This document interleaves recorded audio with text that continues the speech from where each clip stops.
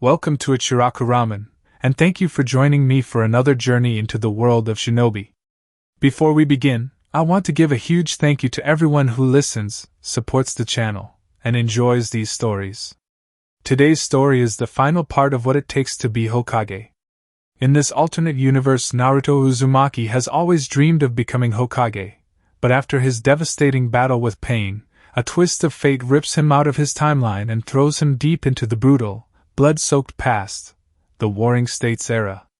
Trapped in a time before the hidden villages even existed, Naruto comes face to face Hashirama Senju and Uchiha Madara. Will he decide to follow the original timeline or forge a new one? This is a fan-made story inspired by the world of Naruto. All characters in the original universe belong to their respective creators.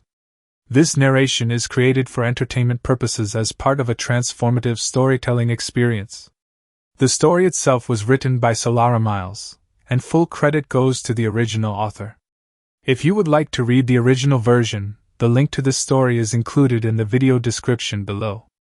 If you like my content and want to keep up with future updates, hit that subscribe button and don't forget leave a like if you enjoyed the video. It not only helps me but helps with YouTube algorithm. Now sit back, relax, and enjoy. Chapter 27. Minato stepped back slightly, assessing the situation, though it was extremely difficult. He wanted nothing more than to slice the Uchiha bastard to ribbons, but he needed to know what the hell was going on. At any rate, what a damn understatement on the Shodai's part. Madara gestured towards Minato, his expression bland. This is the all-amazing Namikaze Minato? I expected more. The Shodite sked letting go of Minato's wrist, choosing to ignore Madara and walking over to Kushina, who was still hugging Naruto as tightly as she could. Minato followed, yet keeping a close eye on Madara. This distraction may prove fatal if he wasn't careful. May I? The Shodai gestured in intention to take Naruto from Kushina's grasp, and for a moment she resisted. What are you going to do with him?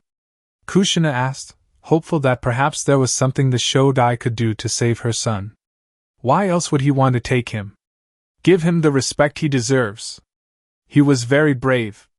The Shodai's gaze softened and Kushina let go so that he could pick Naruto up. Did you see? Were you there? Kushina's tone had darkened, perhaps silently demanding why he hadn't done anything to save her son. I saw in my own way. Yet not in the way you imagine. Naruto replied regretfully. The Shodai gently closed the boy's eyes before lifting him and carrying him towards the Konoha forces. Minato wanted to follow, but he also wanted to take the moment to attack Madara again. This might be the best opening he'd get. Hokage-sama, it would greatly gratify me if you followed me. Please bring your wife as well. The Shodai stated, sending the current Hokage a glance over his shoulder, one that demanded he obey. Eyes showing a stern determination not unlike the determination he'd see in his own son's eyes. If you're going there, then should I take it we're enemies? Madara called after their retreating forms, watching them go with a thoughtful expression. Naruto paused a moment, considering his response. He turned to face Madara, his features blank. 1 day? Give me 1 day to assess the situation.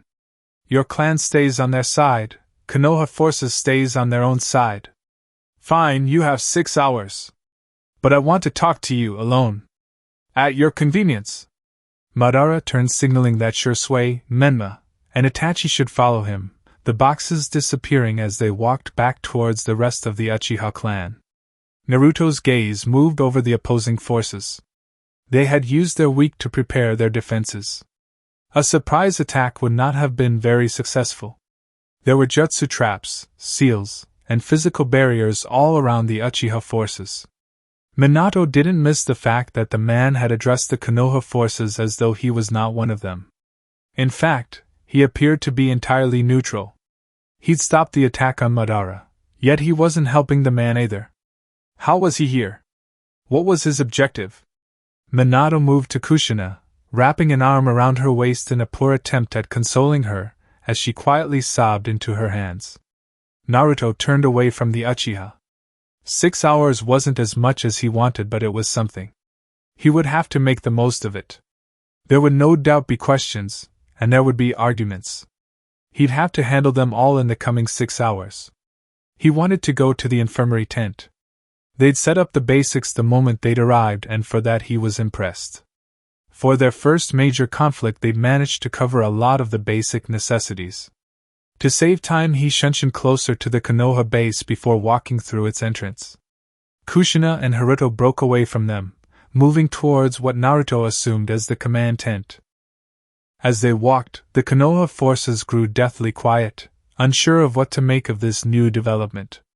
It wasn't a situation they had encountered before, and to be fair, Naruto hadn't provided proof that he was the Shodai at all.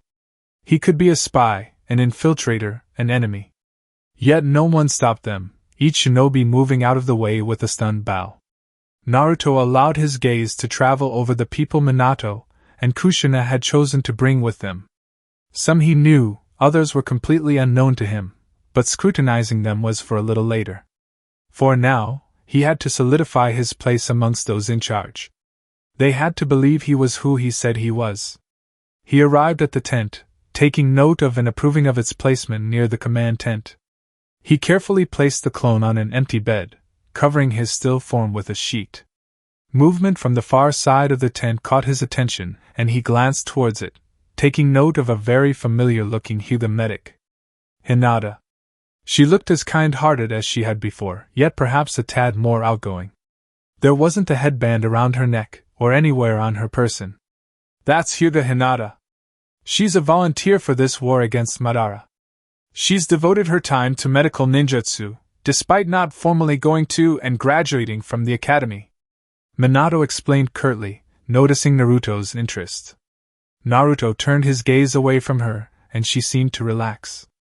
He straightened, quiet for a moment before asking, "What did you intend to gain from this war, Namikaze-sama?" Naruto turned to the man whose chakra was still raging. He was brilliant. Seeing his son die in front of him, yet here he stood.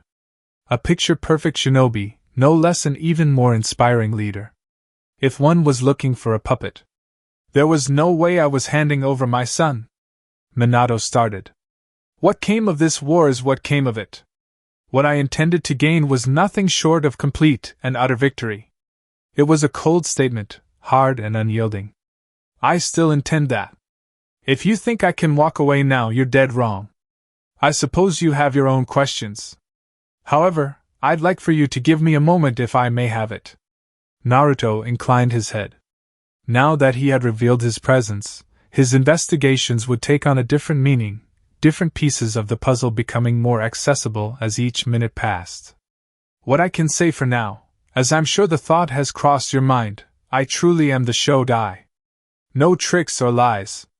As for how I am here, well, on the day Hashirama and I were ambushed, I attempted a sealed jutsu that had unforeseen consequences. The lie was intentional, aimed at seeing who knew the truth and who did not. Not all my seals should have been used in combat, and this is a clear example of why. Naruto looked down, feigning frustration. So I should just take you at your word? Minato questioned, his tone showing his skepticism. No. Ask Mito. She's here somewhere. I can sense her presence. Naruto gave a humorless smile. His father wasn't the Hokage for nothing. Minato stared at him for a moment before turning and walking out of the infirmary tent. Strangely, he'd been the only one to follow Naruto into the tent. It was perhaps an order from the current Hokage. We should head over to the command station. We'll need to factor your arrival into our plans, Minato stated carefully. Naruto noticed that Minato didn't view him as an asset. Not yet anyway, and that was interesting. As they walked away from the infirmary tent, Naruto noticed an Uzumaki medic Nin walk in. Long yet choppy red hair, red-rimmed glasses, and bite scars running along one arm. He didn't know her, but something in her chakra felt familiar. Had he perhaps met her in his previous life? Perhaps not formally. He might have sensed her chakra before he was even aware that he was a sensor. Her scars, they spoke of one of the Uzumaki's more interesting traits. Interesting and horrific. Healing the wounded though chakra transfer, and the trigger for those unfortunate Uzumaki was a bite deep enough to break the skin. Naruto had detested the method. He banned its barbaric practice to something that was only in times of extremities. So why was this Uzumaki bearing the signs of frequent healing? She appeared to be one of the more important medics. Her uniform indicated someone in charge, someone to go to when dire decisions needed to be made. Karen-sama. Hinata greeted from inside the tent, voice faint, and showing a great deal of respect. Naruto turned his attention away from the infirmary tent as they entered the command tent. The chakra inside this tent was heavy, powerful, as well as the most familiar to him. Kushina, no longer crying, was seated next to Mito, who looked gravely serious. They were familiar to him. Mito's chakra was still vibrant. Oddly enough, a person's chakra was supposed to reflect their age. Naruto concluded that Mito was far younger than what she wanted those around them to believe she was. Exactly like Madara. What had those two done? The conversations in the room stopped as each participant turned to them. Minato went to the head of the command table and seated himself. This, supposedly, is the Shodai Hokage, Uzumaki Naruto. Minato waved a hand in Naruto's direction. He's managed to buy us 6 hours. Naruto remained standing near the door, taking in the familiar faces. Haruto stood close to Kushina, almost like a bodyguard. Given the fact that his mother was the clan head in training, it wouldn't be far from the truth. He didn't dwell on Haruto for too long. He didn't want to see the man's face when the realization that his father was standing in front of him hit. Naruto needed a moment more before he confronted that issue. Hiruzen gave him a look, one that Naruto wasn't sure was positive or not, before nodding in greeting. It's been a long time, Shodai-sama. Naruto inclined his head in return, taking the moment to focus on Hiruzen's chakra. It was understandably buzzed, taking recent events into consideration. Next to Hiruzen sat Danzu, unbandaged and free of the chakra malice Naruto had sensed from him in the past.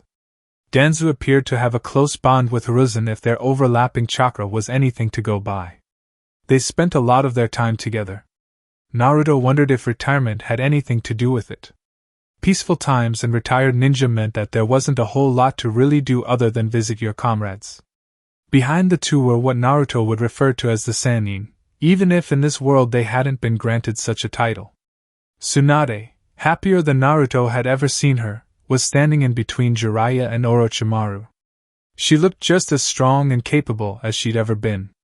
Her chakra spoke of a high affinity for medical ninjutsu, and the chakra gem was still on her forehead. As Naruto's gaze moved to the white-haired Sannin, he felt a painful jolt in his chest. Jiraiya wasn't wearing his Mount Myoboka headband, so Naruto could only assume he hadn't signed a contract with the Toads. How strange. Yet, everything else about him was completely and utterly Jiraiya, so much so that Naruto had to hold his breath to keep the tears at bay. This man was his most beloved sensei, and yet he wasn't. This man didn't know him, and Namake's Naruto only knew him as his father's sensei. There had been very little interaction between them in this lifetime. He knew he couldn't let his gaze linger for more than a moment, and forced himself to move on to the next and last Sannin. Orochimaru, most surprisingly, had an aged appearance that matched Jiraiya's. His chakra no longer had the sickly slime feeling to it, and it didn't even hint at a snake summon. Instead, this Orochimaru seemed to have a hawk summoning contract. His features were serene, if somewhat guarded given the circumstances, and he held himself very carefully.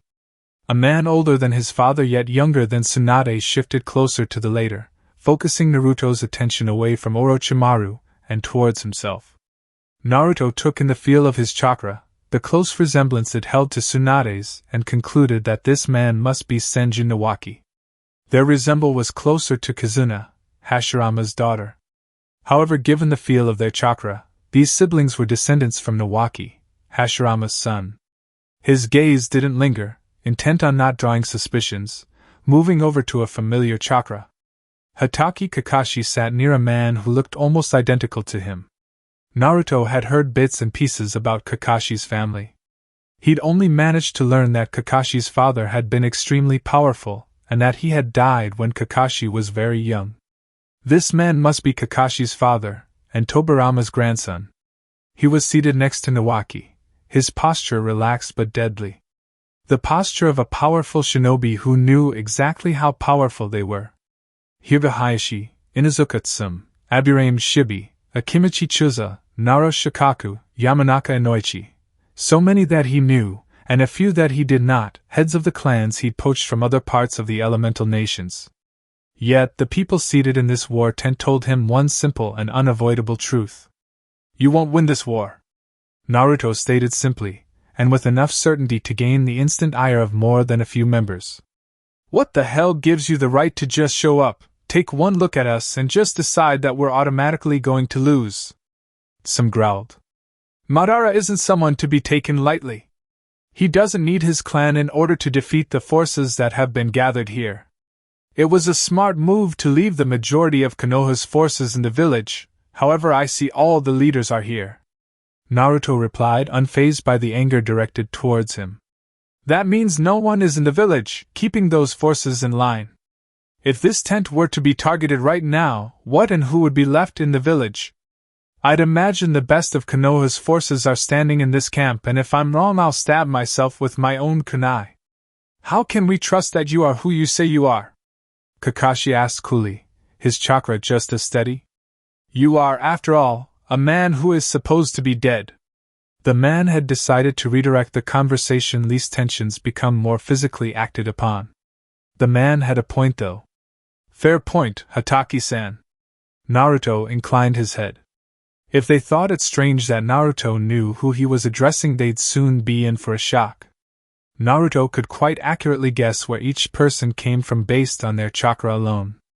Yamanaka-san is more than welcome to examine my mind, and you'll find that Mito-sama and Hiruzen-chan can easily confirm my identity. Naruto sent Hiruzen a teasing smile, one the older shinobi did not return. Instead he looked towards Mito, who did not take her gaze off of Naruto. He sighed and spoke quietly. He is the Shodai. You would do well not to waste time trying to verify this fact.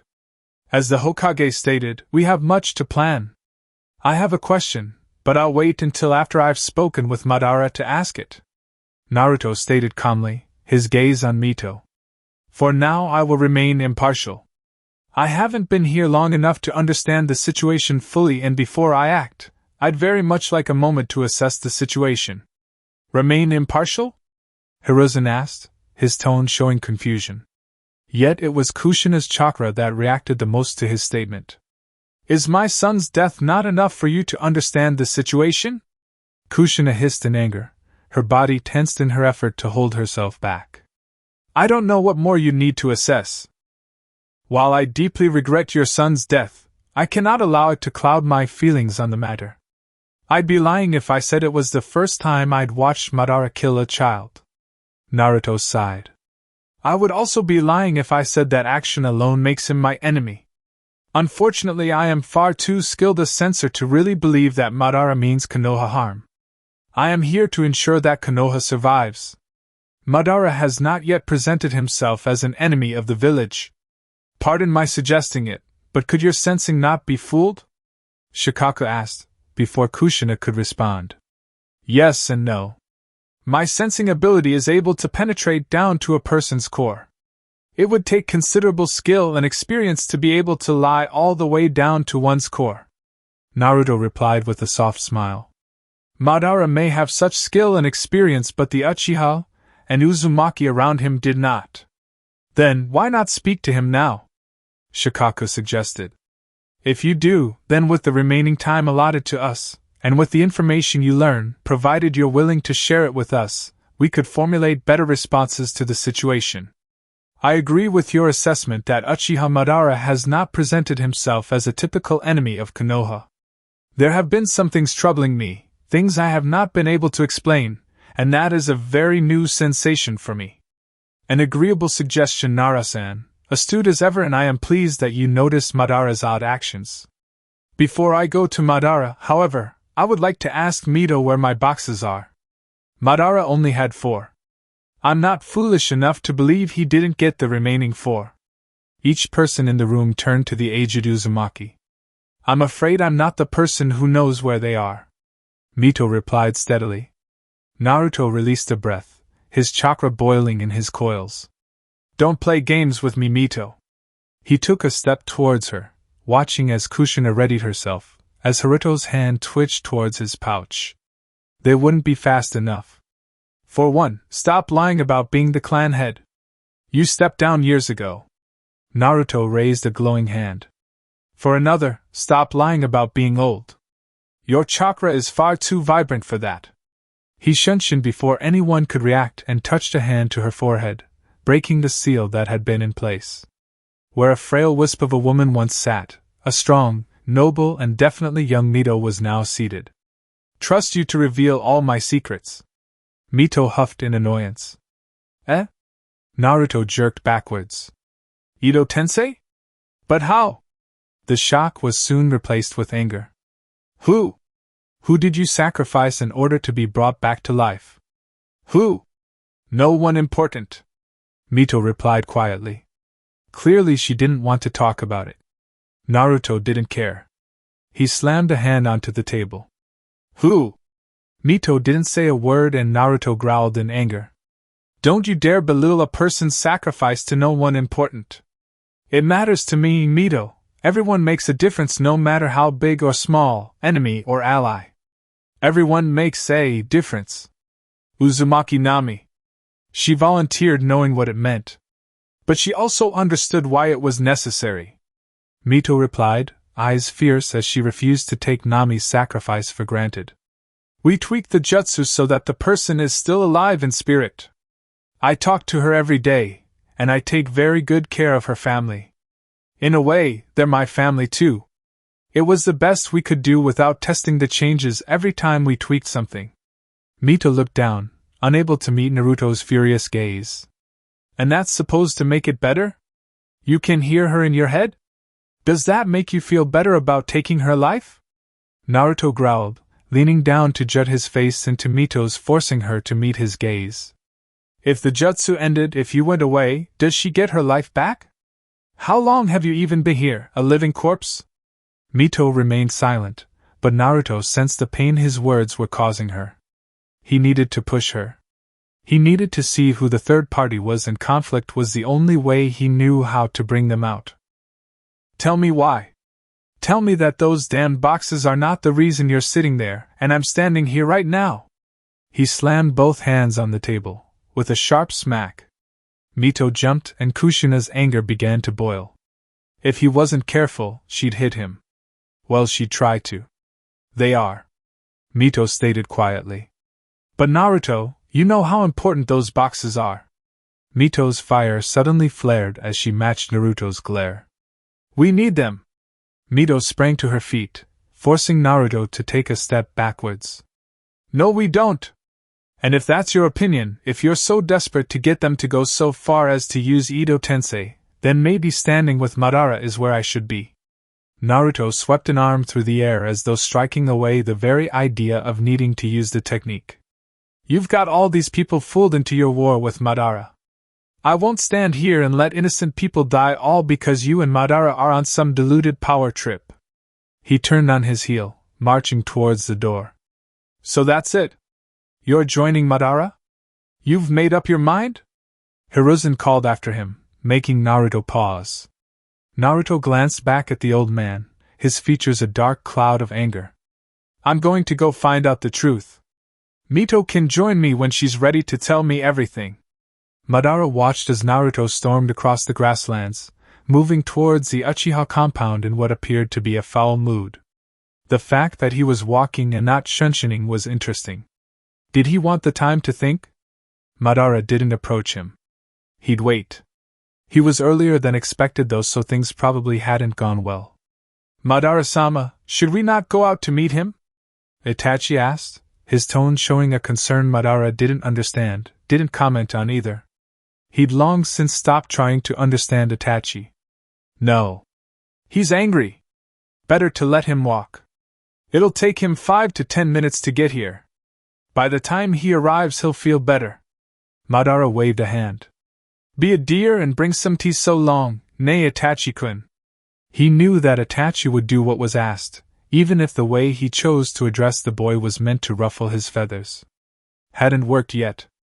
He was as stoic as ever. Itachi bowed before moving to do as asked, Menma stepping away from the pillar he'd been leaning against in order to follow. The fact that Menma was pissed at him didn't really escape his notice. The boy hadn't deduced that the young Naruto had been nothing but a clone, and therefore he fully believed Madara had killed his beloved little brother. Madara hadn't corrected him because Naruto seemed to want the world to think that the young boy was dead. Although, making Madara play the bad guy was simply uncalled for. It was commendable that Menma was still here, and hadn't gone back to his parents despite his one request seemingly having been denied. He moved away from the main entrance, and towards a small open tent, that was mostly bare of any items. He sat down on one of the 3 available cushions, intent on waiting for Naruto to arrive. Madara watched Orochi sneak into the room from the corner of his eye. He knew Sasuke wouldn't be far behind the younger Uchiha. Orochi grinned at him before holding out a kunai. "Come watch me play? Really, Sure-chan? This old man is too boring to hang around," Madara said with a pretend yawn. Orochi shrugged before lifting the kunai and aiming to throw it straight at Madara. She wasn't expecting Sasuke to arrive and catch the thrown kunai instead. "Ah, Sasuke," Orochi whined. "I need to practice."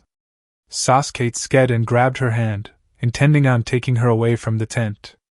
When Naruto arrived, he didn't care for the defenses that had been put into place, and simply shunshined to Madara's side. "Ito fucking Tensei!" He exploded immediately upon arriving, only to have a disgruntled Uchiha Sasuke snap. "Oi, mind your language!" Naruto jumped, turning towards the young Uchiha who had been behind him and holding the hand of his younger sister. Madara chuckled, pointing to Sasuke before commenting, "I don't get your obsession with the brat." "Hey, I wouldn't call it an obsession." Naruto remembered just in time that he never told Madara about the clan massacre. To Madara, the only Uchiha he'd ever mentioned must have been Sasuke. Sasuke tilted his head in confusion but otherwise didn't comment. It felt a lot like those times that where Naruto hadn't made sense. Could there be a connection? And if so, what could it be? Naruto raised his eyebrows at Madara questioningly, before looking towards Sure. Madara shrugged. "What can I say, she likes me. I'm a hit with all the ladies." He added a lazy grin for good measure. Naruto snorted but otherwise didn't dignify the statement with a response. "Come Sasuke, Sure-chan. Time to leave. The Shodai and I need to talk." Madara looked to the other 2 Uchiha who bowed low and left without comment. He then moved to the tea set Itachi had brought earlier. "So you know the truth of Mito's existence, I take it? And you? How is your existence different?" Naruto challenged, daring the Uchiha to say Ito Tensei as well. "Knowing you, and seeing your work with seals, well, it made me rather interested in the craft. Let's just leave it there." Madara smiled wryly. That meant he could have hopped through time as Naruto had, or he had stopped time on his body. A dangerous seal to attempt, but one, Naruto felt, that with access to the Sharingan might just be possible. It didn't matter.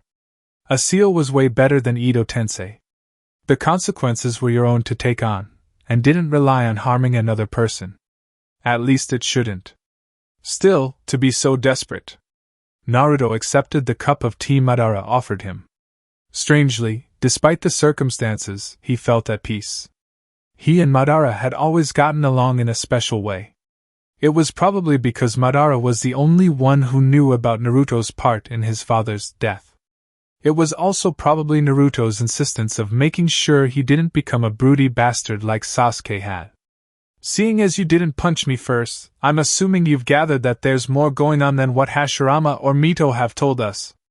Madara asked, with a deep frown. "Which means you've been here longer than what you want the world to think." "Hi, I've been here a few weeks already. Didn't know you were still around until you tried grabbing me. Somehow, I feel like things would have been easier if you'd succeeded there." Naruto played with the rim of the cup in his hands, using it to avoid Madara's gaze. "At first I may have thought Mito was the enemy, but I mean, she's had access to Naruto for years. Why didn't she just train and manipulate him to her will? Same as you weren't the enemy because you could have gotten hold of Naruto without the pretense of a war." So that leaves me to assume there's a third party. So what's the deal? Why the war? I mean, I'm here, not really just because I'm angry about the Edo Tensei. That just shows how desperate she is. But it's also to make the third party think it's us against them. A united front that they'll have to reveal themselves against. If they don't, then at least we'll know that they think they're too powerful to worry about us being problematic. First, let's talk about Mito. Then we'll come back to me, Madara said, eyes distant. When Hashirama came back that day, at first it kind of felt numb, unreal. The great Uzumaki Naruto killed in a simple ambush. Then, like with my father, the little things just didn't add up. For example, if you two had spontaneously gone on patrol, then why was there an ambush party waiting in the first place? And you wanted answers, Naruto guessed, with a knowing sigh. And Hashirama wasn't willing to be forthcoming, Madara finished. I can't understand why, though. There's something they're not telling us, didn't want to tell us. Maybe they couldn't tell you. Madara finished his tea in one gulp before standing and beginning to pace. Well, it's a damn frustration is what it is. I haven't managed to figure it out, and I'm assuming she told you nothing. Well, no. But I know she wants the boxes. When the ceiling wonders were being broken, I knew there were two parties involved. Just too much difference in how they were being broken, and the time frame. So quickly, like it was a race or something. Naruto sighed, falling backwards and staring at the ceiling of the tent as Madara paced. You all missed the one in Konoha, though. A ninth one? Madara asked with a snort. Should have known Kyuubi would end up in a box as well. Naruto laughed. Where did you think he went? The moon? With you? One can never be too sure. Why do you want the boxes? Naruto asked quietly. Madara's pacing paused as he considered his answer. Same as her, I guess. Power. If I have them, then no one else has them, and they can't be used against me. As it is, she has 4. Naruto dearly hoped that Madara's intentions were more complex than mere power. Did he plan to use the tailed beasts for protection or attacking? Did he simply want to keep them out of the hands of others so that they couldn't be used against Konoha? He pouted with the thought, if they just left the boxes, then no one would have them. No one would have known about them, and they'd have faded into obscurities of history long ago. That wasn't about to happen any time soon. Naruto jumped to his feet as well. Let's go see my darling older brother. He has an interesting perspective on Mito. Naruto moved to the door. He's pissed at you, though. I can feel Itachi and Menma arguing. What makes you think he knows anything? Naruto blinked at him in surprise. A camp full of Uchiha and you're wondering about the only Namikes in your midst. He's here for a reason and I want to know what that reason is. Madara shrugged, leaving Naruto to lead the way. Naruto's sensing was second to none. As they walked through the camp, the Uchiha stopped their tasks to bow low to Madara. Naruto wasn't sure if he was included in the bow, but he didn't ask. As they neared Itachi and Menma's tent, the two stilled, the argument cutting off. Just before they entered, Madara grabbed Naruto's sleeve. You going to tell him it was a clone? Nah. He's a dick. Gonna leave him to sweat about it for a little longer. Right now, the fact that he's still here means that whatever caused him to come to you in the first place is a bigger problem than his love for his little brother. Madara nodded once and Naruto pulled back the entrance to the tent. Uzumaki. I wish to ask you some questions. Naruto's entire demeanor changed to that of the fearsome Shodai. He meant business. He also didn't want Menma seeing much resemblance between his younger brother and the Shodai. Appearance was one thing, but mannerisms were another entirely. Understood. Menma stood to attention. How can I assist, Hokage-sama? He shifted slightly. And it's Namikaze, not Uzumaki. Naruto had made the distinction on purpose. The boy's chakra was more Uzumaki-like than what he'd allowed himself to act like. Must have been exhausting. Tell me what you know of Uzumaki Mito and your mother. Naruto stated, moving towards the bed and gesturing for Menma to do the same. Madara sat next to Naruto and Itachi sat across from them, forcing Menma to follow. So, let's get started. Naruto prompted. How and what do you know? Chapter 28. Menma squared his shoulders before taking a deep breath and looking at Naruto directly. The fact that the man seated across from him was the Shodai was perhaps a little hard to believe, but Madara hadn't batted an eye, so he didn't doubt it. Still, the resemblance to his brother was uncanny. Was his mother directly related to the Shodai or something? Not as far as he knew. Not to mention that the Shodai looked more like his father than his mother. That aside, for now, he had a question to answer. Uzumaki Mito has always had a hand in my family, more so than someone who is merely fond of my mother, Kushina Uzumaki, as she so liked to proclaim. Menma began. She's always kept my mother close to her side despite my mother marrying into another clan. If I'm not mistaken, thinking back on it, Mito was the one that had encouraged the union between my parents.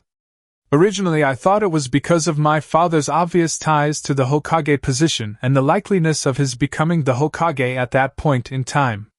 Mito seemed to know that Minato was next in line for the hat. I thought perhaps she was trying to sway more power in her direction. Regardless, it resulted in a young marriage, and I was born quite soon after. But that's not right, is it? Mito hid herself away. Besides, that's hardly like her. Naruto mused, inwardly amused with Menma's attitude. He'd come to find Menma's obvious distaste of his younger self to be rather annoying. This side of Menma was somewhat refreshing. Although with his insight into Mito, he knew that she had probably been trying to ensure that he was born. Still, Menma's perspective would be an interesting one to consider. Yes. Menma agreed before continuing. Mito had stepped down, and seemingly away from my family. But my mother was more and more involved in the clan. My father began training for the Hokage position, and as a result they were home less and less. I found out later that it was through Mito's insistence that my brother, Naruto, was even born. There was a short period of time where Mito had insisted my mother spend time with my father, staying at home rather than going to the clan. It was probably one of the happiest periods of time I remember having with my family. Naruto couldn't help the frown. When he'd imagined a family, life with his parents, he'd always imagined more bonding and affection. Looking back at his memories, even he had noticed a lack of that, a lack of presence when it came to his family members. Always out, always busy. Thinking back to his memories as his younger self, he hadn't even noticed Mito. She appeared to have kept her distance after his birth, not even being mentioned in the household. He certainly hadn't known she was still alive until Madara declared his attack. That in mind, he hadn't become suspicious due to the fact that his parents' busy routines had already been established and set by the time he old enough to remember anything at all. During that time, it was my happiest memories, yes, but they were also some of the more trying. Menma's expression became pained and Naruto felt his throat squeezing closed with the emotions he sensed emanating from Menma's chakra. You see, my brother was born mute. We don't know why, but Naruto didn't talk for almost 5 years. He could barely focus on any one thing for more than a moment. For a time we were certain he'd remain that way for the rest of his life. It broke my mother's heart. Naruto looked away sheepishly. Yeah, that's my fault. Menma's brow furrowed as he frowned before asking. How? His expression had been distant, reminiscent. Now, his gaze sharpened as his focus snapped to the present, his attention peaked. Naruto looked to the roof of the tent as he scratched the back of his head. With a slight hum he turned his gaze back on Menma.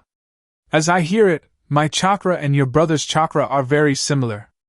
Almost exactly the same. Almost but never exact. Here, since he's your brother, our chakra should be very close as well. Naruto held out his hand, a Rasengan forming in the palm of his hand, which he offered to Menma. Menma hesitated for a moment, watching the rotating ball of chakra suspiciously. He gingerly held out his hand and Naruto dropped the ball into Menma's palm. The teen had been keen enough to coat his hand in chakra so that it did not rip through his arm. The ball stuttered a moment before shifting colors, becoming a lighter shade of blue but otherwise steadying.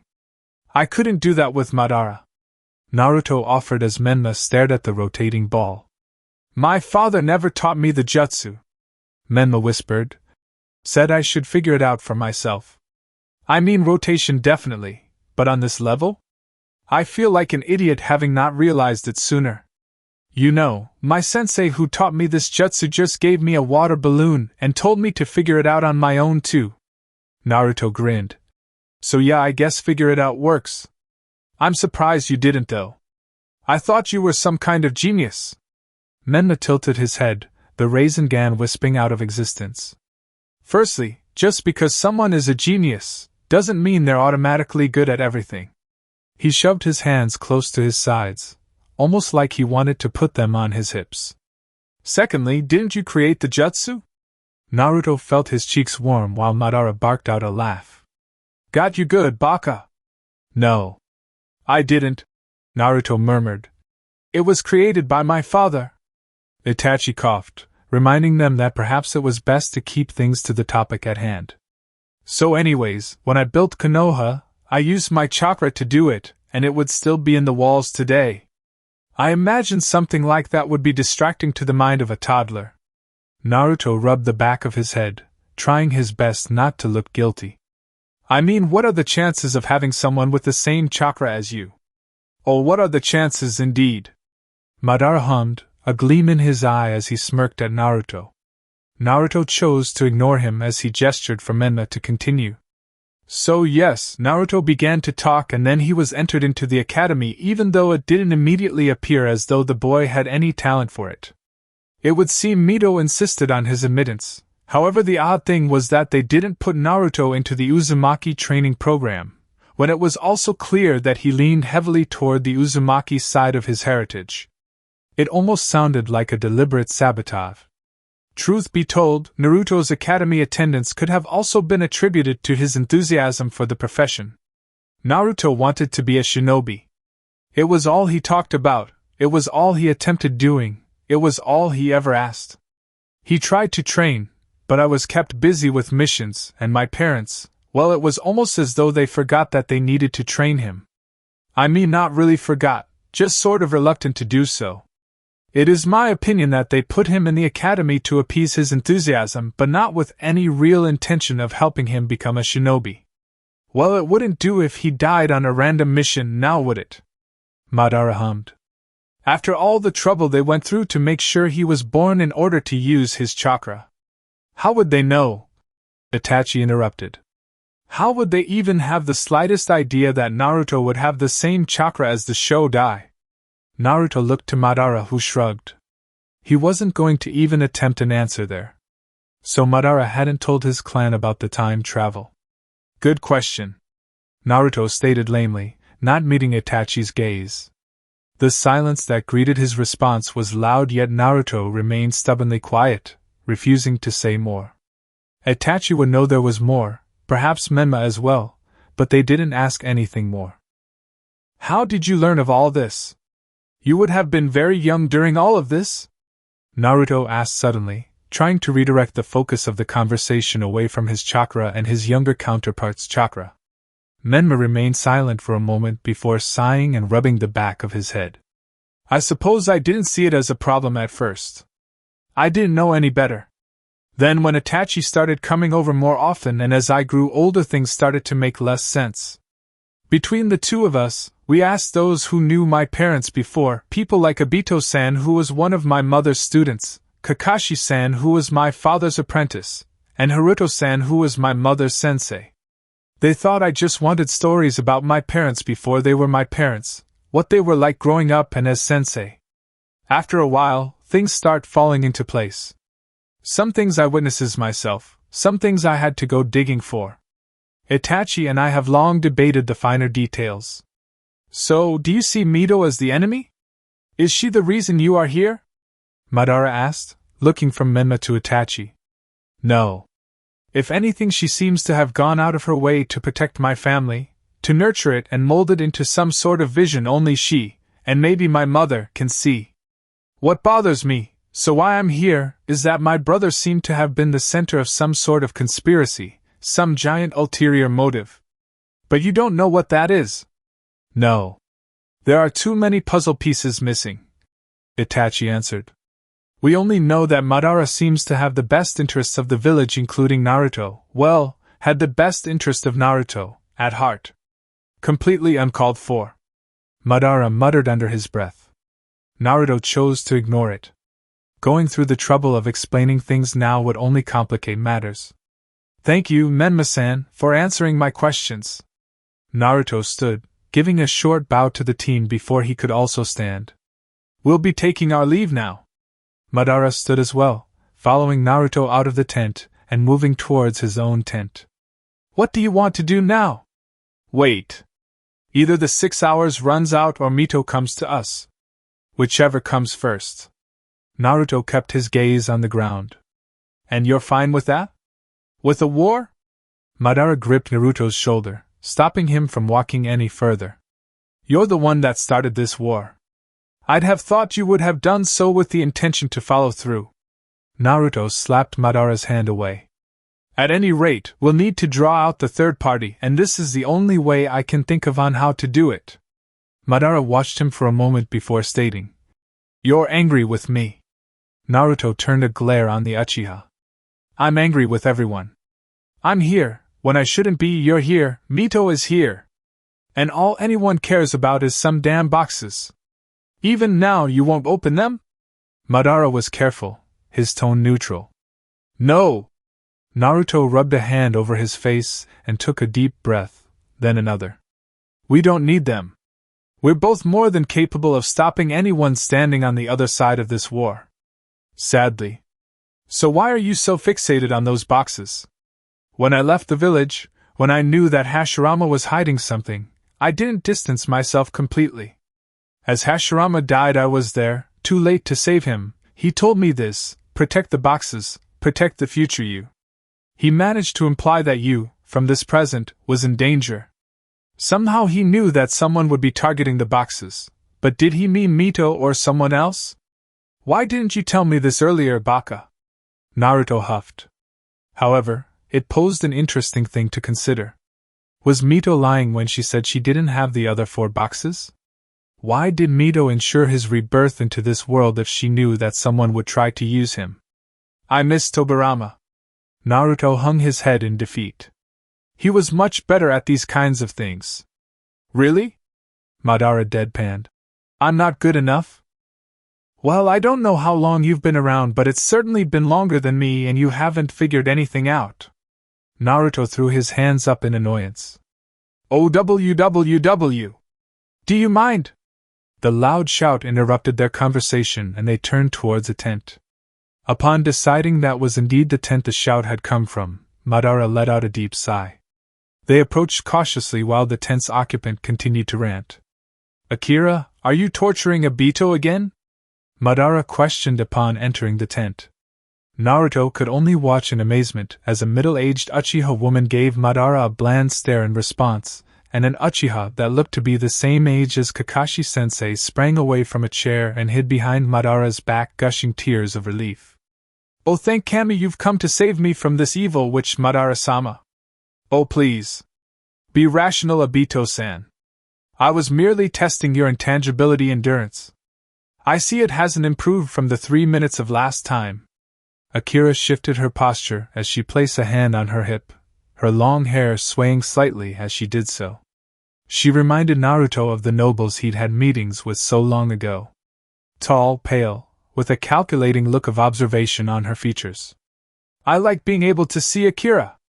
Obito's voice broke as he screeched at Akira, still hiding behind Madara. He has a point, Madara hummed. Overusing his ability will deteriorate his vision irreparably. Obito would just hate to lose that which he's so proud of. Coddling him, and his ability doesn't allow him to improve and expand its possibilities. Akira countered, but there was a small smile of amusement at Madara's teasing. Coddling! You tried to set me on fire! Please stop shouting, Obito. Madara pinched the bridge of his nose, making Naruto think he'd dealt with this before. And I'm sure she asked first? Well, yeah, she did. But I declined, so she did it anyway. Obito pouted. His reaction time has improved greatly. Akira provided. But his time limit is still at 3 minutes. What exactly is it that Obito-san can do? Naruto interrupted. His Manjikyu allows him to be intangible for small periods of time, and to transport to a new place almost instantly. Madara supplied. Naruto paused for a moment, the ability sounding familiar. He frowned as a hand lifted to scratch at his chin. Then the realization hit him like a punch in the gut. It's you? He pointed an accusatory finger at Obito, who froze, eyes shifting around as though looking for an exit. Naruto caught himself, feeling his face warm once again. I guess that's a pretty cool ability. Would you be up to demonstrating for a moment? Obito gave him an odd look, probably trying to decide if he was sane or not before nodding and moving towards the chair and then continuing to walk straight through it. When he turned back to face them, Naruto felt his heart jump to his throat as the gaze that met his was the same Manjikyu as Kakashi-sensei's had been. He didn't know how this man was connected to Kakashi, he didn't know how he was connected to the masked man from his past, but there was no point in dwelling on it. He clearly wasn't that man now. Have you ever tried transporting an object? Naruto asked, thinking of Kakashi's ability. This man had to have it. Yeah. It takes a long time though, and practicing the jutsu, as we said earlier, affects my vision. If I'm not careful, my eyes will lose all their light. It's what Itachi-san, Shisui-san and I have to face all the time. Obito's Manjikyu deactivated. So I try not to use it unless I have to, but Akira just wants to do experiments. Shisui-san is fast enough to dodge her, and Itachi-san is smart enough to avoid her, so that just leaves me and I'm either fast enough or smart enough to get away in time. Well then, we'll be going. Madara moved to the door, seemingly deeming the situation under control. Obito, go join Shisui in guarding the boxes. As they left, he gave Akira a nod, who nodded in turn, but no other words were exchanged. Obito gratefully scampered out of the tent, hurrying towards where Naruto sensed Shisui's chakra. It was rather abrupt, but Naruto sensed that Madara was a tad protective of the conversation's topic. Secrets about the Sharingan were being revealed, and although it was to Naruto, he still had an obligation to his clan to ensure those secrets remained exactly that, secret. So, Naruto began, thinking about the Uchiha around them, the ones he'd seen since arriving. Is the whole clan here? Yes. Felt it was safer for them. Better than leaving the elderly and the young behind. Madara replied. There was one family that chose not to come with though. An Uchiha with a Hyuga wife. They felt conflicted in joining the battle. Their children are in their teens. They chose to remain neutral as well. Madara answered, eyes distant as he thought over the little family of four. Oh ho! Naruto grinned, rubbing his hands together. A family with both an Uchiha and a Hyuga. What happened with the Jujutsu? You're enjoying this too much. Madara frowned with a raised brow. They have both. One eye is as black as mine, and the other is as pure white as the moon. Heterochromia. However, the strength in each eye is different. The girl, Kokoro, leans towards the Sharingan, while the boy, Tashiru, has more strength in his Byakugan. And you, where do you consider them to be? Clan or not clan? Naruto asked, purely out of interest. They're whatever they want to be. Both clans carry prestige. As long as they behave in a manner befitting that prestige, I don't really care. Madara waved a hand. Enough of that. We've got about 4 hours left. Naruto lingered for a moment, watching as Madara walked away. Madara had indulged his curiosity, but he was right. It was time to get serious again. Sakura poked her head through the tent flap, looking around quickly and quietly. To her surprise, she spotted her sensei already standing, motionless, by the side of an occupied bed. Karen-sama, her mentor, was seated at the desk, keeping her eyes on the paperwork in front of her in an effort to give Kakashi some privacy perhaps. Her eyes flickered towards Sakura before returning to the paperwork, pretending not to see her so she didn't have to chase her away. The medical tent was not meant to be visited unless there was an emergency. They were meant to be by their posts, and yet here she was. She walked further into the tent, cautious and as quietly as she could. Perhaps she was being overly cautious, but the tent was close to the command tent after all. She stopped just behind her sensei, taking in the white sheet that covered her teammate. In hopeful hopelessness her eyes traveled over the sheet, trying to see any sign of movement, a rise of his chest, a flutter of his hand, anything that would tell her that Naruto wasn't dead. She'd only been on his team for a month, but his absence affected her keenly. When the announcement came that Uchiha Madara wanted Naruto, wanted to kill him, she'd felt it as deeply as though it had been a stab wound. He had wormed his way into her bubble in a way that she never would have expected. She'd only really cared about Naruto for a month, but Kakashi-sensei had always loved Naruto like a little brother. She could only imagine how this was affecting him. As though summoned by the thought, Kakashi turned his attention to her, eyes red and sparkling. At the sight, Sakura's hand moved to her mouth, her own eyes feeling prickly as she tried to keep the emotions from spilling out. Sensei, Sakura began, but she didn't know what to say. What could she say really? He just snapped Naruto's neck, like it was nothing. Kakashi's voice was raspy, tired. And I did nothing. I held people back, because of Sasuke. He stopped, took a deep shaky breath and looked towards the door. Let's get back to our posts.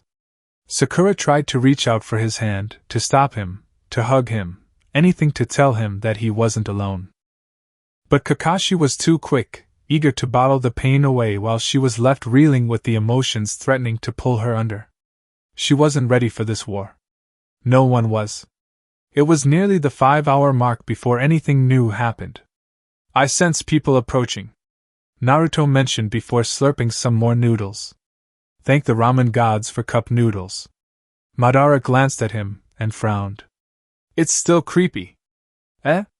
Naruto had dropped the henge while with Madara, appearing as his normal 16-year-old self. He'd have to henge again if anyone wanted to see Madara or if they left the tent. The orange armor wasn't a henge though. He'd taken it off, leaving him in plain black clothing. He'd never been comfortable lounging about in armor as though ready to spring into battle at a moment's notice. That was Madara and Hashirama's area of expertise.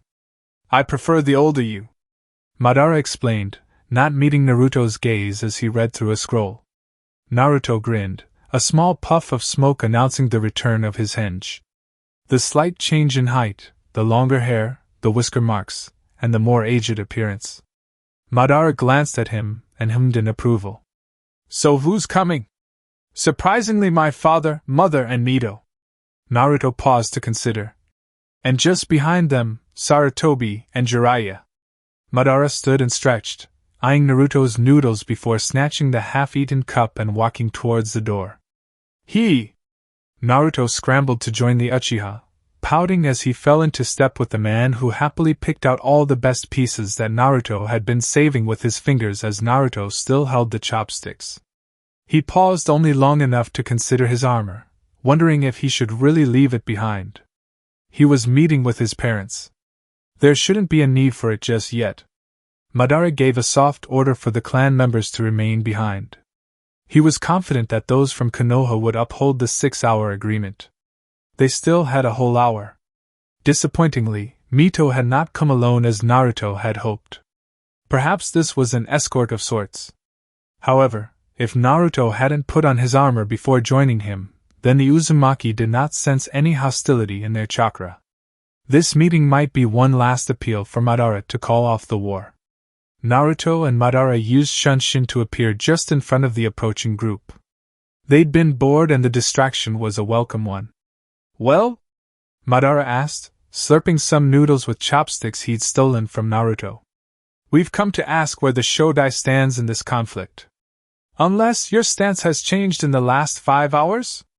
Minato began, his gaze flickering between Madara and Naruto. Well, I do have what I asked for, don't I? Madara mused, glancing towards a pouting Naruto. But see, he won't open the boxes. Something about not until he has all 9. Madara gave a big sigh, eyes showing a what can you do about it expression. Naruto was speechless. He'd said no such thing. This guy. 9? Kushina asked, brows furrowing together, as she turned towards Mito. We're only aware of 8 sealing wonders. Never mind that. You never said anything about opening the boxes, only that you wanted Uzumaki Naruto. Minato's gaze narrowed as his posture stiffened. Naruto felt his father's irritation, his indignation. Are you worried? Madara chuckled, his eyes taunting Minato. Don't think you can survive? Madara. Naruto growled, sending the Uchiha a look, fist tightening as tension grew. Naruto felt Madara's chakra recede at his irritation. He was going to listen and tone it down. Look, I want the boxes, just so I can hide them again. They really are not something to mess around with. I hid them for a reason, and the fact that 2 people I thought I could trust seemed to be so fixated on destroying what I worked a whole 4 years on. Well, let me just leave it there. Naruto's killer instinct rose in response to his words, sharp and biting. For Naruto to have worked on something for that amount of time, as a person who'd mastered the Kage Bunshin training method, it meant that essentially, one could equate it to a lifetime of work. They were messing with something very precious to him. Well then, take the boxes, hide them. I don't care. Minato stated, with a coldness Naruto was shocked to see coming from his own father. For a moment he stared at the man, taking in the neutral features, the tightness in his shoulders, and the absolute determination in his eyes. Hang on, Minato-kun. Sarutobi chose that moment to interrupt, stepping closer. Let us not forget that we are all Konoha shinobi here. Surely, Naruto-sama, you see the value in letting Konoha utilize the power the boxes contain for the sake of maintaining Konoha's position amongst the shinobi villages. Naruto cocked his head in consideration, but Madara knew by the smirk on his face that it was only a mockery of interest. Is Konoha's position threatened? Is there a village outside of the Land of Fire that can stand as our equal? Not alone, Mito answered. But together perhaps. If they work together then maybe. And even then maybe. Madara snorted, throwing a hand to the side as though the very idea of being bested was preposterous. Don't be so arrogant as to assume we are untouchable. Sarutobi narrowed his gaze and the pitch of his voice lowered. Always remember, even a genin can kill a jonin. Madara grinned, stepping towards the older shinobi. Come now, Hiro-chan, surely you don't presume to compare Konoha to a mere jonin. His tone was deathly quiet, a hint of amusement giving it just enough of an edge that it made the Sarutobi elder want to shudder. Naruto's gaze was on Mito and his mother. They were quiet, Mito considering. Was this the tipping point? His mother seemed reserved, her earlier pain and anger still lingering yet strangely calm. It was the type of calm one expected from an obedient soldier, leaving all the difficult decisions to their commanding officer. Would Mito make the right decision? Yet, the entire purpose of this war, the boxes, had yet to make an appearance, making him wonder once again if Mito was lying or telling the truth. She was so hard to get an accurate read on. Was it the Edo Tensei, or years of practice? So you won't give up this war without the boxes? Minato interrupted, intent on keeping the conversation on topic. He stepped closer to Naruto, causing Naruto to move his gaze away from his mother and Mito. And you won't use them for Konoha's benefit? Minato's jaw twitched with his anger. And you won't stand on the side of the village, only with Madara? Madara huffed and crossed his arms over his chest, turning his gaze away in irritation, Sharingan spinning wildly. Something about Minato really irked him. Naruto could see that, and he couldn't exactly say he blamed the Uchiha. He returned his gaze to Minato's. I want the boxes so much that I'm not willing to back down, and if that means a war, then that means a war. Someone standing here knows where they are, and nothing less than their complete surrender will change my mind. Naruto accepted the challenge, and kept his gaze fixed squarely on the steely blue eyes of the fifths. There was a tense moment of silence as each Hokage glared at the other, measuring the other's determination. Suddenly Minato whipped around, cloak snapping with the force of the motion. So be it. If you will not stand with Konoha, then you are an enemy of Konoha and will be treated as one. Mito, please. Naruto turned to the red-haired Uzumaki, his gaze softening. He felt lost, he felt angry. He needed answers. He needed to end this war before it began. Mostly, he was getting frustrated. Why wasn't the third party showing themselves? She turned away, Kushina already walking to join Minato. You won't win this war, Naruto called after their retreating forms. Only Hiruzen turned to answer his almost desperate statement. Are you really so sure of yourself, Hokage-sama? Naruto looked down, his heart swelling with the pain of his certainty. Yes, I am. I think, Naruto, it's time to get serious. We've given them all the time they'd possibly need to fix this. Madara placed a hand on his shoulder, a hand Naruto shrugged off. Madara said impatiently. There's no point in throwing a tantrum just because things aren't going your way. Grow up. I'm going to stay here for the remaining hour, collect senjutsu or something. Naruto replied, crouching down to touch a hand to the ground. The pillar of earth that sprang from the grassy plain at his silent insistence was 2 feet off the ground. He promptly sat on it before calming his mind and stilling his body. Maybe, stretching out his senses would be useful. Madara stood watching him for 10 full minutes before turning and heading back to the Uchiha compound. Mito moved closer to Haruto, a scroll in hand and a frown on her face. Kushina glanced towards them but otherwise remained close to Minato. It was almost time for the fighting to begin, and for the most part the atmosphere was somber, tense, and quiet. You are to deliver this to the Shogai. Mito handed the scroll over to Haruto, who did his best to hide the flinch at the mention of his father. As he rose his hand to take the scroll, Mito leaned in closer to whisper. Don't let anyone stop you or take this scroll. It's of the utmost importance. Haruto nodded before grasping the scroll tightly, and immediately walking towards the door. He knew she meant that someone might try to stop him. They'd be sorely pressed to do so. Uzumaki Haruto was not a shinobi to take lightly. Mito moved back to her place at the war council table. The members of the room were taking the last hour to go over the battle plans. She knew that their plans were pointless. She's lived to see Madara and Naruto in action. And yet, there was something that told her their victory wasn't as sure as they liked to believe it was. Oh, make. Guess we ought. Naruto yelled upon entering the room. The blonde was dressed in a bright light-up Christmas sweater, with an overly large Christmas hat on his head and a large bag in his hand. I really couldn't say. Madara deadpanned from his seat on the couch. It's the holiday season! Tatsumaki screamed just as loudly as Naruto had, appearing next to Naruto in what appeared to be an elf costume, with his own, somewhat smaller bag. This gift is for you, and this one for you, and for you, and you. Naruto sang as he walked around the room handing the right gifts to the right person. Tatsumaki skipped along behind him, handing each person a bright red hat to match Naruto's. Kushina held up the obviously wrapped frying pan with a half-smile, half-grimace. Minato could only guess by the quickly forming stain that he'd received ink of some sort. Sasuke stared at the tiny pot plant in amazement, amazed that Naruto expected him to keep the thing alive. Sakura hugged the clearly handmade Menma plushie while also shuffling to the door before said Namikaze noticed it. Naruto's sewing skills were rather interesting. Kakashi happily opened his present, pleased with the bright orange book that he'd been forbidden to buy by Minato, tucking it into his pocket before the fifth noticed and took it away. He even took a hat from Tatsumaki and put it on.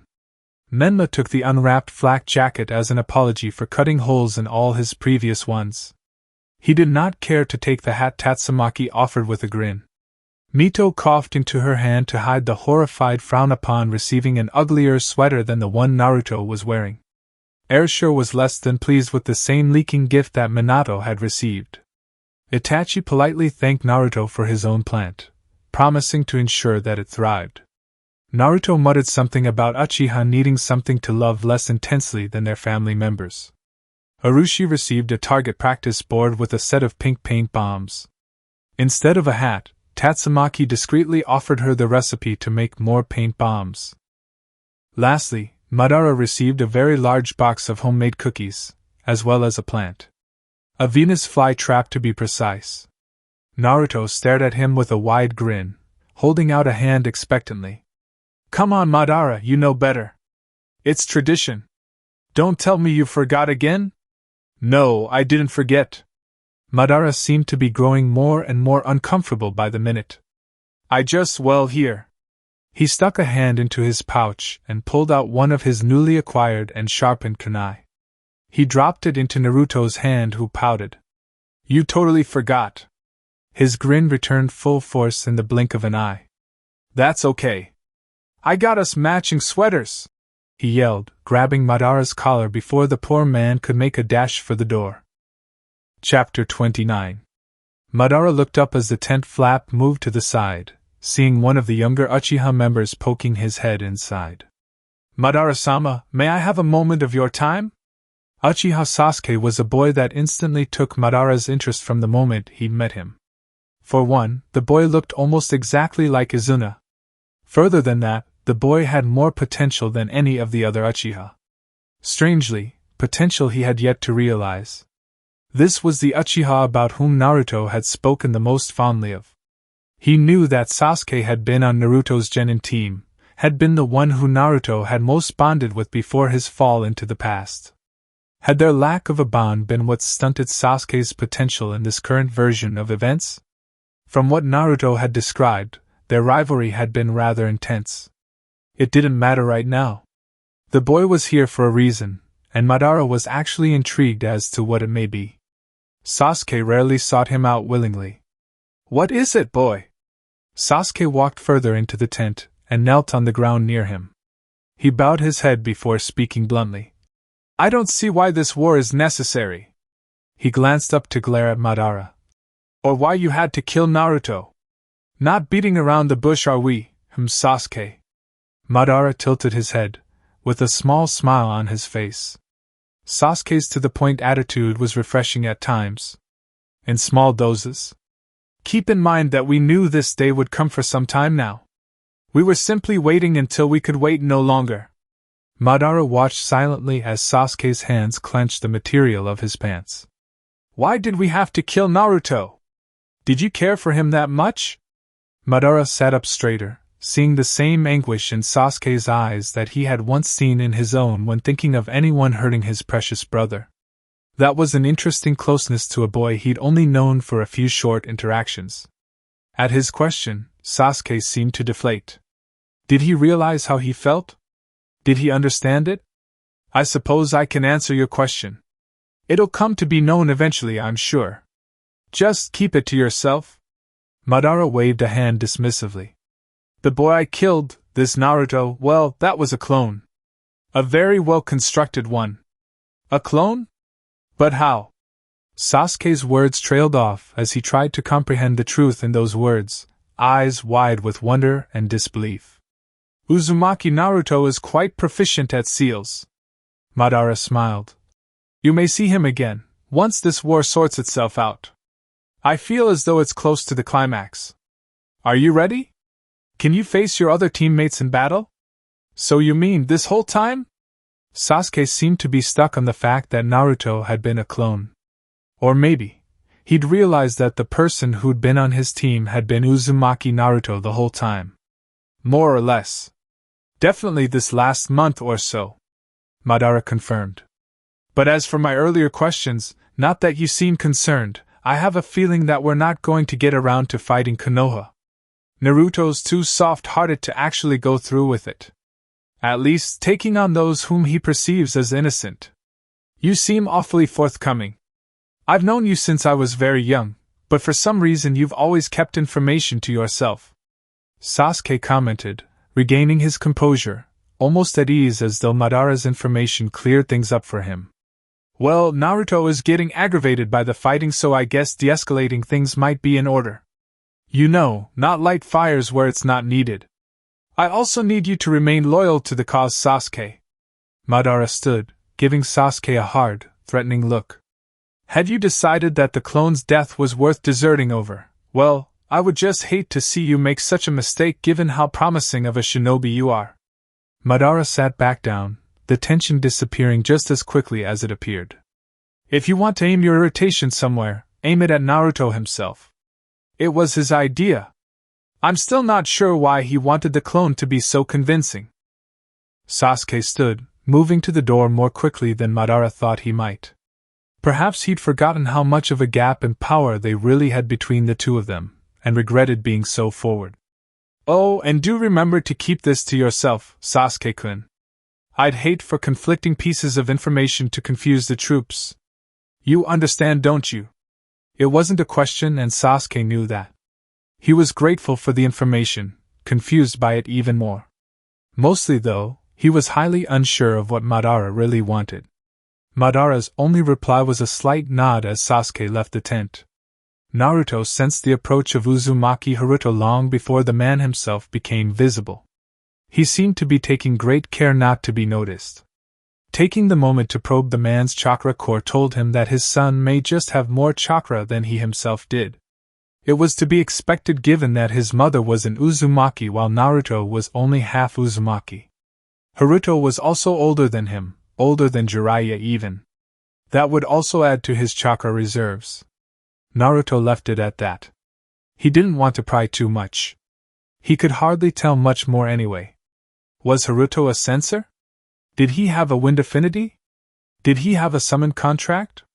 All technical details that paled when compared to questions such as, what was his favorite food, his favorite color, what did he do in his free time, did he struggle with his training as Naruto had when he was younger, what made Uzumaki Haruto the man that he was today?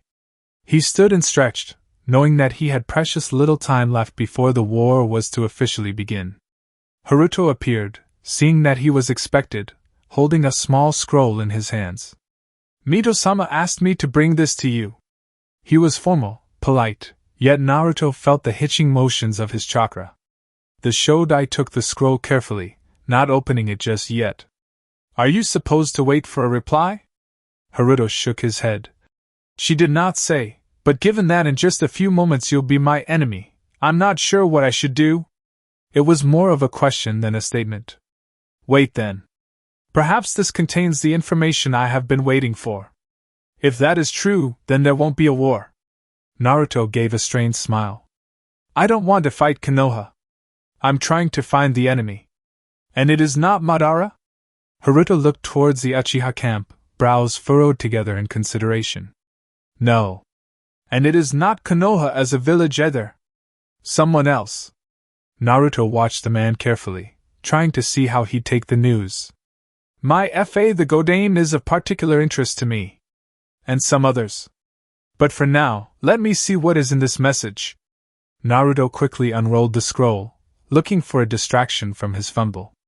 Haruto looked as though he wanted to say more, in the shifting of his eyes, the slight lifting of his foot. But ultimately he relaxed his body and stepped backwards, waiting. Naruto's gaze traveled over the small paragraph next to the complex seal. A memory seal.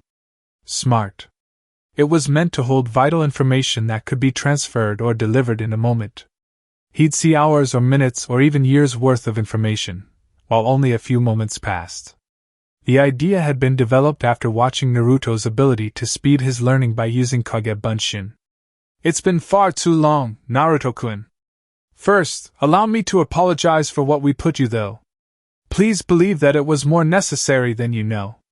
To save time, I've put together a memory seal. Time is short, as you well know. I could not step away from the chain of command, and I hope, after you see the truth, you'll understand why. Mito.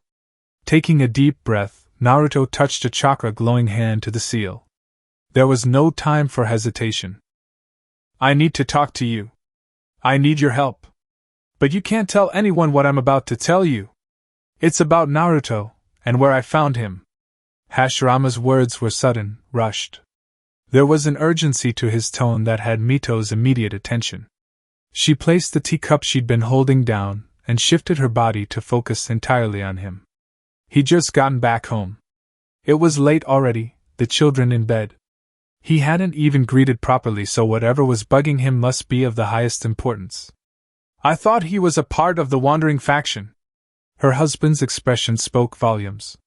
He looked away, mouth pulling down into a tight frown. Not exactly. But I'm going to need your help in getting him home. You see, Naruto isn't from here. Hashirama, wait. Slow down. Start from the beginning. Mito walked closer to him, placing a hand on his shoulder. He was clearly stressed, more so than usual. Come, sit. I'll make sure the house is secure. She led him to the couch and gently pushed him to sit down while she moved from window to window, closing and sealing each to ensure that they had complete privacy. The doors were locked and sealed as well. Once each had been meticulously checked, Mito moved back to the couch, seating herself next to her husband where she took his hand in hers, silently prompting him to continue. We found Naruto a little outside of the Senju compound, Hashirama began. By we, I mean Madara and I. We've known each other from since we were kids, only we didn't know who the other was. Not in terms of clan anyway.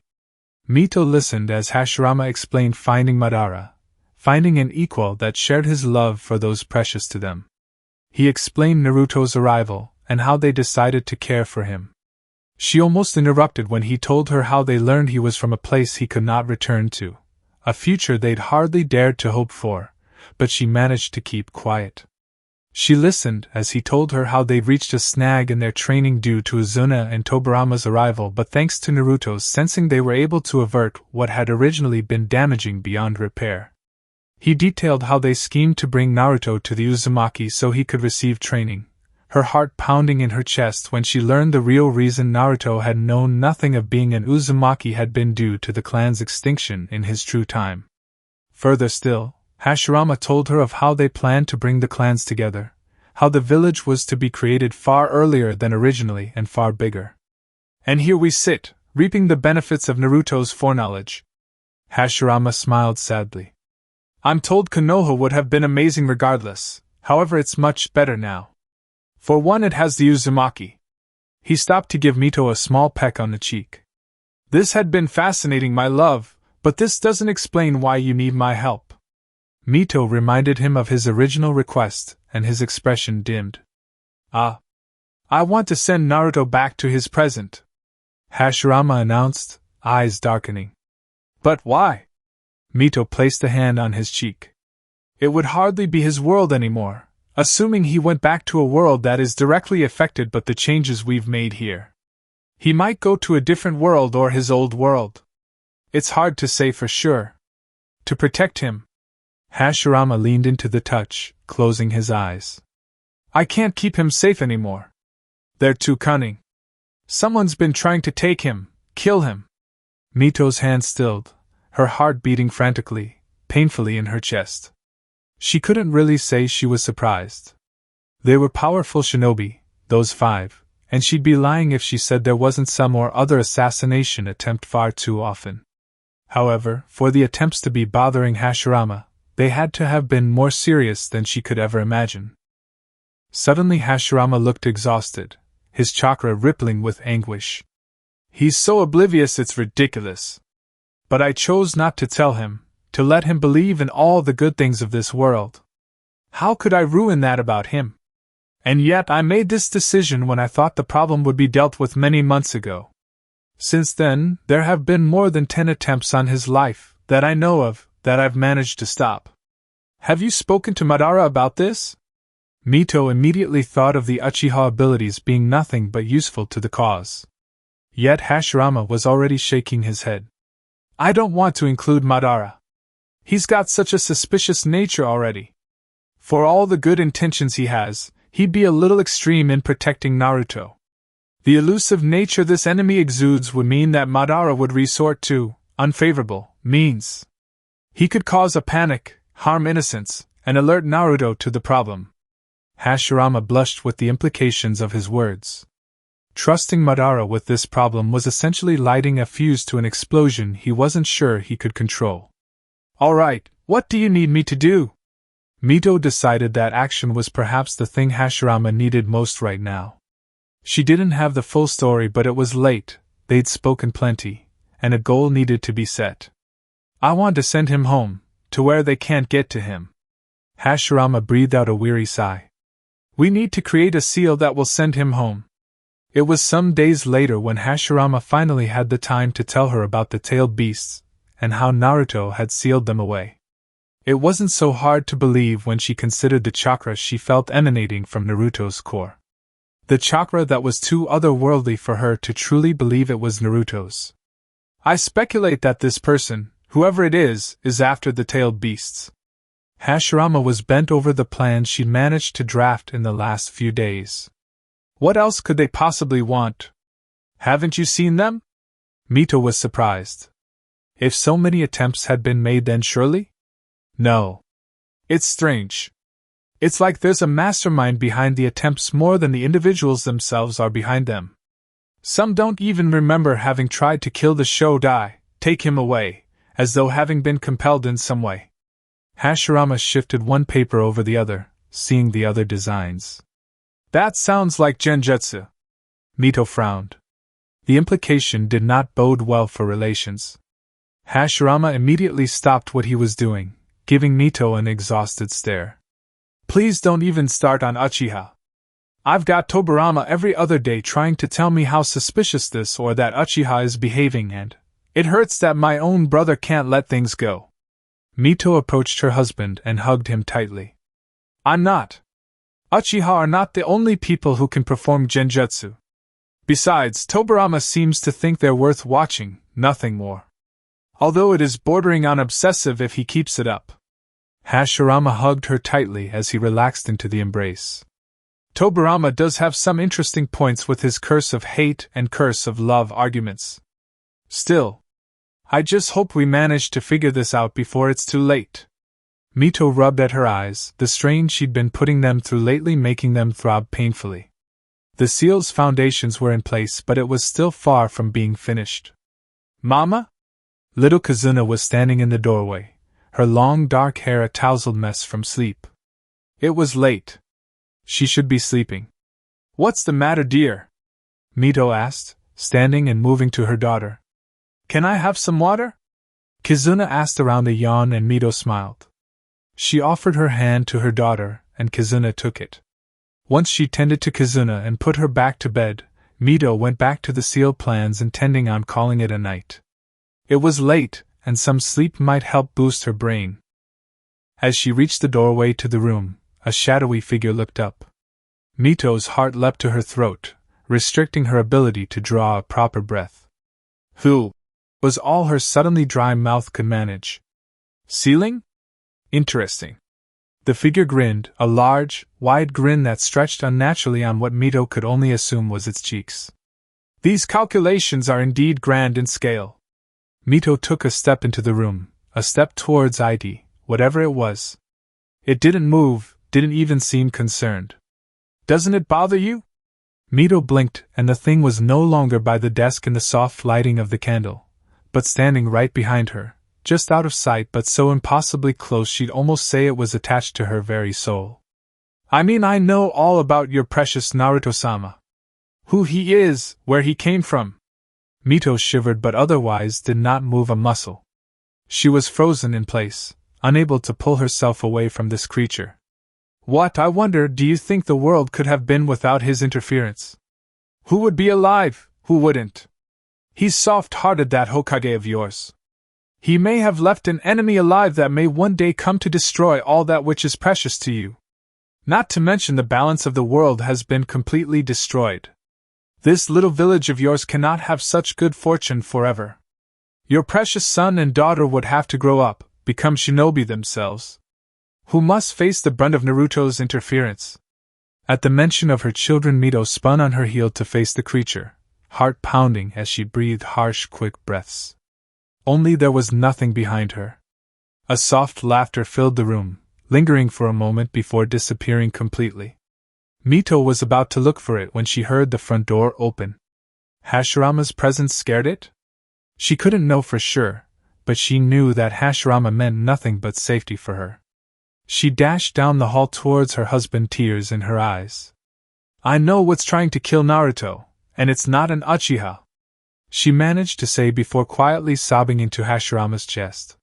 He didn't press her for more just yet, rubbing slow circles on her back, letting her take a moment to calm down. It's some sort of creature, Mito managed, the sound muffled by his clothes. A terrifying thing made of malice and hate that seems to be born from the shadows themselves. She shivered as she thought about how the thing's mere presence had felt. I had noticed a pattern in those that attack. Their background, hardly noticed. If they'd been slightly more important, I think it's afraid Naruto will sense its influence," Hashirama concluded. "I wonder why it showed itself so fully to you. I don't ever want to see it again. We need to protect Naruto. We need to finish the seal, before that thing gets what it wants." Mito completely avoided mentioning how the thing had tried to sway her motivations towards its own agenda. Was that what it was doing? Manipulating those around Konoha to try and turn its citizens against the Shodai. Should we not tell Naruto? His sensing ability may be able to flush this thing out. Mito asked suddenly, the idea hitting her hard. Hashirama sighed. I don't think so. It's smart. It succeeded in hiding its presence well. I've barely managed to keep the attempts from Naruto. His automatic assumption that everyone wants peace and loves Konoha as much as he does is something of a double-edged sword. It keeps him oblivious, both in a good and a bad way. They stayed in the entryway of the house for a few minutes more, silently contemplating their situation before Hashirama hummed and moved them towards the bedroom. Let's get some sleep. No point in dwelling on that which we do not know the answer to. Mito moved with him, but she didn't have the heart to tell him there was no way she was going to manage sleeping any time soon. That thing had been in their house, completely able to bypass all their seals. Not to mention he hadn't registered on the seal matrix as an intruder. Was it even considered alive? Naruto watched as Mito succeeded in the seal, testing it out on different food items, then plants, and then living creatures. He was a little touched they tested the seal first before just slamming him with it.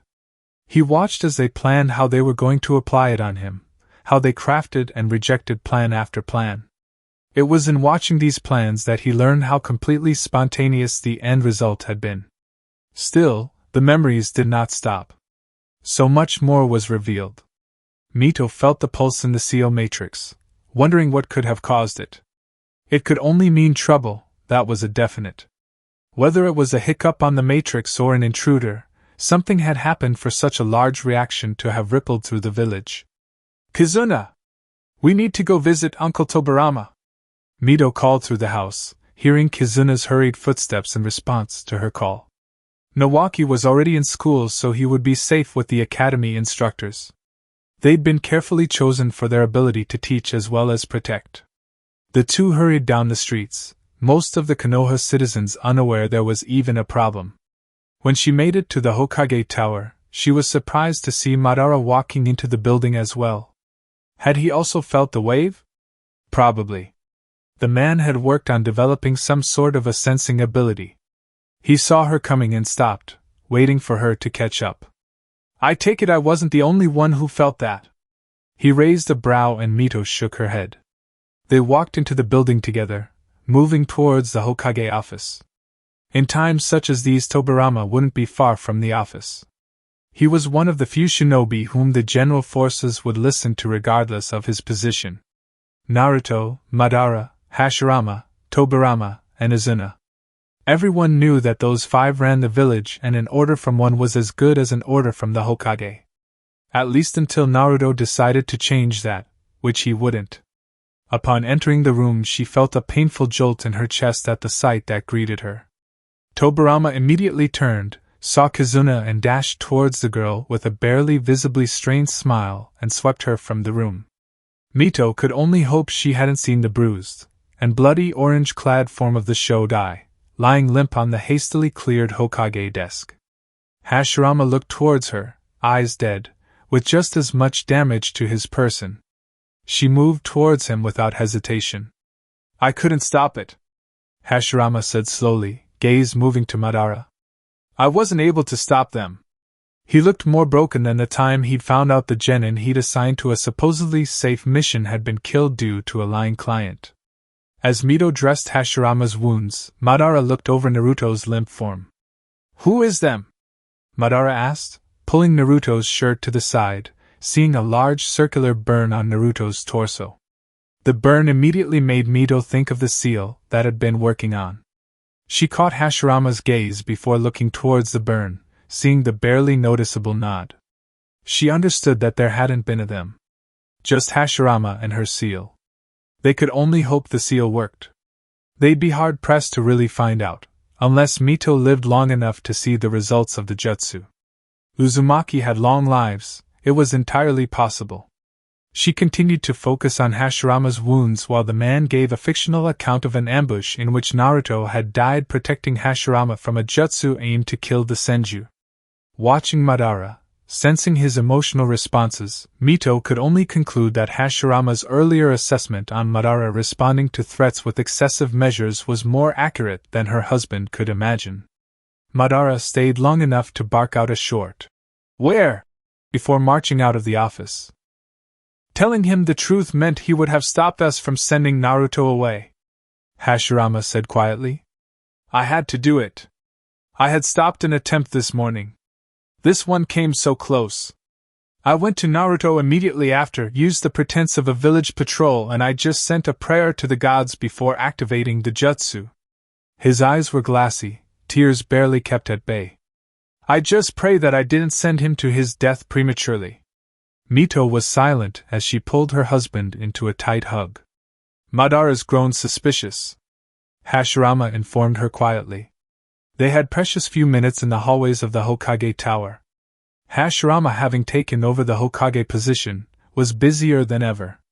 His intuition is on a whole other level. I always forget just how good he is. Why? He's able to go toe-to-toe with you, Mito reminded with a teasing frown. You could talk to him? Tell him the truth now. Perhaps. Hashirama looked away, thoughtful. It's too late for him to object the plan. I'll invite him to dinner. 2 days later saw the unusually stoic Uchiha knocking on their door. An hour-and-a-half conversation later saw Madara throwing a chair across the room in pure, unfiltered rage. You had no right to make that decision on your own, was the last thing he roared before storming from the house, slamming the door with a rattling bang. 2 days later, Madara left Konoha. It was a whole year later when they learned of Haruto's existence. The 5-month-old blonde Uzumaki baby was hailed as the inheritor of the Shodai's legacy by the people of Konoha. Hashirama did his best to quell the excitement, knowing that Konoha's enemies, Naruto's enemies, would love nothing more than to kill the boy before he'd learn to talk. Mito, on the other hand, took it upon herself to invite Haruto and his mother to stay with them. After all, it was the least they could do after cutting Naruto's time in this world short. That was how Naruto got to see Haruto's first steps, hear his first word, which was Databeo, thanks to all the stories of his father that his mother had showered the infant with. Got to see Haruto's innate genius show itself at such a young age, see his first day at the academy and all his report scores. Mito didn't have to include these things, but she did so for him, by means of an apology, he was sure. The memories were temporarily interrupted with Hashirama's death. After the news of the Senju's death, the memories were dimmer, less detailed, the sounds somewhat distorted for a while.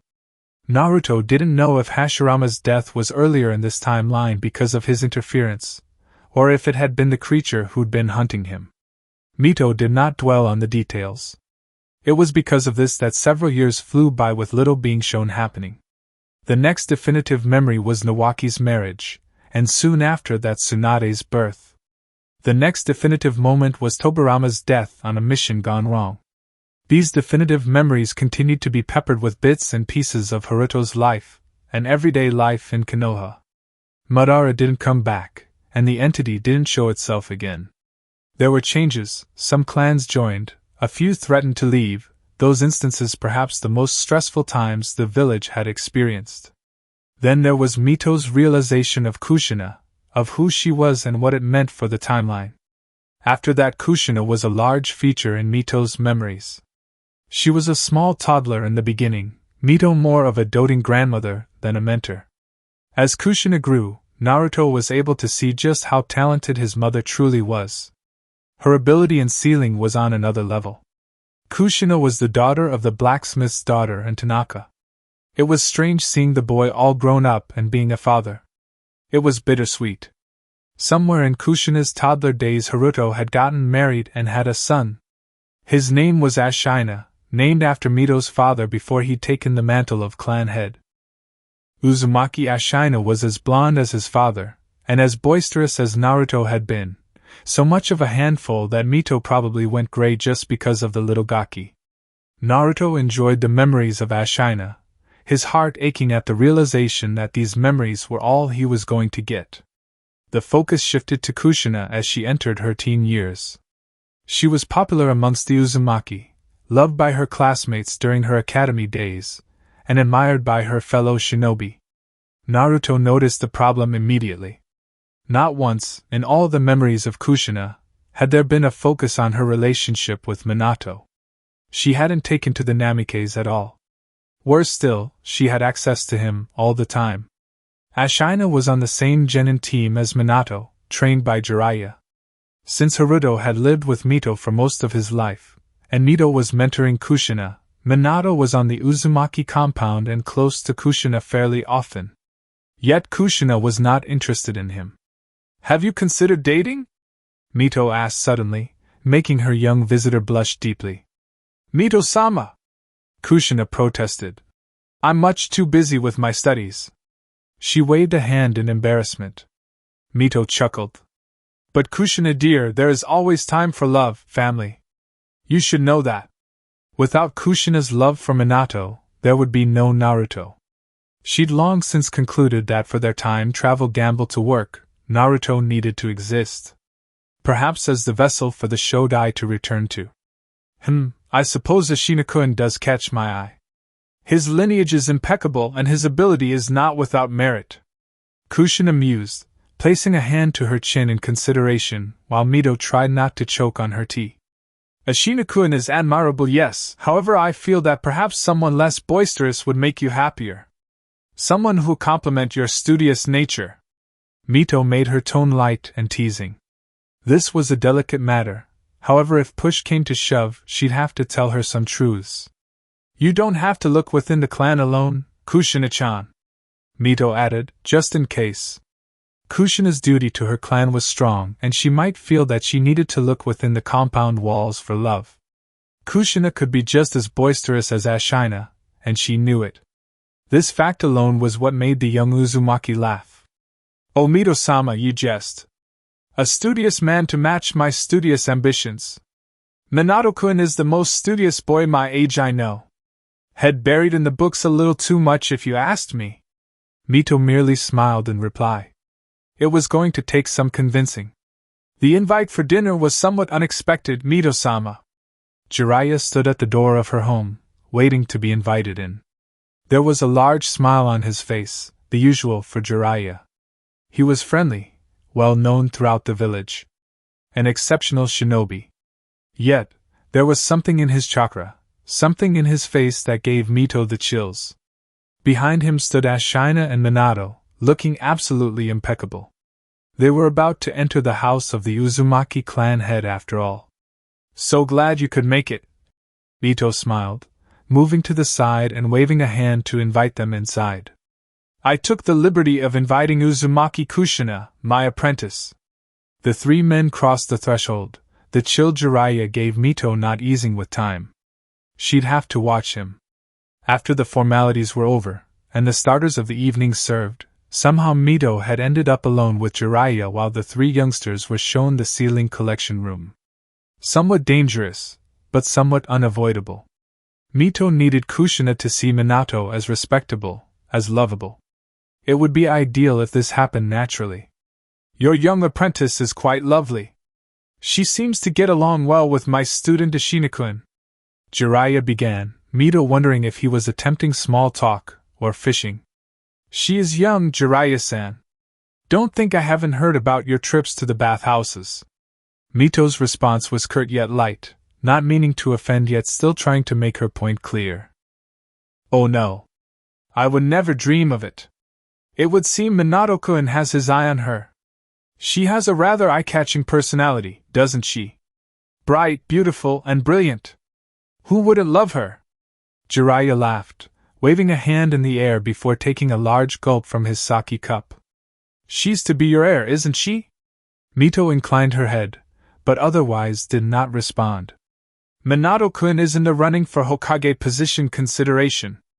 I know he's quiet, but not when it really counts. His abilities are beyond anything we've seen in Konoha for a long time, even when compared to Orochimaru. Jiraiya's demeanor grew somber, contemplative, not meeting Mito's gaze. They'd make a good pair, wouldn't you say? That chill was back in full force. After all, you and I want the same thing, don't we? Jiraiya looked up, but there was a different look in his eye, the same look that she'd seen on the face of the creature all those years ago. You again, Mito said stiffly. Yes, him again. He's not here. But I know him, I agree with him. Jiraiya smiled, a smile that stretched his lips too wide. But no one will believe you. That's the problem with keeping assassination attempts quiet for so long. We're in too deep now. But we really only want one thing, Naruto. You can't have him, Mito hissed, hand moving towards a knife lying on the table. We shall see. After all, you have one parent, we have the other. They both know nothing. For now. And if you want to keep Minato-kun untainted, you'd do well to tell Kushina nothing. Let things happen naturally, nudge here and there if you will, so long as the end result is Uzumaki Naruto. Jiraiya's features darkened, a warning. And then? After he's born? You think I'll just hand him over? Mito gripped the handle of the knife, but Jiraiya seemed unconcerned. She was surprised the creature was still alive. After all these years. Yet they knew nothing of it really wasn't all that surprising. Oh, he's useless to us untrained. Keep him for now. We'll come for him eventually, when he's ready to give us what we want. Kushina interrupted whatever reply Mito would have given as she bounced into the room. Mito-sama, you must come see. Minato-kun has made some impressive variations to Tobirama-sama's jutsu. Mito allowed herself to be dragged away from Jiraiya, following Kushina's lead with a forced smile that she hoped the young Uzumaki did not notice. Kushina, I need you to listen to me, Mito said. Mito-sama? It was late, the middle of the night. She'd pulled the girl to her through a summoning seal. Mito had no idea who was on Jiraiya's side, but she had her ideas. If she was right, then it went far deeper than Hashirama had ever imagined. I am old. I am not going to be around forever. To be honest, I'm a little surprised I've lived this long. Mito paused to give a small smile. Yet there is something that you and I must do. The village has been infiltrated, corrupted, and it's up to us to cleanse it, do you understand? Mito asked, pleaded. Kushina nodded slowly, but there were many questions in her eyes. You cannot tell anyone about this, Mito stressed. Unless they will be able to aid our cause. Especially not Ashina nor Minato. You've grown close to both in recent times, but it's Minato who'll be your partner. He has expressed interest, his sensei and parents approve of his interest, and it will become political given your position as clan heir. In the end it will be your choice, but I think I saw some of that interest return during your latest visits with the two? I don't understand. What do they have to do with this? What does my choice of a love interest have to do with this? Kushina was beginning to look overwhelmed. Mito smiled sadly. Everything, my dear, absolutely everything. I can only tell you so much, for your own safety, but for now, you must know that the village is in danger, and we need to fix it. Mito pulled the girl to a chair and sat her down. We don't have time to take things slowly. I'm going to start with the Shodai and how there was a creature that was out to kill him. That creature is still in the village, and if I'm right, it's infected as high as the Hokage. Kushina gasped, hand moving to her mouth. You don't mean Sarutobi-sama? Jiraiya-sensei? I do. I know that for a fact. Minato and Ashina are Jiraiya's students, he in turn is Hiruzen's, and therefore if you tell them anything, he'll know. Your life will be in danger. However, we can turn the tables. Through them, you can be the person on the inside. They'll let you in willingly. Mito's tone was hesitant. She hated this. She hated having to ask. You're saying I should date one of them in order to get closer to Jiraiya? Kushina asked. No. Of course not. You already enjoy their company. Not to mention the boys are innocent. Just that I need to be closer to them? Mito nodded. Yes, and if you happen to see anything suspicious, then you can report it to me. But for now, let's catch you up to speed. Naruto didn't want to keep watching. He didn't want to know if Mito had had to force the relationship between his parents. He dearly hoped not. Yet the memories did not pause, did not wait for him to catch his breath. Kushina took Mito's words to heart, and she was soon married to Minato. On some level Kushina did care deeply for Minato, their loved one that was perhaps stunted, tainted, by the mission they were both inadvertently tasked with. Mito grew less able to go out, her vitality quickly dwindling. They discussed the use of the Edo Tensei as a last resort. Something that would be used when things came to a climax. Haruto was recruited as a bodyguard and to be kept close. He was told nothing in order to keep the creature in the dark. There was one other that was trusted, merely because they needed someone, a sacrifice, to allow for Edo Tensei to work. That part angered Naruto, but he could not change what he was witnessing. He could not stop his frustration growing as the three women planned what was essentially a death sentence. Even if it was for the greater good. He'd have to find some way to move past his anger at the Edo Tensei. It was done. All it would do was eat away at him if he allowed it to warp his emotions. Menma's birth was a surprise to all, the red-haired Namikaze serving to confuse the enemy yet also bring his parents closer together, closer to a more natural relationship. When Ashina married, Minato was his best man. Haruto couldn't have been more proud of his son, delighted when it was revealed that he was going to be a grandfather. Erasure sure had been spoilt in his younger years, happy even. Naruto found it rather tragic that the boy carried so much anger at his father's death. Sasuke was born next, his existence merely something Kushina and Mito took note of rather than monitored. Jiraiya kept his promise, keeping his distance. It made understanding who he worked with that much more difficult. As much as Kushina tried getting close to the man, he was careful. Too careful. In between Ashina's wedding and Arashi's birth, Mito had encouraged Kushina to stay home more often, see Menma more. The young prodigy demanded a great deal of attention, Mito terrified that Jiraiya would snatch him away with the pretense of training him. Kushina was quick to stop all attempts. Memna hadn't been exaggerating when he said that those days had been the happiest in the Namikaze household. It was almost as if Kushina had allowed herself to forget about the problems Mito had entrusted her with. Then there was Naruto's own birth. The moment his tiny lungs had taken their first breath of air, the village had lit up, brighter than a summer day, more luminous than the moon. Merely an announcement at a Hokage's return. Naruto knew that, but the villagers had forgotten and therefore, for some time, the tiny child was treated with much awe and curiosity. That died instantly the moment it became apparent that Namikaze Naruto was nothing like his prodigy brother, nothing like a normal child even. Kushina stayed with Mito for days, weeping, and at a loss for what to do next. She didn't know who Naruto was, didn't know the truth of the Shodai. She didn't even know that Naruto was who the creature wanted. Mito had only told her that the sealing wonders would be targeted. Kushina returned to her family, having been comforted by her sensei, with a bright smile and a renewed determination. It was here the memories ended. Mito had passed away, entrusting Kushina with their plan to cleanse Konoha of the creature tainting its leaders. But it was enough. Naruto knew who he was fighting. He knew who the enemy was. Naruto opened his eyes to see Haruto watching him curiously. He clipped the scroll into his pouch, making sure it was secure. The last thing he needed was someone else getting hold of it. "I'm sure you must have questions. So you know then? I wasn't sure if you did." Haruto shuffled, looking away, towards the open fields around them. "I understand that you died before you knew, before my mother knew. About me, I mean." "Yes. But I know who you are. Not too many blonde Uzumaki you see." Naruto offered a soft smile. "Tatsumaki-kun gives it away more though.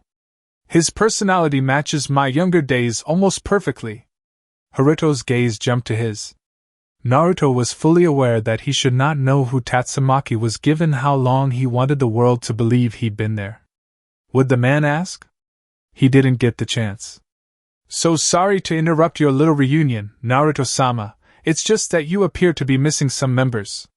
Naruto turned towards the Konoha forces, only to see Hiruzen. He frowned. With Mito's information, some things had become painfully clear. Naruto, I'm going to send you to Madara. Stay there. No matter what happens. Naruto turned to the older Uzumaki before striking out and slamming a palm to the man's diaphragm. It was harsh, but it served two purposes. 1. Activating a Shinshan that would do exactly as he'd said, and 2. Knock him out so he couldn't interfere. It wouldn't do for the man to die before he'd gotten a chance to properly talk to him. Besides, he was all the family Tatsumaki and Erasure had left. Haruto's eyes were wide, as he fell to his knees, only landing in the middle of Madara's tent rather than on the grassy field. Hopefully, Madara had been watching and knew not to attack the man. Naruto focused on the general area where Haruto appeared, moving his focus to the objects in the room, specifically his armor. A small flick of chakra and his armor liquefied into existence on his body. Perks of having the Uzumaki bloodline. You know, Hiruzen, I kind of wondered why you were so quick to prosecute Madara. Naruto started walking towards the older man. And now here you stand, without the Konoha army, minutes away from being declared my enemy. Surely you're smarter than that. Why had the old man been the only one interested in training him? Why had Minato kept his training to a bare minimum? Why had Mito insisted he remain in the village? Why didn't Kushina let Naruto get placed on a team? Why couldn't he sense anything from Hiruzen, the Sannin, and his father, something he frustratingly only noticed now? Control. It was all about control. A tug-of-war since before he was born. Hiruzen didn't even blink, but he did snap his fingers. Jiraiya suddenly appeared, summoned to the Yondaime. With him, kunai at their throats, were his terrified great-grandchildren. Chapter 30. Naruto needed to get Erasure and Tatsumaki away from Jiraiya. Everything else could wait for a moment. A single moment was all he needed. Let them go, Hiruzen. Naruto stated calmly. There would be no redemption for the man if anything happened to the two, even if he was being manipulated. He had to be. Naruto couldn't accept any other outcome. His heart didn't want to. Madara would call him naive. Kurama would call him childish. Yet a part of Naruto, perhaps the part of him from his past, refused fully condemn Hiruzen. Not yet. That's not how negotiations work, Naruto. Hiruzen replied, just as calmly. So they were dropping honorifics. Was Hiruzen in a state of mind that Naruto could reason with? I tried being polite, I tried being patient. Yet you refused to see things my way, and so I had to resort to more archaic methods. I'll let them go, if you open the boxes. You don't know what you're messing with, Hiruzen. Naruto kept his tone even, low, a warning in of itself. You don't know what's really in those boxes. If you did, you wouldn't be asking me to open them. I know enough. I know that it's power. Enough to rule over the elemental nations without equal. Naruto sighed. Why hadn't Hashirama just come to him? Then all of this would have been nothing but a distant memory. The man may have ended up being more skilled than Naruto, but he still lacked a good dose of common sense. He sensed the approach of several chakra signatures from both the Uchiha and the Konoha forces. It was to be expected. The time limit on their truce had just about reached its end. Madara appeared next to him, Haruto not far behind, looking more than a little angry. Come now, Naruto, do I look like a babysitter? Madara chided. Besides, he's a man in his 50s. What babysitting does he need? Naruto tsked but otherwise did not respond. What could he say? Madara was right. So, what will you do now? Madara pressed, gaze lingering on the two Uzumaki in Jiraiya's grasp. Naruto ignored him, addressing Hiruzen. What will you do if I still refuse to open the boxes? Even with their lives on the line. You can't. Haruto began to protest, but Madara glared at him, cold enough for the man to freeze up, the words dying in his throat. I'm not playing games, Naruto. I am fully invested in doing what needs to be done to get those boxes opened. I don't need the pep talk. Hiruzen smirked, he didn't take the bluff. The Naruto he knew would do anything to save the two boys in Jiraiya's arms. There wasn't a reality in this universe in which he wouldn't give anything for those boys. Mito, Kushina and Minato approached behind Hiruzen but kept a small distance. They all looked grim. Naruto hoped that they wouldn't allow anything to happen to the boys. With both sides approaching, things could quite easily escalate out of control. Not to mention, where were Tsunade and Orochimaru?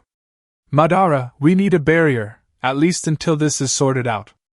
Naruto gestured towards Jiraiya. He didn't need to explain to Madara why he wanted the barrier.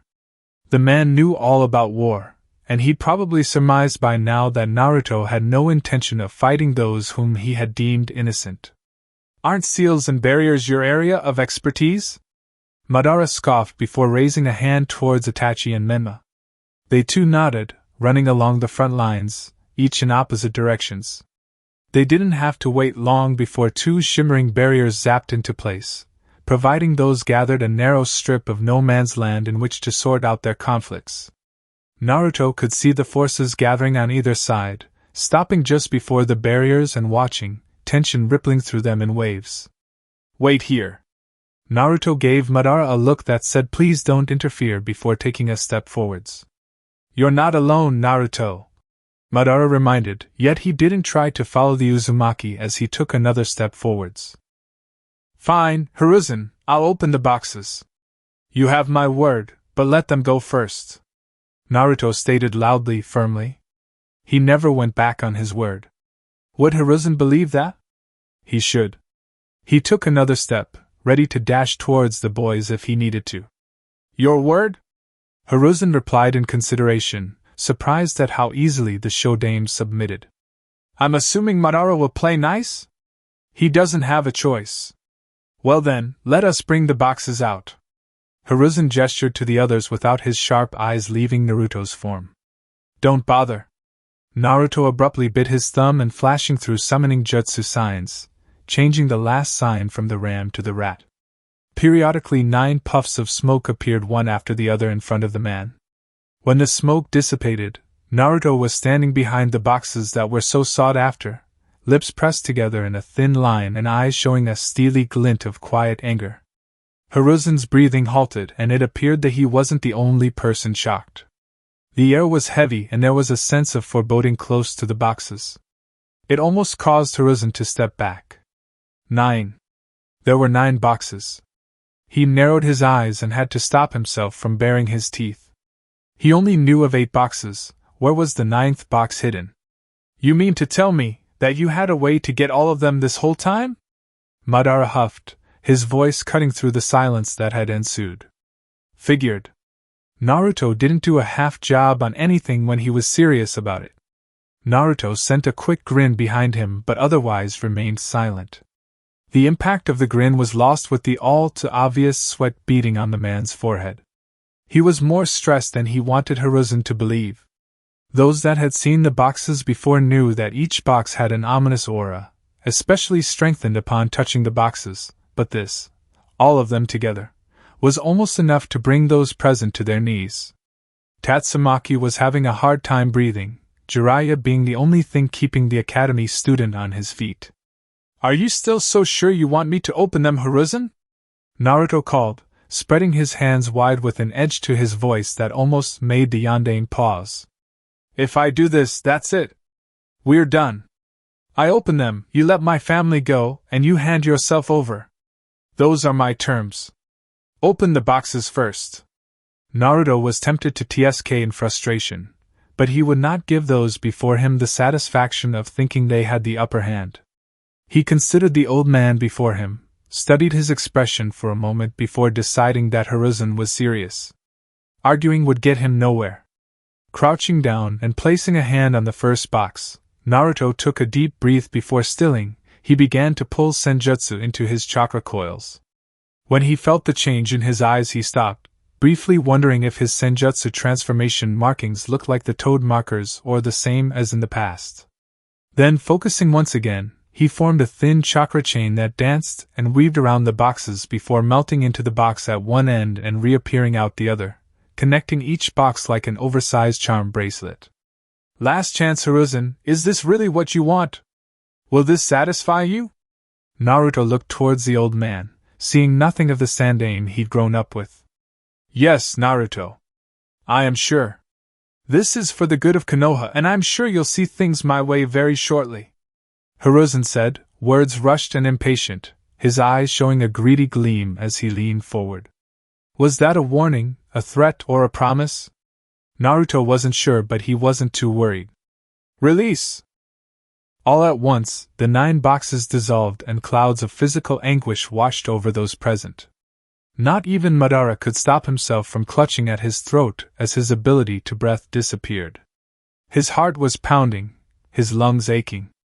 His muscles protested in bursts of excruciating waves. His brain was the most agonizing, feeling as though it were hammering around inside his skull, pulsating to a raging beat with one persistent message, demanding he obey. Death. Run. Survive. Naruto disappeared from the behind boxes. As Jiraiya's grip on the 2 Uzumaki boys slipped, Naruto was there, catching the petrified Tatsumaki and Erasure before throwing them behind Haruto. A barrier appeared a moment later, shielding them from the effects. The boys could suddenly breathe again, gulping in air so quickly they began coughing. No one else moved. The air around them was saturated with a foul smog, each area taking on the color and general shape of the tailed beasts. 9 ferocious roars trembled through the air, bringing both the Konoha forces and the Uchiha to their hands and knees. The smog began to solidify, shapes forming quickly.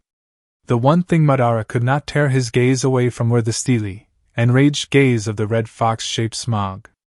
It was familiar, just as it was terrifying. Kyuubi. He would never forget that burning rage. The rumbling and terror ceased all at once, the smoke clearing from a sudden gust of air revealing 9 still-forming beasts floating just off the ground. Taking up almost the entirety of no man's land, each one easily towering over the nearby mountain top and eyes locked on the shinobi in front of them. All 9 silhouettes could surely be seen from Konoha in the distance. Madara found he was able to breathe freely once again and coughed as he took a deep breath to try and calm his racing heart. You could have warned me. You wanted them open as well. Thought I'd leave you to suffer as well. Naruto shrugged, dropping the barrier around Erasure and Tatsumaki. Laughter, breathless and slow at first, cut through the air.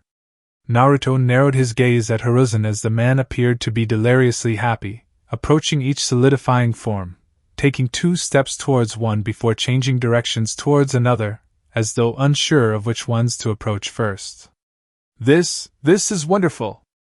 Hiruzen was beside himself. Jiraiya, did you ever imagine their chakra would be this immense? Naruto didn't move, his heart heavy with the loss of the Hiruzen he'd known in his distant past. A hand grasped his shoulder, and he turned towards Madara. If he doesn't calm down, he might just have a heart attack. Naruto didn't entertain the remark with a reply. The joke, while well-intentioned, was ill-timed. Tsunade! Orochimaru! Now! Jiraiya yelled, looking towards the sky. This version of his old teacher seemed to be more serious, more of the leader of the team. This only further added to Naruto's sense of loss. These were not the people he'd formed those precious bonds with all those years ago. High above them, hovering at a distance that Naruto's sensing ability didn't pick up on, was a large hawk. At Jiraiya's yell, the bird swooped down, aiming for the narrow strip of land between the 2 barriers and the bijou. 2 shinobi sprung off the bird's back the moment it reached a safe enough distance to do so, hands flying through familiar hand seals. Madara, Sharingan spinning wildly, crouched down preparing an attack to stop the 2. Naruto swiftly tugged on Madara's collar. Leave them! Madara was confused but listened as ink spread out around Jiraiya, Tsunade and Orochimaru. Our focus now is to get the innocents out of this fight. Despite Hiruzen's word, things are about to get really violent, really quickly. Naruto gestured towards the Konoha forces. The Uchiha and those from Konoha need not die senselessly. And how do you plan to pick out the innocent from the Hiruzen supporters? Haruto asked, watching as the sealing seals spread out on the ground around the half-solid forms of the tail's beasts. If Naruto wasn't trying to stop it, Did that mean he'd given up on them? Was he more concerned for the safety of his family? Simple. They knew I was a skilled senser, so anyone loyal to Hiruzen would be impossible for me to sense. The seal lit up on the ground, Jiraiya and company far too frantic to get the seal done to even notice that Naruto wasn't trying to stop them. The blonde was actually more concerned with what they were trying to seal the mostly solid forms into than anything else. His answer came in the form of Hiruzen moving to the center of the seal. Orochimaru and Tsunade clasped their hands in front of their chests, the seal shooting beams of chakra over the forms before pulling and shrinking inwards. The beams of chakra moved towards Hiruzen, wrapping around him and sinking into his chakra coils. Naruto understood the purpose of seal. It drained the chakra out of one being, sinking it into the coils of another. Honestly, did Hiruzen really think his measly, human, chakra coils could withstand the chakra of 9 heavenly beings? Did they perhaps plan to sink the chakra into more than one person? Who knew? The matter was a moot point as the moment the forms of the tailed beasts solidified, their weight hitting the ground with a deep thud. Till they shattered out of existence. In an instant. Without something to act as the focus point of the seal, the chakra beams dissolved, flicks of blue chakra floating around as Hiruzen and his team stared in dumbfounded shock at the huge empty space where 9 enormous beings once were. You honestly couldn't have believed that living, breathing beings would be fine with eternal claustrophobia. Naruto's voice cut into the silent battlefield. It was my first idea, I'll admit. Kurama immediately hated it, and who can blame him? You, Hiruzen started, turning to face the blonde, and anger flickering to life in his usually calm gaze. You have deceived me. I did no such thing. You wanted the boxes open, I opened them. Honestly, it's not my fault that you fell for the decoy. That's all the boxes ever were. Naruto turned towards the Konoha forces, his voice magnified by a quick seal. Those loyal to Hiruzen and his cause, hear me now and understand this as your final warning. Open your hearts to Konoha once more or suffer the consequences of my wrath. To those who are innocent, rest easy with the knowledge that you are safe. Naruto turned to Hiruzen, voice seal deactivated. That warning goes for you too. This is your last chance to give up on the tailed beasts. I will never give up. I stand for the glory of Konoha. How could you possibly understand? You've been gone for so many years. Hiruzen took a step towards him. Your actions may have resulted in the exaltation of Konoha, but what you did not account for was that every shinobi not born in Konoha is born with a deep and never-ending hatred for those of the leaf. Naruto turned to Madara, who shrugged. He wasn't surprised that the man didn't know. He's not wrong. Konoha was sprung up overnight, 3 powerful clans banding together and for a time, cornering the market on missions. The other clans suffered. Those that joined Konoha thrived with the village. How could they not, as the village systems were already in place? Every obstacle we should have faced was already solved, thanks to you. After some time, other villages began to form, yet they paled in comparison to Konoha, a monolith that was impossible to compete with. How had the founders done it? Every problem the newly formed villages faced was met with that burning question. What had Konoha done to thrive so instantly? How could they anticipate every problem before it even arose? Hiruzen continued. There were many attempts to learn our secrets. When it became clear that the barrier around Konoha was impenetrable, the shinobi were targeted for information. It forced us to increase training on the young, to ensure they could handle torture. Standard issue medkits came with suicide tablets, just in case. Tsunade's younger brother was victim to just such an incident, luckily not needing to resort to unpleasant ends before being rescued. Even so, resorting to using the tailed beasts will not solve the conflict with the other villages. Naruto stood tall despite the news. No.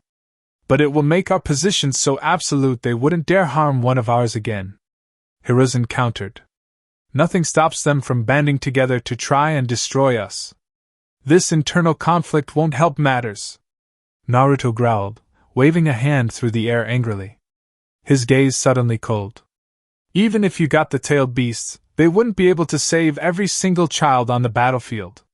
They definitely wouldn't want to help you, They are entirely against being enslaved. They wouldn't have a choice. For a full minute there was nothing but silence. No one knew what to do. They could sense Naruto's growing rage, a fearsome thing to behold, indeed. Naruto turning away from Hiruzen, walking past Mito, Kushina and Minato to approach the barrier facing the Konoha forces. Now is the time to choose, you're either with Hiruzen or against him. Naruto tapped a chakra glowing fingertip to the barrier Menma had erected, a ripple racing throughout the structure before it collapsed in a shower of sparks. His gaze traveled to Sakura and Kakashi, their faces grim and confused. Many of the faces around them were scared, unsure. Kage Bunshin no Jutsu. Hundreds of clones appeared, each one grasping hold of a Konoha shinobi whose emotions Naruto could sense before disappearing from the grassy field and reappearing in Konoha. Except for a small number of people. Kakashi and Sakura found themselves in the Uchiha forces, next to Sasuke who jumped at their sudden arrival. Mito and a confused Kushina reappeared close to Haruto. What remained of the Konoha forces were a handful of high-ranked shinobi, all glaring at the Shodai. You're in out of your depth, Hiruzen. Give up now, while you still can. And Minato? Will you be willing to fight him? Jiraiya questioned, looking somewhat smug at his loophole who had been standing behind Hiruzen's group observing the whole encounter. Naruto turned to the fifth, studying the man as he strode closer, Minato's emotions completely blocked off from his sensing. If Minato agrees with everything he has seen you do in the last 10 minutes, if he still stands by you, then that is his choice. Kushina, who had remained silent up till now, began to look panicked. She stepped away from Mito and Haruto, looking at her approaching husband whom, despite the circumstances of their union, she still loved and cared for. Minato, do you stand with your sensei? How can I stand there, with the man who killed my son? Minato said through a clenched jaw, his sharp eyes glaring at Madara. The barriers keeping his emotions and chakra shielded from Naruto wavered but stabilized before Naruto was able to sense what was hidden underneath. Minato finally stopped, standing at arm's length in front of the Shodaime. Or the man who could have stopped him but didn't?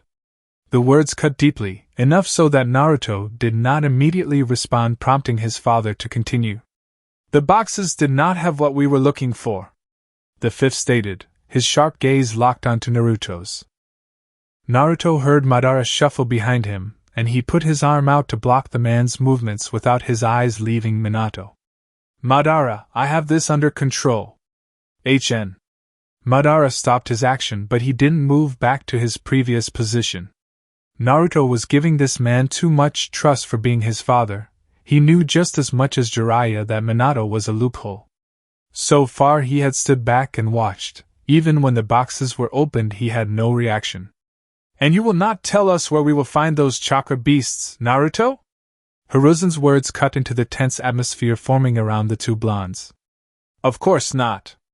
Naruto's gaze never left his father's. He saw the exact moment the decision was made, the exact moment the man's eyes switched to a deadened resolve. Both their hands struck forward, each with different intents. The three-pronged kunai sliced into his palm, sliding off before hitting the armor on his chest. Then you are an enemy of Konoha and I will eliminate the threat. Minato hissed, jumping just out of Naruto's reach, yet standing close enough to continue their conversation.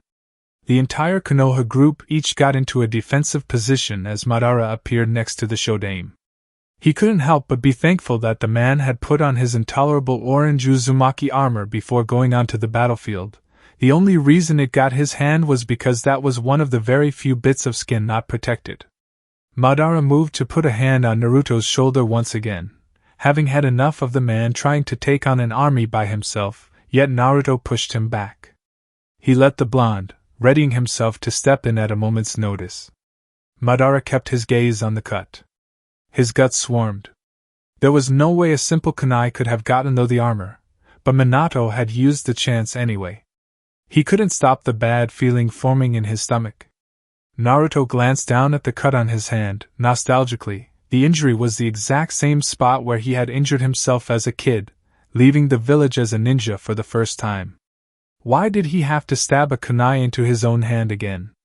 He could remember the promise he made while doing so, but not why he had to in the first place. What was the point of that, Minato? You could have made your point without the kunai. Minato made an odd expression, but suddenly Naruto couldn't make it out. His mind flashed all the way back to Sasuke and his cruel words while traveling to Wave. For some reason Minato looked like he had the same smug expression. Naruto shook the thoughts from his mind. He could reminisce later. I cannot work out how or why you seem to let your guard down around me, Minato said. I wanted to test how far I could push it. The words echoed inside Naruto's head as he studied his hand. The cut was relatively small, something that would have been healed within a moment if he still had Kurama. Without his partner, he would just have to deal with a little inconvenience. His thinking paused. Something was wrong. He couldn't keep his thoughts in one place. The cut, why was it there? Had he made another vow to not let his team down again? What was he doing? Wave. Yes, that was it. His team was attacked on their way to Wave with the bridge builder. Naruto's hand fell to his side as he silenced his mind. Concentrate. He opened his mouth to reply, but the words he wanted to say wouldn't leave his mouth.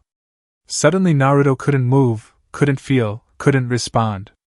The world around him grew silent as if not a sound existed, almost as though the world was holding its breath.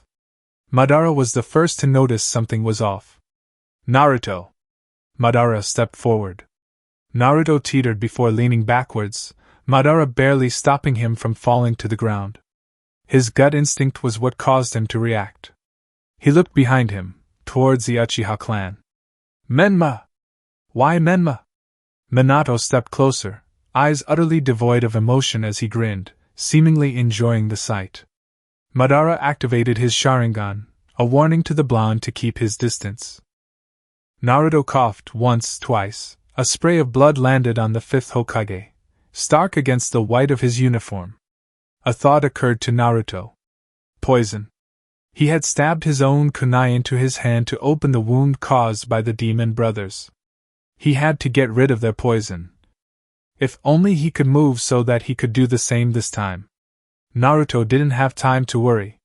He was losing feeling in his fingers and his connection to his chakra points dipped. The henge puffed away. Shorter, younger and lacking whisker birthmarks, Naruto Namikaze leaned against the Uchiha, the orange Uzumaki armor now a size or two too big. Two-chan. Minato's entire face seemed to show an internal crash. As though his brain couldn't quite comprehend the situation and had to reboot.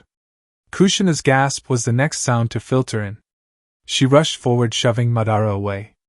She grasped Naruto, who suddenly couldn't stand at all, his legs feeling too numb to function. She held him, supported him. Naruto? My baby? My boy? She seemed to have had an internal crash just as much as the man who hadn't moved. Kushina wiped at his chin, the blood now dribbling from his lips. He couldn't move. He couldn't speak. He could only watch. How? I don't understand. She was crying so hard Naruto was sure she couldn't see clearly. Tsudash. Minato tried, but his voice cracked, sounding distant and disbelieving. He tried again. Tsunade! All of a sudden he spun around, facing the Senju, his entire chakra core buzzing with desperation. Help him! Heal him! His eyebrows were drawn towards the sky, tears streaming down his face. Tsunade stood still for a moment, hesitating. Then she moved a calculating gaze over the Shodai and Naruto was powerless to even help. The usual poison, I presume, Gaki? Her gaze was on Naruto's wound, but the question was aimed at Minato. The man scrubbed the tears from his face roughly, before answering. Yes. The third variation. I can't treat him here. And it's been almost 3 minutes. Tsunade's tone was neutral, giving a report of facts without letting emotions get in the way. Please, Minato whispered. Is there anything I can do? I can jump you to the hospital. His face lit up as he strode forward ready to take her shoulder, and do just that. You will do no such thing. You cannot leave the battlefield, you've started the war, Lord Fifth. Hiruzen stated calmly. It's a wonder we haven't taken advantage of the element of surprise you gave us and disposed of Madara as well. Tsunade hadn't started any medical treatment, having merely given her assessment. Menma suddenly arrived, taking in the boy lying in his mother's arms, the highly identifiable three-pronged kunai gashes as well as the purplish tint around the wounds, and the lack of action to correct this gross misdeed. He'd been there only a moment before his mind caught up. He looked to his father, needing more than anything to use the situation to hurt the man as much as he was hurting in that moment. Did it never once occur to you that if one of your sons was working with Madara, then maybe, just maybe, both of them were? Madara knew he was lying. That he hadn't known the Shodai was Naruto in disguise. He had believed just as much as everyone else that Naruto, his younger brother, was dead. Which meant he was bluffing, aiming to hurt Minato emotionally more than physically. Madara would have smiled at the man's ability to think on the spot, if the situation was a little better. So you're telling me he's dying and you can't save him? Kushina questioned, gripping Naruto's shirt tightly. Mito-sama? Anyone? Can no one save him? Menma dropped to his knees, hands spreading over Naruto's chest. Fast was the only way he was going to save his brother. Fast enough to heal the wound so that he didn't bleed out, and fast enough to get him to the compound to try and give him the antidote. Problem was, Naruto's body was quickly shutting down. Giving him the antidote too late meant that nothing would happen. His heart wouldn't pump it through his system in order to negate the poison. Yet Menma refused to give up just yet, moving his chakra-encased hand to Naruto's injured hand. Naruto felt none of this, his senses narrowed to sight and sound, and even then, he was losing those. Kushina stared at the blood on her hands, at the kunai Minato had since discarded on the ground. She closed her eyes, a silent sob wrecking her form. Naruto could sense her turmoil, guilt flooding his core as he knew that he'd caused it. How many times was she going to have to face the death of her child? From Minato, he felt nothing. The man hadn't said a word since Hiruzen had spoken, hadn't moved. His core was completely cut off to Naruto. Menma's healing abilities were rudimentary, he knew that, but he had the advantage of senjutsu, a skill Madara had tried to teach him. He had no talent for combat senjutsu, so the Uchiha had tried to encourage him to add it to medical ninjutsu, just like Senju Hashirama had. Painstakingly he stitched the holes in Naruto's body closed, one cell at a time. Naruto could no longer see, his hearing limited only to Kushina's quiet sobs, and Menma's frenzied motions. All he had left was his sensing. All he had left was the one ability that told him he was dying, and there was nothing Menma could do that would save him. Menma knew it, he was just in denial, but his chakra wasn't. His core was already bursting with grief. Madara was angry. Livid, completely enraged. The fact that he hadn't done more than call Menma amazed Naruto. Mito was the same as Menma. She knew that it was too late.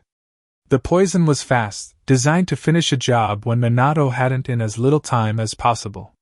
Then, a voice, distant and strangely protective, filled his mind, just as a burning sensation burst from his core. You really are a stubborn baka who's utterly helpless without me. It's been a long time, Naruto. A familiar voice growled in the Uzumaki's mind. It sure has. Longer for you than me, I'd assume. Chapter 31. A fire far more agonizing than anything Naruto had ever felt before began to consume him from within. A chakra he had once been born accustomed to was now too much to bear. Kurama's chakra was far more potent than it had ever been, full of all the vitality of a tailed beast who'd lived freely for the past 60 years or so, and man did it make a difference. The poison's effects meant he endured this pain alone, and silently. Perhaps it was in defense, perhaps it was due to the poison, Naruto wasn't sure, but his mind struggled to remain in the present. As his sensing faded away, and his world moved to the distant past, he could only hope that Madara would work things out. Hashirama! Naruto waved wildly at the approaching Senju. You're just in time! He grinned as Hashirama skidded to a stop in front of the waiting shinobi. Wait, give me a moment to catch my breath. Hashirama huffed, hands on his knees. Since when are you ever fair to us when it comes to cliff climbing? Madara grinned, remembering the first time they planned to climb the cliff and subsequent times after that. Hashirama waved a hand, not in the mood to defend past actions as he focused on evening out his breathing. Oh, come on, brother, you can't be winded from that small run. Tobirama smirked. I made it here before you and I'm fine. Oh yeah. You had a closer mission, Hashirama whined. Izuna didn't comment, but smiled at the antics. Ready? Naruto asked, pulling out 2 kunai. I just got these kunai. Izuna whined, looking at his own pair. This may be training, but it's going to absolutely slaughter the blades. You can always sharpen them again? Naruto offered, looking at his own blades. His were different, the last couple he had from his time in his past, and their future. Couldn't be helped, he'd just have to be careful with the ones he had. On your mark, set, Madara announced loudly when all 5 appeared ready, before in unison all 5 boys yelled, Go! The kunai were slammed into the wall, used to pull the boys up to the top of the cliff using nothing but the strength of their arms. All 5 started strong and fast, clawing and hacking at the rock face in their rush to reach the top first. None of the boys wanted to fall behind, as that would mean falling victim to all the flying pieces of rock face. Madara took the lead only to be immediately overtaken by Hashirama. Naruto would have laughed if he had the breath to spare. As it was, he was neck and neck with Izuna and Tobirama. The boys were younger than him, but he was sure he didn't hold a candle to their skill. No one in his year from the academy could say they could outright beat the boys currently climbing the cliff face with him. He'd grown, he'd improved. If he were to go back to his present right now, his classmates and friends would not recognize him. Yet, the 4 boys were miles above what he'd ever hoped to be at their age. He forced his pace to increase, grinning madly as his arms ached. No way am I letting you beat me, Naruto! Madara screamed as he too picked up the pace. Less than a minute later, and they were all lying on the ground panting and laughing. Oh man, I wish we could stay like this forever. Naruto's grin was the widest he'd ever thought it could be. Menma stared in mute shock as a malicious red chakra engulfed his brother's body. Whisker marks not unlike the ones the Shodai had begun to etch into the skin on Naruto's cheeks. His clouded eyes sharpened as crimson bled into the bright blue irises. Elongated canines protruded forward just barely visible. Nails grew and sharpened into vicious claws, and Naruto's hair stood on end, making it appear wild and feral. Menma! Itachi said just loud enough to snap the Namikaze out of his daze. Don't touch him, Madara warned. That chakra is poisonous.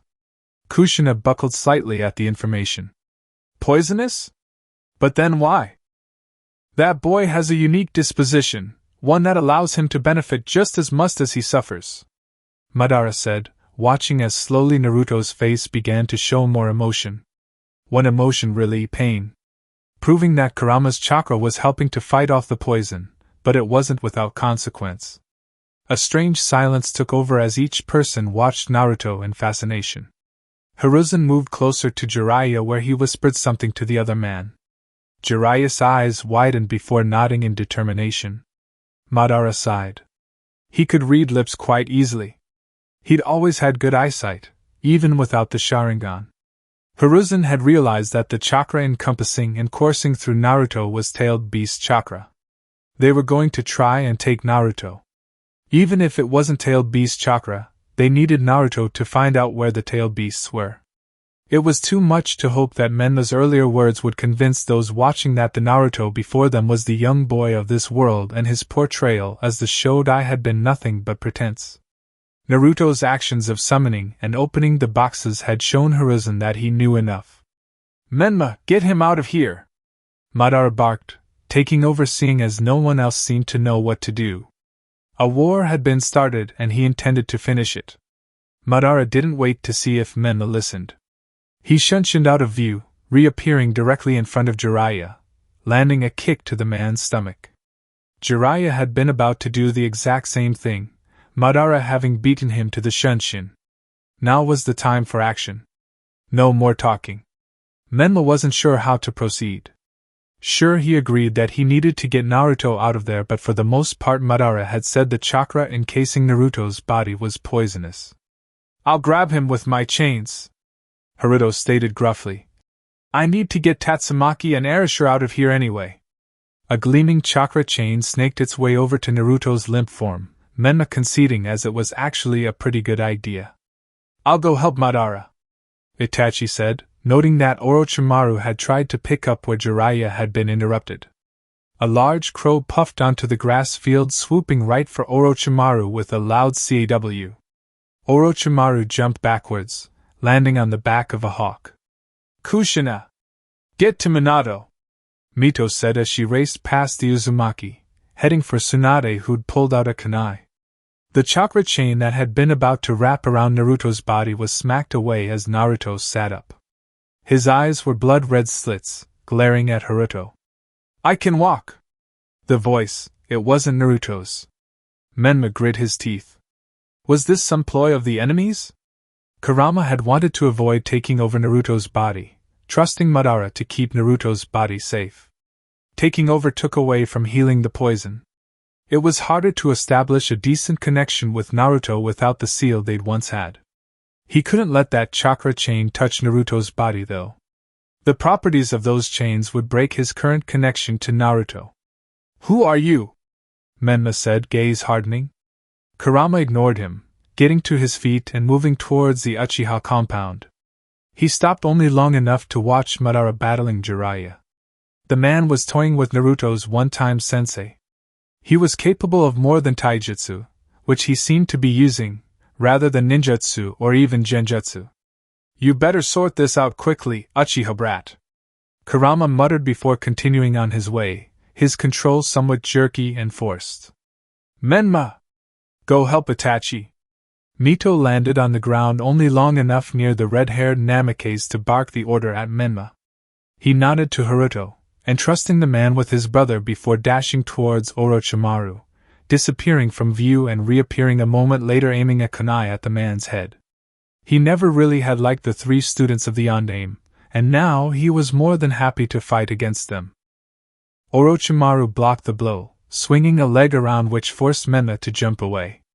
Menma jumped away at the same time as he threw the kunai. Orochimaru was arguably the best of the three students.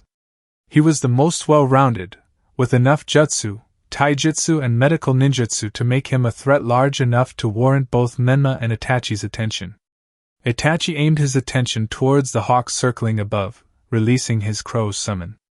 Crows were smarter than hawks, but too small to do much more than poke the larger bird's eyes out. Itachi would succeed more if he managed to summon his crows at random, rather than leaving them in the hawk's piercing gaze. He couldn't reach the hawk, forced to wait for the bird to strike him directly or to use long-range jutsu. However, thinking of the weakness of the jutsu, the summoner was the weakness. A disruption to Orochimaru's chakra was a disruption to his link to the bird. Was the bird that much of a hassle to him? Not really. But it could be a hassle for their forces overall.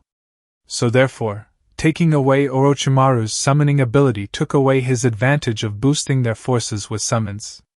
To be fair, the only real way to take away Orochimaru's ability to summon was to take away his ability to perform jutsu.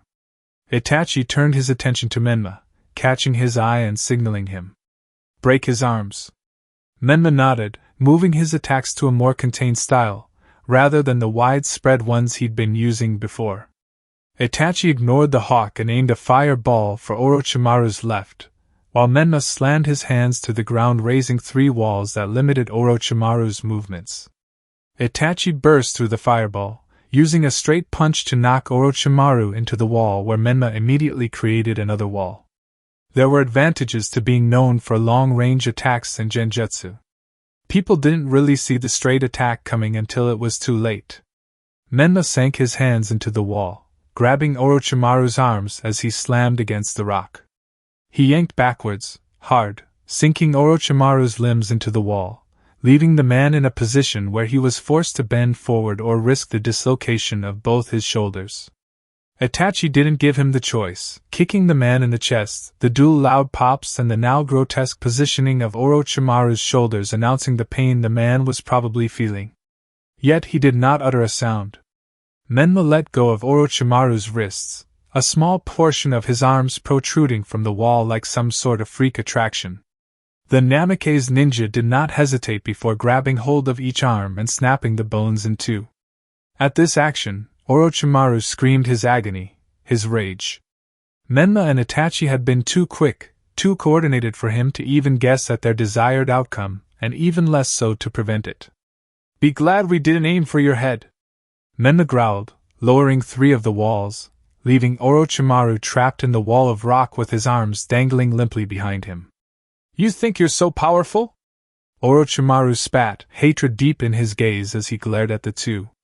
High above them, the hawk puffed away. "No. We're just not taking any chances. Perhaps see it as a sign of respect," Itachi offered, deciding if they were needed elsewhere or if they should remain guarding Orochimaru. The man may have appeared incapacitated, but Itachi knew better than to assume. Mito knew to keep away from Tsunade's direct attacks. After all, Mito was the one that taught her to deal such immense amounts of damage. "Your grandfather would weep if he saw you now, Tsu-chan," Mito chided, lightly sidestepping a heavy kick. "Would he weep if he saw what Nawaki has become? Would he weep if he knew what his village faced in the outside world?" Tsunade bit back. Mito could see controlled anger in every fiber of her being. That anger spoke of a larger problem. For Tsunade to be so angry meant she was truly invested in Hiruzen's cause. "Your grandfather knew when sacrifices were necessary, and he definitely knew that retaliation got nothing in return other than more retaliation. An endless cycle that only led to death. You weren't there when we rescued Nawaki, when we recovered the bodies of our fallen, when I was asked to make a suicide pill to be included in standard issue medkits." Tsunade looked away. "You weren't there when I had to piece my little brother back together both physically and mentally, and then still have to tell him his dream of being a shinobi was over. I had to tell my baby brother that he would never become Hokage." Mito knew, Kami above knew that she knew all too well, the pain of losing loved ones to the senseless fighting among shinobi. She knew the anger that pain fed, the desperate need for the enemy to feel that same anguish. Nawaki, her grandchild, her dearest family. She'd only known him for a short time. It was time enough for her to see all the similarities he had to Hashirama. Yet, she also knew that hatred was not the answer. Retribution would not fix that pain. It would only grow it, feed it. "I will not allow you to make the same mistakes those before us made many times, Tsu-chan. I will stop you." Mito moved into a fighting stance. Tsunade answered with a similar stance. "Then I will have to show you the depth of my pain." Her hands lit up with medical chakra. Mito had an advantage of being an Edo tensei. Still, that medical taijutsu style could be troublesome. It was meant to disarm, sometimes permanently. However, as far as Mito knew, Tsunade had never bothered with sealing. That would prove to be her downfall. Tsunade's attention moved towards another fight for a second, eyes narrowing as her eyebrows pulled together. Mito knew her concern was for her teammate, Orochimaru. Mito took the opportunity, aiming to trap rather than harm. She aimed low, towards the ground, slamming a hand on the grass directly underneath Tsunade's feet. Barrier method formation, triple formula. Standard Chunin level stuff. Mito used the same motion to jump back into the air, avoiding the explosions that activated immediately upon the seal settling. Tsunade was forced to guard as each time she moved a step another explosion was activated. The green medical chakra encased her body, acting as armor. That was an interesting application of the technique. If Mito didn't hurry, the motion-activated explosion seal would quickly become meaningless and Tsunade would be back to attacking her. However, Mito had enough time to activate string light formation. A seal meant to bind Tsunade in place. A slight variation was enough to change the basic formula to freeze rather than contain. Tsunade halted where she'd been about to jump out of the previous seal's range. "Such amateurish seals. I expected more from you, grandmother."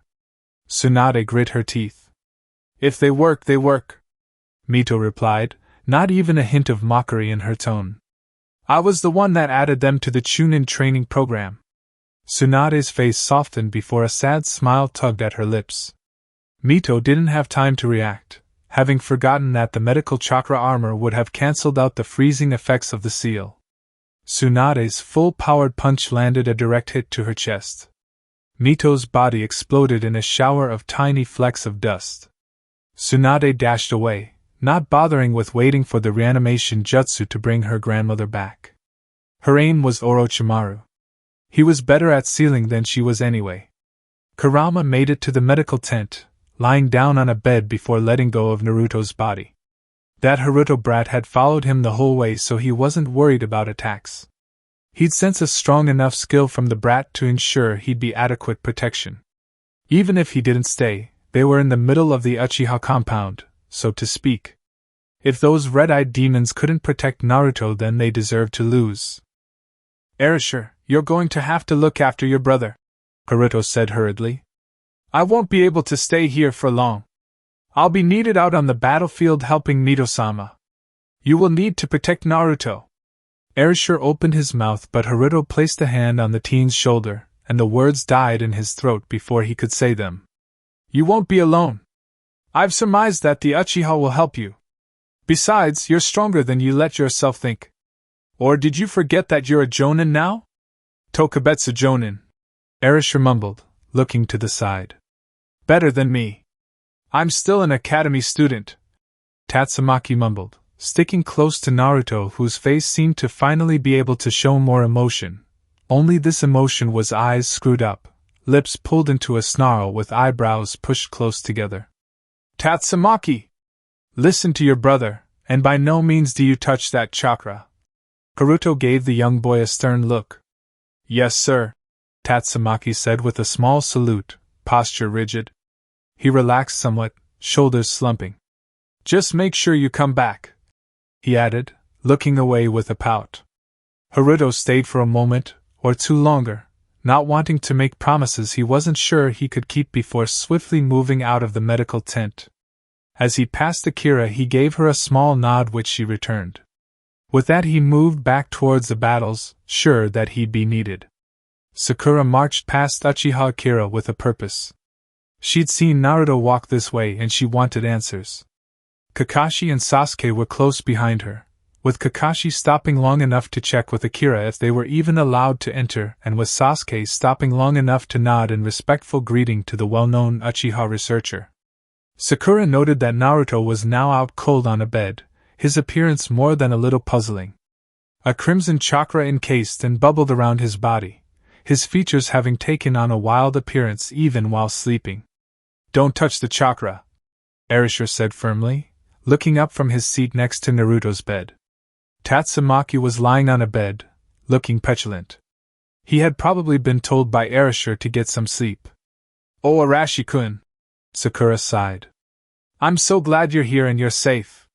She dashed over to the red-haired Uzumaki and pulled him into a hug. Kakashi stood over Naruto, a deep frown seen through the mask on his face. This chakra, what is it? It's the thing everyone is fighting over, Tatsumaki replied, eager to not have to try and sleep. He sat up and swung his legs over the edge of the bed. Madara-sama said that Naruto-kun was special, that the chakra was helping him.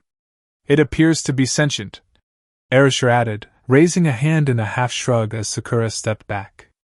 Sasuke titled his head in consideration. How long do you think he's been hiding this power? Naruto hadn't shown much skill in the academy. Had Madara been training Naruto? Kakashi touched his chin, scratching at it absently as he mulled over the question. Well, when I was training him, he showed a lot of promise. His biggest problem seemed to be focusing. Perhaps he figured a way around that. No, there was more to it. Sasuke closed his eyes, their spar from some time earlier coming to mind. Remember when he first came to Team 7 after Erasure got promoted? Yeah, like he didn't know about things he should, and then there were times where he seemed to just remember things randomly, Sakura added. Maybe this isn't Naruto. At least not the one we knew when Kakashi-sensei was apprenticing him, Erasure said, eyes on Naruto. A soft growl, that sounded like a sigh of annoyance, vibrated through the air, coming from Naruto. You four are making too much noise, I'm trying to focus. What are you? Kakashi's posture shifted, growing tense and more alert. The voice, while coming from Naruto, was obviously not his. It was too deep, too feral and gruff. Naruto's eyes opened, the blood-red irises making them all shudder uncomfortably. Team 7, well, almost. Naruto grinned, unnaturally wide. You may not remember me, but I remember you, except the red-haired Gaki, he's new. Be that as it may, you three would be better served on the battlefield. I imagine that barrier will be lowered soon enough. I'm supposed to stay here, Erasure said, eyebrows pulling together as he frowned. You? I'd prefer the Uchiha. Naruto's eyes shifted towards Sasuke. He is the most competent of you lot. Next to him would be Hatake. Naruto's eyes closed again, his body jerking once before relaxing again. Ignore him. He can be a pain, Naruto said, opening his eyes and giving a tired smile. He means well. But he was right when he said you should go to the battlefield, all of you, except Tatsumaki. Naruto's voice was soft, his words almost gasped out. Naruto? Kakashi wanted to reach out, lifted a hand to do so, but Sasuke's hand snapped around his wrist and pulled it back. Yeah, it's me. But I don't know if I'll stay awake much longer. That poison sure is something. Naruto's eyes closed. It doesn't help that I'm not used to Kurama's chakra anymore, so it's taking longer. What the heck are we supposed to do to defend your lifeless body if we're out there fighting the enemy? Sakura hissed, her annoyance coming from a place of concern. I'll be fine. I'm with the Uchiha. Miles away from the battle. Naruto's voice was fading, showing that perhaps the teen wasn't as aware as he'd like to be. Kakashi's posture relaxed, his arms swinging slightly as he leaned backwards, looking towards the doorway. I guess he's right. We should be out on the battlefield. We're not going to learn anything from him right now, with the way he is. Yes, sir. Sasuke, Sakura and Erasure said in unison. Tatsu, stay here, Erasure said as he stood, fixing the pre-genin with a hard stare. Tatsumaki shrank away from the stare, ducking his head as he gave a meek nod. The original Team 7 left the medical tent, Sasuke looking over his shoulder as he passed through the doorway. Tatsumaki moved off of the bed he'd been sitting on, and occupied the chair the Erasure had vacated. He wasn't sure what was going on, but he still cared about what happened to Naruto. Right now, Naruto didn't look like he was doing very well. Tatsumaki pulled his legs up, hugging his knees to his chest. Whatever was happening, he hoped it ended soon. Madara spit out the fireball, keeping it small and contained yet strong enough to blast through the mud wall Jiraiya had erected. Madara knew that Jiraiya was skilled enough to be able to use all chakra types. Jiraiya's specialty was fire style, and yin and yang style jutsu. Hiruzen was also fairly skilled in most styles. Even more so than his student. Not that Madara was worried. It just meant he had to be more careful. What was the quickest way to disable Jiraiya? Killing him would not end well with Naruto, yet sacrifices may need to be made. As the smoke and dust cleared from the attack, Madara watched as Jiraiya's hair shifted and retreated from where it had wrapped around his body. The man was nothing if not creative. Hiruzen came at him from behind, throwing a shuriken and blazing through the hand signs that made one shuriken thousands. Madara answered the flying projectiles with a larger fireball than before. Madara was forced to dodge out of the way entirely when Jiraiya doused his fireball with a wall of water. The shinobi sure was talented if he managed to pull such a large amount of water without a large natural source nearby. Tobirama would have been proud. As Madara sprang to the side to avoid the projectiles from earlier, he was suddenly encased in a cloud of ash. Ah, a Sarutobi's special technique. He ducked low to the ground and formed a small earth dome just as Hiruzen ignited the cloud of ash in a rumbling explosion. A volley of spikes penetrated the earth dome, Madara only just managing to press himself against the side of the wall. Lighting encased Senbon landed in the ground, and he grit his teeth in annoyance. He knew what they were doing, their strategy all too clear. Every nature type had its weakness and its strength. For every nature type Madara used it would have a weakness. If he answered an attack with the corresponding weakness, the other enemy would answer with a weakness in turn. At this rate, it would be who would make the mistake first, or who would run out of chakra first. Madara wanted to activate his Sharingan, however he hesitated. The Sharingan was useful, no doubt, but it took more chakra than he could spare. A very well-kept secret was just exactly how Madara was still alive, and in this fight, that secret gave Hiruzen and Jiraiya the advantage. I was really hoping you'd have finished this squabble in better time, Naruto. Madara bit out in annoyance as he dropped the Earth Dome. All he could hope for now was keeping these two busy long enough for Naruto to recover. He threw a kunai at the barrier, charged with enough chakra to pierce the barrier. It was one of those silly barrier tricks where large wide areas of attack were pointless, but one small piercing attack caused the barrier to come crashing down immediately. It served its purpose, but for now, it was time to expand the war zone. Madara glanced towards the Uchiha as the fighting force dashed towards Hiruzen's supporters. Hurry up, Naruto. You're the only one that'll be able to end this. It's not too late to stop this, Anata, Kushina said, approaching her husband who still seemed to be in shock. Kushina didn't blame him. She wanted nothing more than to pause time, gather her bearings and find out just what the hell was going on. She didn't like being so overwhelmed, so out of the loop. What was worse, she felt that her whole life had been nothing but a puppet show. What was the truth, what was a lie? Where did Kushina and Minato stand in all of this? Minato didn't respond. Come with me, we can figure this out together. There's no point in us standing against each other. I don't want that. Kushina continued, reaching towards his hand. She pulled his hand towards her, grasping it between her own and holding it against her chest. Minato's gaze moved towards hers, his eyes showing a world usually closed to her. It's all I know. There was a brief moment of pain clouding Minato's eyes, before they hardened, flat steel reflecting nothing back at Kushina. He snatched his hand away. My sensei knows what's best and I have always trusted his judgment. Kushina stepped back, distancing herself from the man before her. This man was the trained puppet of Sarutobi Hiruzen, this was not her husband. Her challenge now would be how to overcome that innate loyalty Minato had to a man who would readily sacrifice anyone so long as it served his cause. Minato pulled out a kunai, Kushina noting that this was one, not a poisoned one. Did that mean there was hope? Give up on this battle, Kushina. You're powerful, but you and I both know that I have the advantage, Minato said, moving into a stance that meant he was about to rely on speed. He wasn't wrong. Minato had his markings everywhere. Kushina knew for a fact she had one on her body. They didn't come off. It was meant for protection, but right now it was her biggest weakness. Minato's speed was no joke. Their fighting styles were completely incompatible. She was wild and generally a hit hard now and ask questions later kind of fighter. Minato, on the other hand, was strategic. He'd probably already come up with several ways to incapacitate her in one move.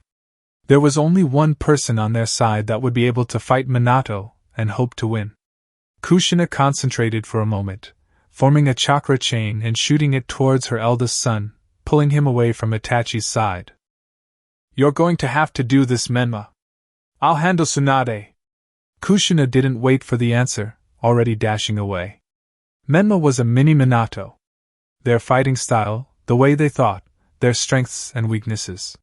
He was the only one right now that could manage. Itachi might have been able to as well, but Kushina didn't want to pull the Uchiha into the affair. She didn't know his strengths and weaknesses as well as she knew Menma's. Itachi, stay on Orochimaru, Kushina said, sliding into path of Tsunade's punch, catching her fist and holding on tight. Tsunade's brute force approach was more her speed. The Senju had been trying to get to her teammate, to free him from the wall so that she could heal his arms. Menma and Itachi had been doing well to keep her at bay. Mito shunshined in next to her, arriving fresh from having reformed. No, Itachi, go help Menma. The two of you will need to work together, You don't have a seal marking, Menma does. So you got a little help. Tsunade bit out, jerking her fist out of Kushina's hold. Kushina-chan, I think following Menma and Itachi's example would be best. I failed, but perhaps you'll have better luck. Mito nodded towards Orochimaru. Then perhaps staying away from seals would be better. Kushina offered, 3 glittering chakra chains forming around her. After all, the seals are expected. The Uzumaki may have been known for their sealing ability, however there were many other ways to fight. Mito nodded her agreement, moving into the Uzumaki taijutsu stance. Tsunade hadn't had much of a talent for all things Uzumaki, falling strictly towards the Senju side of her inheritance. The only thing truly Uzumaki about Tsunade was her vast stores of chakra. Kushina lifted a closed fist towards Mito, who returned the gesture. A strand of chakra chain connected them, each Uzumaki grasping the chain. This technique required they work in complete unison. Let's go! Mito barked, dashing towards Tsunade. Uzumaki Tatsumaki had finally drifted off to sleep, not that Danzo was worried about the brat. It was more like the less ruckus the brat caused the better. This was supposed to be a covert mission. While Madara was distracted, Danzo was meant to take Namikaze's Naruto. Once they had the boy, they'd have the tailed beasts. The Uchiha woman that had been stationed in the medical tent had left a moment or two before the brat had fallen asleep. It was all too easy. Danzo carefully pulled the blanket from an empty bed, throwing it over Naruto's body. Would the chakra seep through the blanket? It didn't appear to. For the most part, the chakra had become something of an internal stimulant. It had even retreated to the extent that Namikaze's features had returned to normal, aside from the whisker-like markings on his cheeks. Danzo poked the boy's cheek, noting that he didn't stir. Seemed the poison was still active. That or the healing process was taking a toll of its own. He picked the boy up, throwing him over his shoulder. Turning around, and carefully making his way past the sleeping Pregenin, Danzo hurried towards the exit. The Uzumaki brat might have made a good addition to his route Anbu, but that was a dilemma for another day. Right now, his biggest concern was securing Namikaze Naruto, and the power the boy had access to. Chapter 32. Past. Madara, what would we do if one of us turned traitor? Madara turned to Naruto, the blonde watching the river as he hugged his knees, something seeming to be weighing on his mind. It was one of those rare moments where it was just Naruto and Madara, the others all out on missions.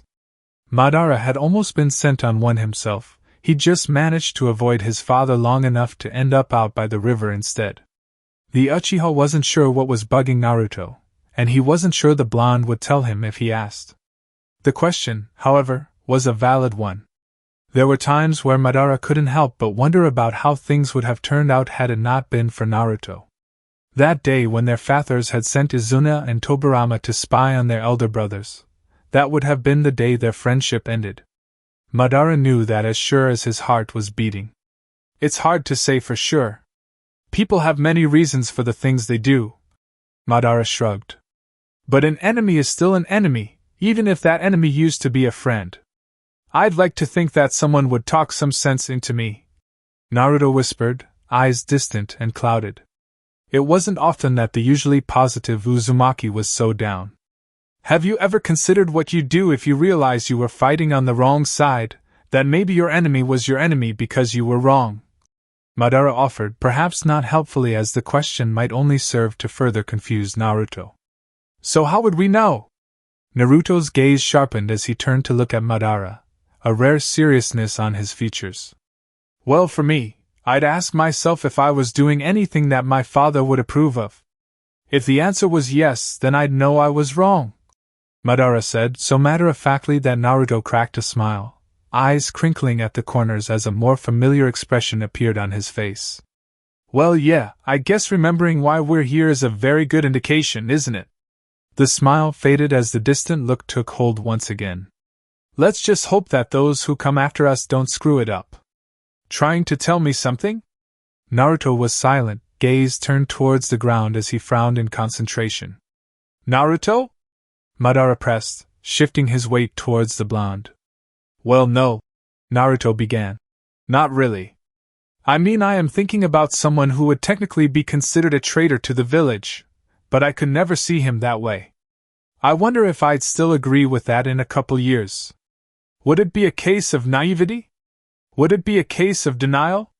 The problem is, now that I've had time to think things over, something I didn't do a whole lot of before, I'm wondering if there was more to the story. I'll never really know for sure, not anymore. Madara turned his attention back to the river.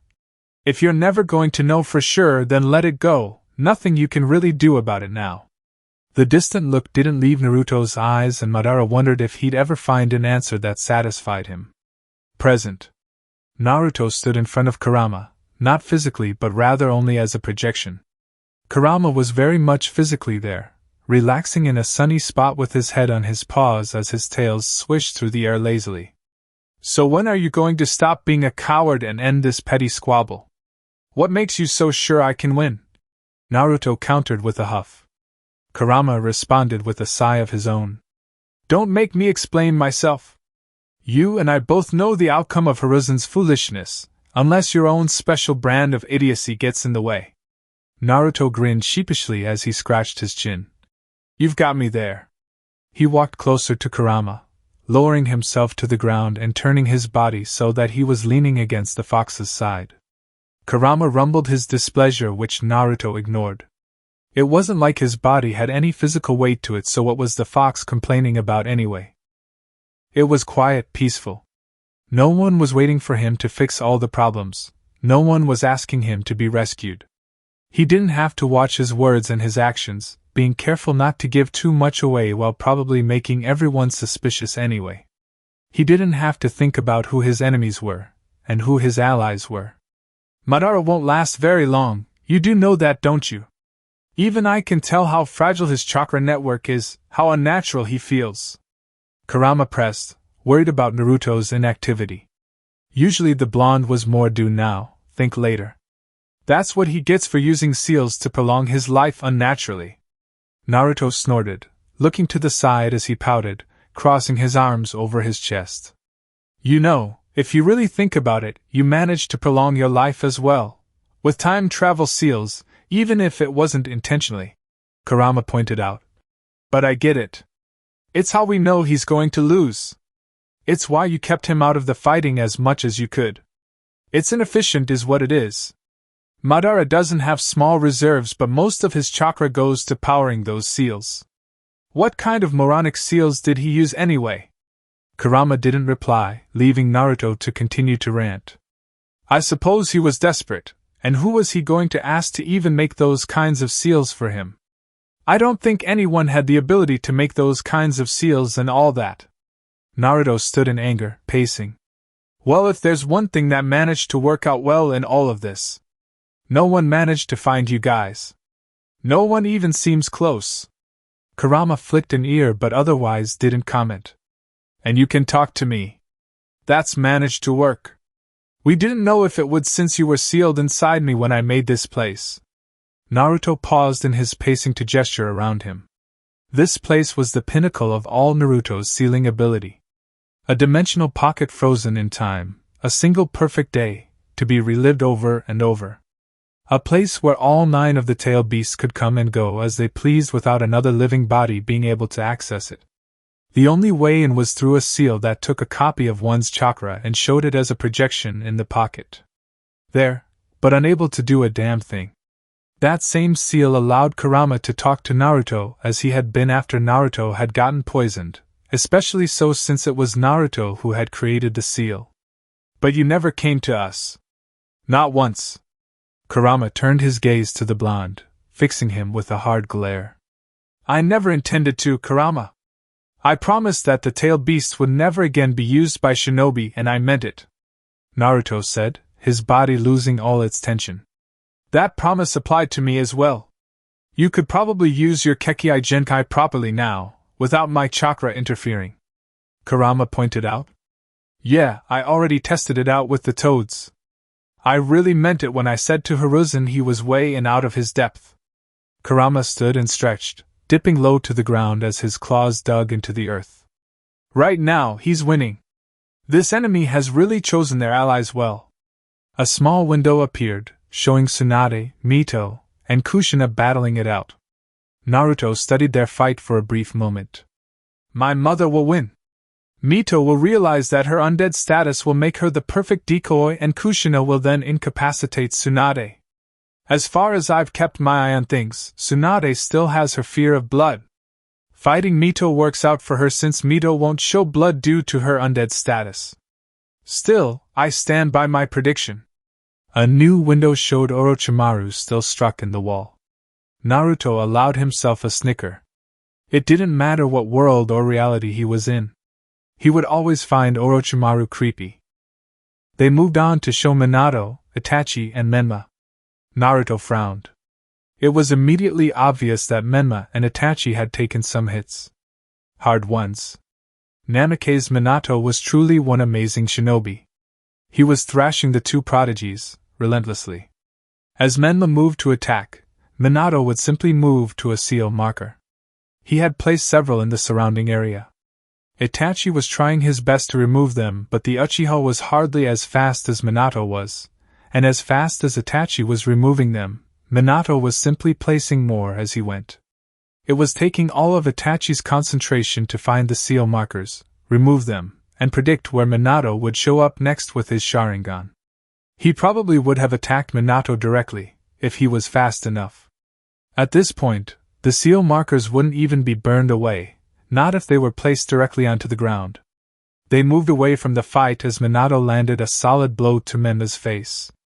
That was going to leave a mark. The next scene showed Team 7 and Haruto, just about wrapping it up with the enemy forces. It was somewhat one-sided when you had the Uchiha clan on your side.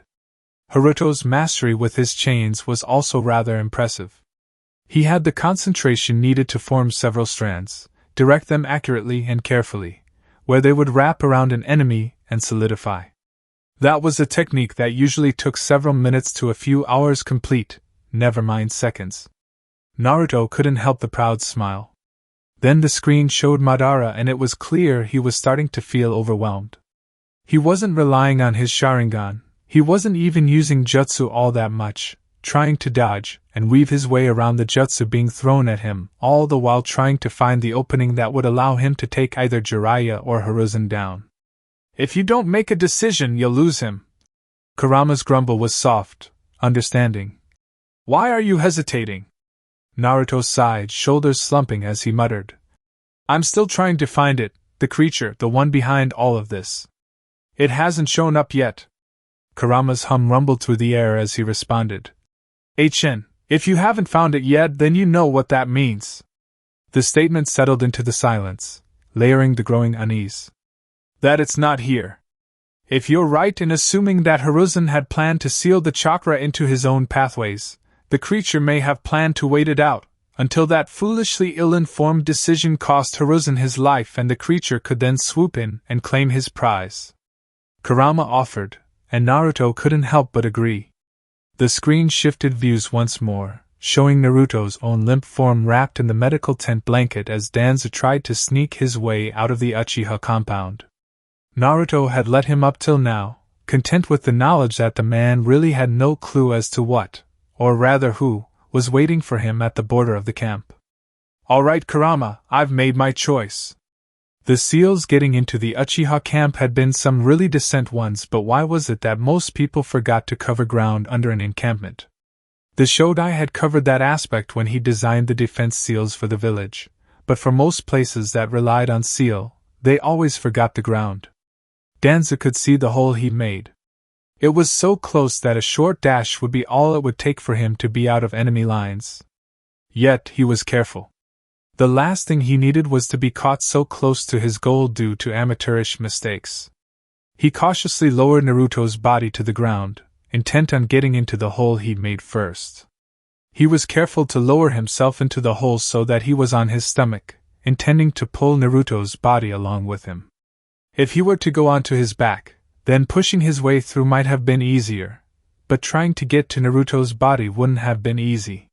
He was about to reach for the blanket-wrapped Namake's when a whisper shivered in his ear, breath washing over his skin like a million ants. I don't think you should be here. In the next moment he felt himself yanked through the layers of earth covering his tunnel and thrown to the ground, where he landed with a groan. Uchiha Obito's special ability, to be used in extreme emergencies. I'd say this counts as an emergency, a cold voice stated casually. And just so you know, we could have let you go a few more miles. I mean, with Shirsui's speed, you really wouldn't have gone far.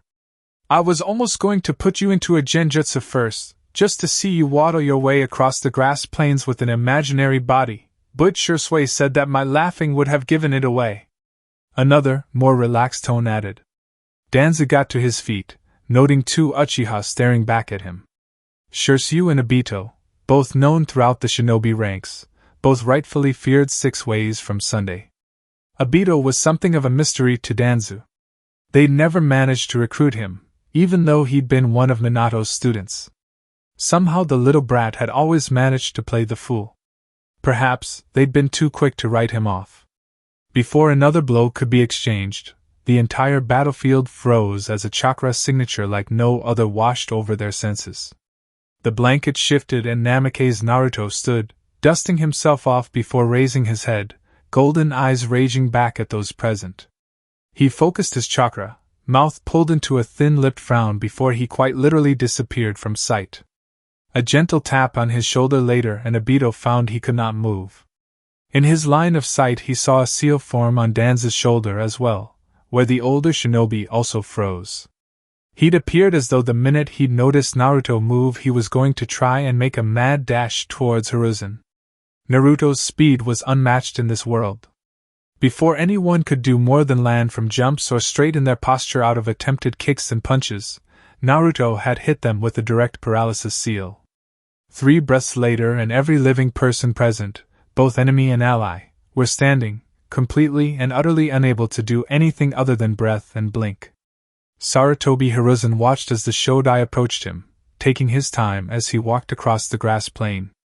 He stopped just out of Hiruzen's reach, even though the older shinobi couldn't move. Naruto stood in front of Hiruzen, eyes cold just as they blazed with the color of the sun. I haven't always been the hero, done the most honorable thing. You try, you really do, but when you have a whole village of people to protect, well then you do what you have to. His eyes weren't the only physical change on Naruto's face. Red lines streaked over his cheeks, dripping down as though he'd been crying tears of blood. Red rimmed his eyes, making the gold all the more apparent. This was Naruto's Sage Mode transformation. I won't make the mistake of letting my guard down again. I'd merely been hopeful up till now that we could resolve this peacefully, without fighting. That's why Madara calls me naive, Naruto said, shoulders slumped as he looked to the side. But you failed to realize that he also listens to me. You failed to take into consideration that I was, and still am, the Shodai of the greatest village the elemental nations has ever seen. This title does not come without its own fair share of enemies. He turned a hard glare on Hiruzen once more. If Hiruzen wanted to reply, he could not. There was not a force in this world that would allow him to open his mouth and have his say. You didn't want to listen to me earlier, so allow me to take the pleasure of explaining to you how things are going to go. Naruto continued. These seals won't wear off when I run out of chakra. My Sage Mode isn't going to deactivate unless I want it to. See, Sage Mode is powerful, beyond measure. Yet it has a very glaring weakness, other than being so difficult to master. It runs out. It's directly proportional to how much chakra you have, but no matter how large your reserves are, it still runs out. 5, maybe 7 big jutsus in and poof, you have to recharge. Not easy to do in the heat of battle. Naruto pretended to be very interested in Hiruzen's clothing, not caring if the man was listening or not. He wouldn't be able to tell anyway since Hiruzen couldn't change his expression. I solved that problem temporarily when I was 16, fighting to avenge my master's death. Still, I wanted a better, more permanent solution. Naruto flicked some dust off of Hiruzen's shoulder. It was hard not to take the man seriously, to not listen to his every word. It was such a stark contrast to the almost happy-go-lucky approach he'd been using thus far. Hiruzen was hard-pressed to compare the cold, cynical version of Naruto to the gentle man he'd grown up knowing, and see any similarities between them. This time Naruto moved to Madara. The clone he killed wasn't just a clone. It's a solution to my problem. What's the point of a clone that can die, but doesn't disappear when it does? Other than helping me with my problem of being in two places at once, it collects the natural energy around us, and sends it directly to me. As long as that clone remains motionless, I can enter Sage Mode anytime I want, for as long as I want. Naruto waved a hand in the air, a motion of shushing someone who wasn't even talking. Now I know what you're thinking. All you have to do is destroy that clone. Naruto smiled, the gold in his eyes leaking out, leaving only the most piercing shade of blue Hiruzen had ever had the misfortune of being scrutinized with. I still have an open contract with every known ninja summon in this world. I have the ability to cancel any existing contract at will. For emphasis to his words, Naruto tapped Jiraiya's forehead, seals spreading from the tips of his fingers, and a connection with toads dissolving instantly. Why? Because I built those contracts. I just left Uzumaki Takashi's credentials on the scrolls. He died when he shouldn't have, and I felt obligated to complete his work. That doesn't change the fact that I can and will summon every single ninja summon, all at once, and still be able to hit you with several of my best jutsu. Naruto's eyes brightened to the gold from earlier once again. Madara felt a tingle on his shoulder, and a moment later he could move again. You know, Naruto, you sound like an utter ass right now. Naruto could feel the anger in Hiruzen's chakra, the denial. But there, just bubbling under the surface of all that, was the panicked realization that maybe, just maybe, he'd been betrayed. If you're waiting for that creature to appear, it's not here. Naruto's tone was softer now, his gaze slowly warming. I don't know what it promised you, Hira-chan, but it's wrong. Naruto released the paralysis seals, the shinobi on the plains behind them giving off a sense of relief as well as a healthy dose of fear. Naruto ignored them, and offered a hand out to Hiruzen, a peace offering, albeit a guarded one. You never would have won this, Hira-chan. I didn't even tell you about all the seals I could have spent the next couple of hours applying to your, and all your supporters' bodies. Hiruzen's entire body seemed to slump as though some great weight had been added to his shoulders. There really was no denying he'd been thoroughly beaten. Sensei? Jiraiya was uncertain, waiting for Sarutobi's orders. Hiruzen took Naruto's offered hand. You better be right, Naruto-sama. Naruto felt the deep sense of duty in Hiruzen's chakra. He knew that without a doubt Sarutobi Hiruzen really had been acting with the best interests of Konoha in mind. Too bad a small grain of truth was all it took to make a bag of poison seem appealing. Oh, don't you worry, Hira-chan. Unlike that old man behind me, I don't have any problems keeping up with my previous level of skill. I'll be sure to remind the elemental nations of that fact in a week or so. Naruto grinned widely, Hiruzen momentarily blinded by the absolute positivity Naruto was usually known for. It was in that moment, that all-consuming magnetism drawing Hiruzen back to his childhood, to when he'd first met the man whom his father so respected, that the Sarutobi realized what a fool he'd been. He closed his eyes, and smiled sadly. The creature was probably stirring up trouble in other hidden villages. That was a given. Zetsu was its name. He'd promised Hiruzen the world, but all Hiruzen had wanted was Konoha. With Naruto-sama back with them, with the Shodai aware of threats such as Zetsu, Hiruzen knew that they would be fine, something that Naruto had been trying to tell him from the start. Later that night, with the Uchiha clan back in their village compound, and all Hiruzen's supporters safely behind bars, Naruto was free to face the multitude of questions being aimed at him. Just because he was free to do so, didn't mean he was around to answer. For the moment at least. Some things were more important, such as saying goodbye to an old friend. So Naruto, I seem to be leaving you with quite the mess to clean up. Mito smiled mischievously and Naruto rolled his eyes. Keep that up and you won't be allowed to leave until all of this really is sorted.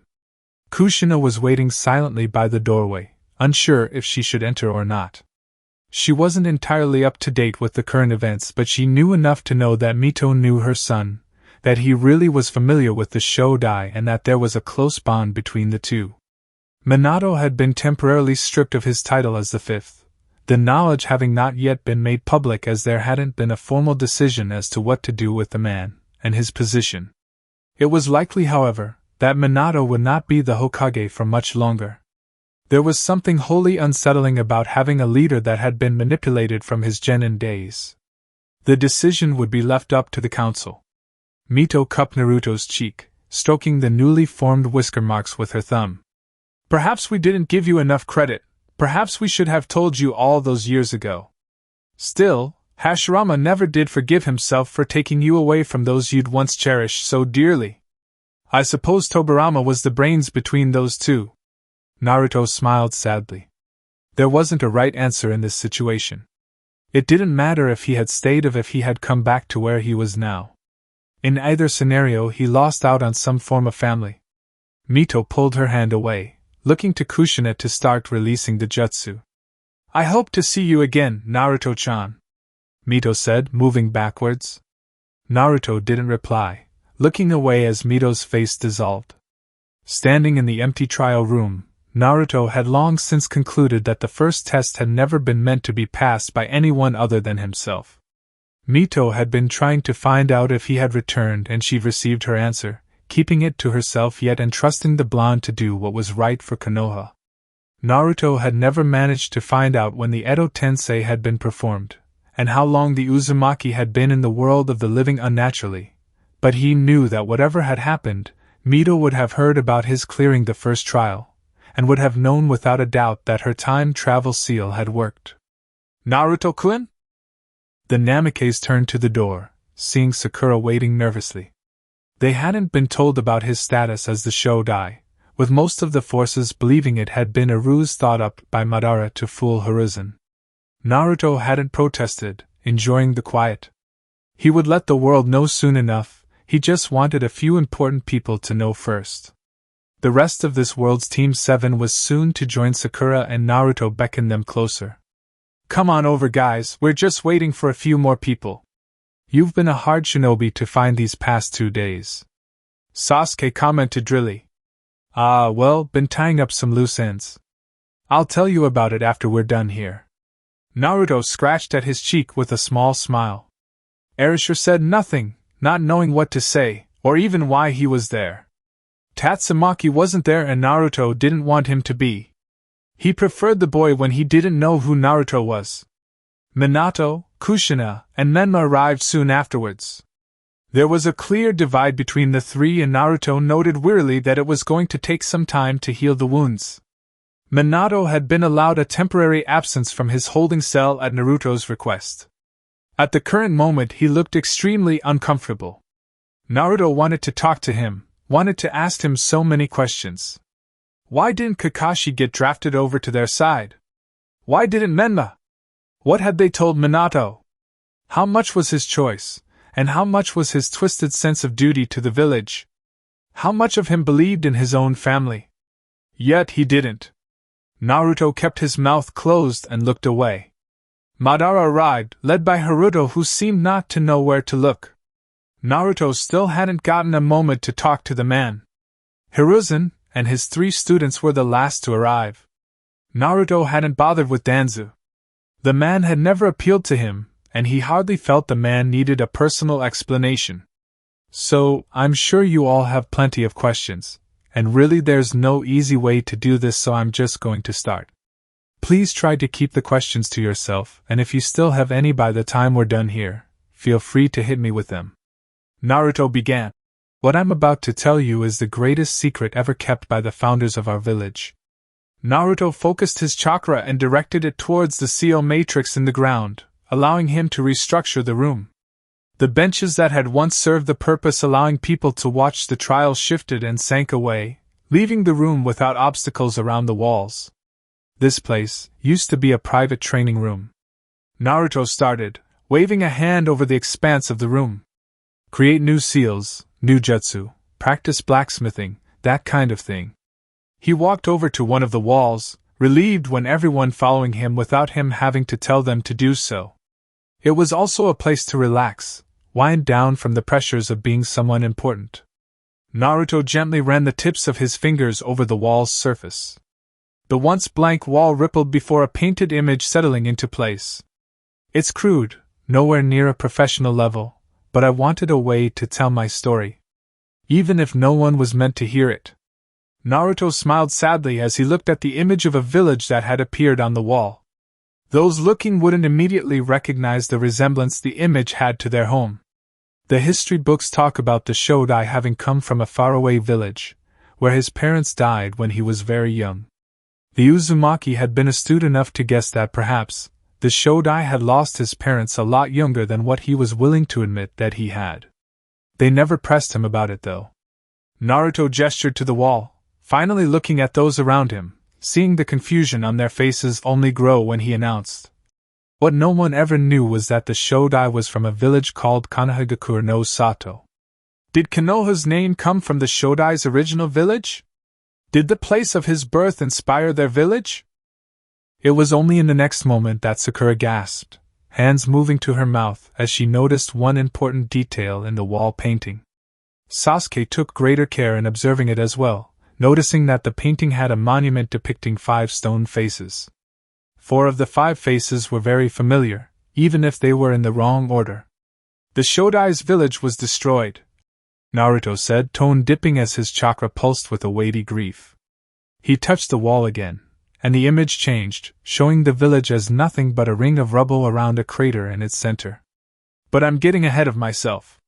Let's backtrack to a little before that. Naruto moved to the next wall.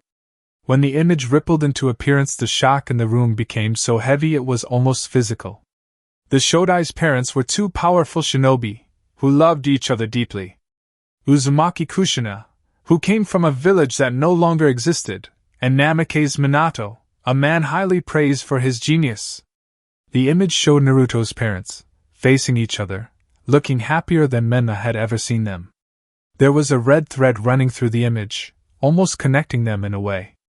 It was a time of war, for most of their lives, and Minato garnered many enemies due to his skill on the battlefield. However, it was that same skill that allowed him to become the Yondaime Hokage at a very young age, following the end of the Third Great Shinobi War. This time the image changed to show the young blonde wearing the white and red Haori, with the Hokage hat. Their happiness would not last long. The Shodai's parents loved their village. Loved it enough to die for it. It was that great love that meant on the day of the Shodai's birth, he lost both his parents to the village. But the Shodai didn't know this for a very long time. See, his father's great skill and plentiful enemies meant that the orphaned baby was given his mother's name, Uzumaki, in order to survive without fear of retaliation from those enemies. This decision was made by the Sandaime Hokage. This time Naruto touched the third wall, revealing the aged Sarutobi as a peaceful grandfatherly figure. When the Yondaime lost his life to protect the village, the Sandaime resumed his duties as the acting Hokage and took it upon himself to raise the orphaned Uzumaki child. Naruto paused for a moment, not wanting to meeting any gazes, not wanting to encourage any questions just yet. He squared his shoulders and carried on, moving back to the second wall. See, what no one at the time knew was why and how the Shodai's parents had died. Uzumaki Kushina was special. She had the Uzumaki bloodline, making her a viable candidate for a very important task. She had a beast sealed within her, where her bloodline suppressed the chakra of the beast. Without going into too much detail about the beast itself, I will just say that it's one of the beasts Hiruzen was so eager to get his hands on. The image changed to show Kushina with Kurama's silhouette in the background. The term used to describe such a person was called a Jinchuriki, a human sacrifice. There were at any given time 9 Jinchuriki in the elemental nations. All the hidden villages had them. If time travel hadn't crossed their minds by now, then Naruto was sorely underestimating his crowd. My mother had taken over from Uzumaki Mito, who had been the first Jinchuriki of the tailed beast. However, the seal that kept the tailed beast sealed within her would weaken during childbirth. My father had been fairly adept at basic sealing and had been present during the birth in order to keep the seal from breaking. It was a highly classified secret, my existence, and the status of the weakening seal. The whole thing was done cautiously just in case the worst came to worse. It worked, The birth went smoothly and I was born into this world, happy, healthy and above all, loved. Naruto had slipped and used direct possession pronouns. He didn't care at this point. This part of the story was important. The image had changed to show his father smiling as Kushina embraced a tiny baby Naruto. However, there was a man who knew about the secret, a man who should not have known. Naruto's tone and face darkened. He used baby Naruto as a hostage, took Kushina and Minato, saved his son, and still weak from labor the man broke the Jinchuriki seal. The image changed to show the rampaging Nine Tails. What was then known as the Kyuubi ran amok, destroying all in its path. Years of anger and hatred had built up within the beast, and it relished the chance of freedom, the chance to inflict its suffering upon the people who had caused it. This part was easy for the villages of Konoha to understand, it was easy for them to remember. This was a night many people lost loved ones. It was a night many people feared, harboring a special hatred and rage for just this event. The image changed to show a masked man. The person who had released the Kyuubi also had a very important ability, the ability to control it. A single hole in the mask flared a brilliant red, 3 sipping Tomo completing the look to make it unmistakably an Uchiha. Here Naruto looked to Madara. I never told you this part, Madara. He let out a shuddery breath. The man fought my father, and lost, retreating to continue his plans another day. This man had another important ability, to become intangible. That part is important because he wanted the world to believe he was Uchiha Madara, when he really wasn't. Naruto could see the recognition on some faces that the masked man had been Uchiha Obito. He wanted the world to believe he was Madara because that part was easy to convince. You see, Uchiha Madara was a traitor to the village, and even his own clan. Even if this was a good 40, maybe 50 years after Madara's time and Madara was believed to be dead, killed Senju Hashirama many years earlier. But that part of the story isn't important. The image changed to show the sealing of the Kyuubi. The Kyuubi had been sealed away because of its destructive power, more to keep it out of the hands of the enemy than any real desire to use that power for the sake of the village. Naruto paused, studying the image of his parents, a claw pierced through their chests, as they strove to protect their newborn son. See, when the beast the Jinchuriki holds is extracted, they die. The fact that Kushina hadn't died immediately spoke only of her skill and vitality. She was really amazing. She might have even lived if the beast had been sealed back into her in time. But my father knew the masked man would be back. He knew that the man had some pretty big plans that needed to be stopped. Up till that point, no one had managed to control the power of the Kyuubi, merely contain it. So my father used a really powerful seal, one that came with a heavy price, and cut the Kyuubi's chakra in half, a yin and yang half, sealing only half of the Kyuubi's power into his son so that he would have a chance to beat the masked man, to stop him. In exchange, it cost him his life, and my mother died soon after. Naruto touched the image of his parents one last time, moving to the one of the Sandaime. No one knew about the masked man. They died before they'd had a chance to tell anyone about it. There were suspicions, there were speculations, but as much as the general population knew and was permitted to know, was that the Kyuubi had been a natural disaster, and the little blonde baby with whisker marks on his cheeks had arrived the same time as the beast had disappeared. See, with Minato's enemies being a concern, and Kushina's weakened seal being a concern, the information about their son was kept very hush-hush. No one knew who he was, where he'd come from, only that he existed after the Kyuubi. A few angry shinobi who'd known that the Kyuubi had been sealed into the baby let the secret out. All the hatred and fear of that night was compounded and directed towards the object they believed was the cause of it all, the tiny, helpless baby that didn't understand any of it. Naruto looked towards Hiruzen.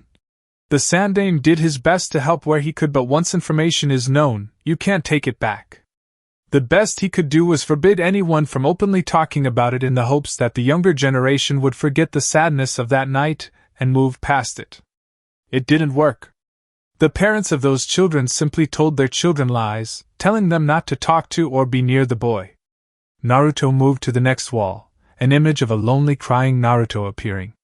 So you see, the son of the Yondaime Hokage grew up lonely, hated, and very much confused as to what he'd done to deserve such treatment. He acted out, demanding attention from the adults who tried very hard to ignore his presence. Silly things from painting their shop windows to just generally being loud and obnoxious.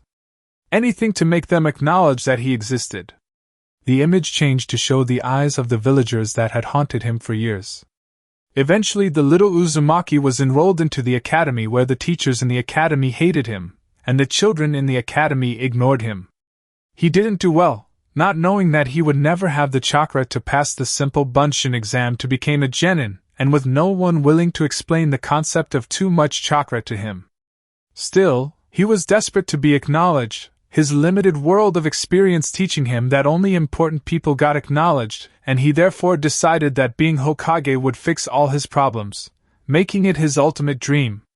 The next image was one of Naruto's sickly shadow clones. He didn't bother to mention the sexy no jutsu, or the outrageous prices he was charged when it came to buying his food. The image changed to his meeting of his academy sensei. Eventually, the sad little Uzumaki boy was given his last chance to become a genin, and he was placed in Yumino Irika's class. The man didn't want to teach the little Uzumaki boy at first, having lost his parents on the night of the Kyuubi attack. He understood that the boy in front of him was not the beast that had killed his family, but the boy was everything that represented that night. It was rough at first, with Irika almost giving up. The image changed to Irika and Naruto sitting at Ichiraku Ramen, having their first bowl together, with Naruto looking deliriously happy.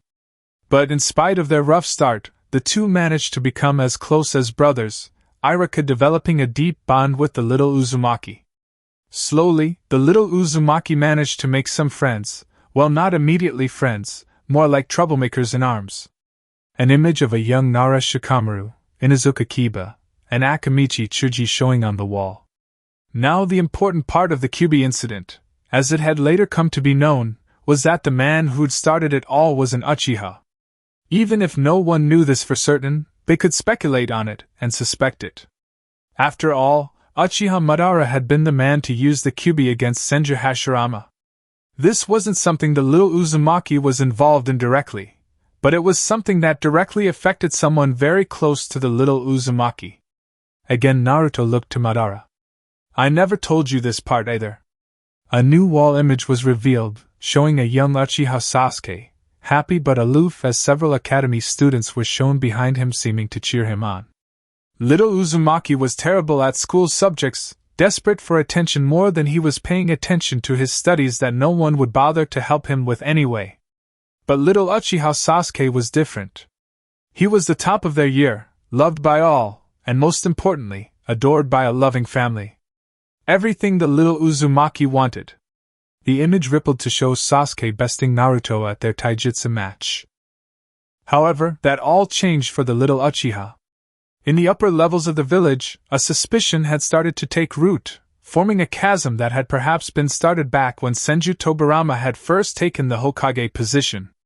Without getting into too many specifics, in the space of a single night, the entire Uchiha clan was massacred, all of them, except for little Uchiha Sasuke.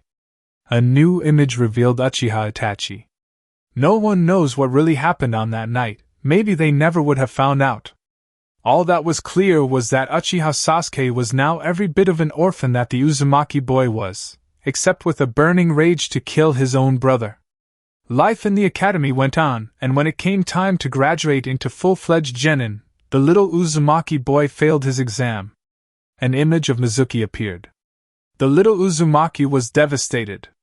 A trusted adult told him that he could still pass, if he took the forbidden scroll in the Hokage's office and learned a jutsu from it.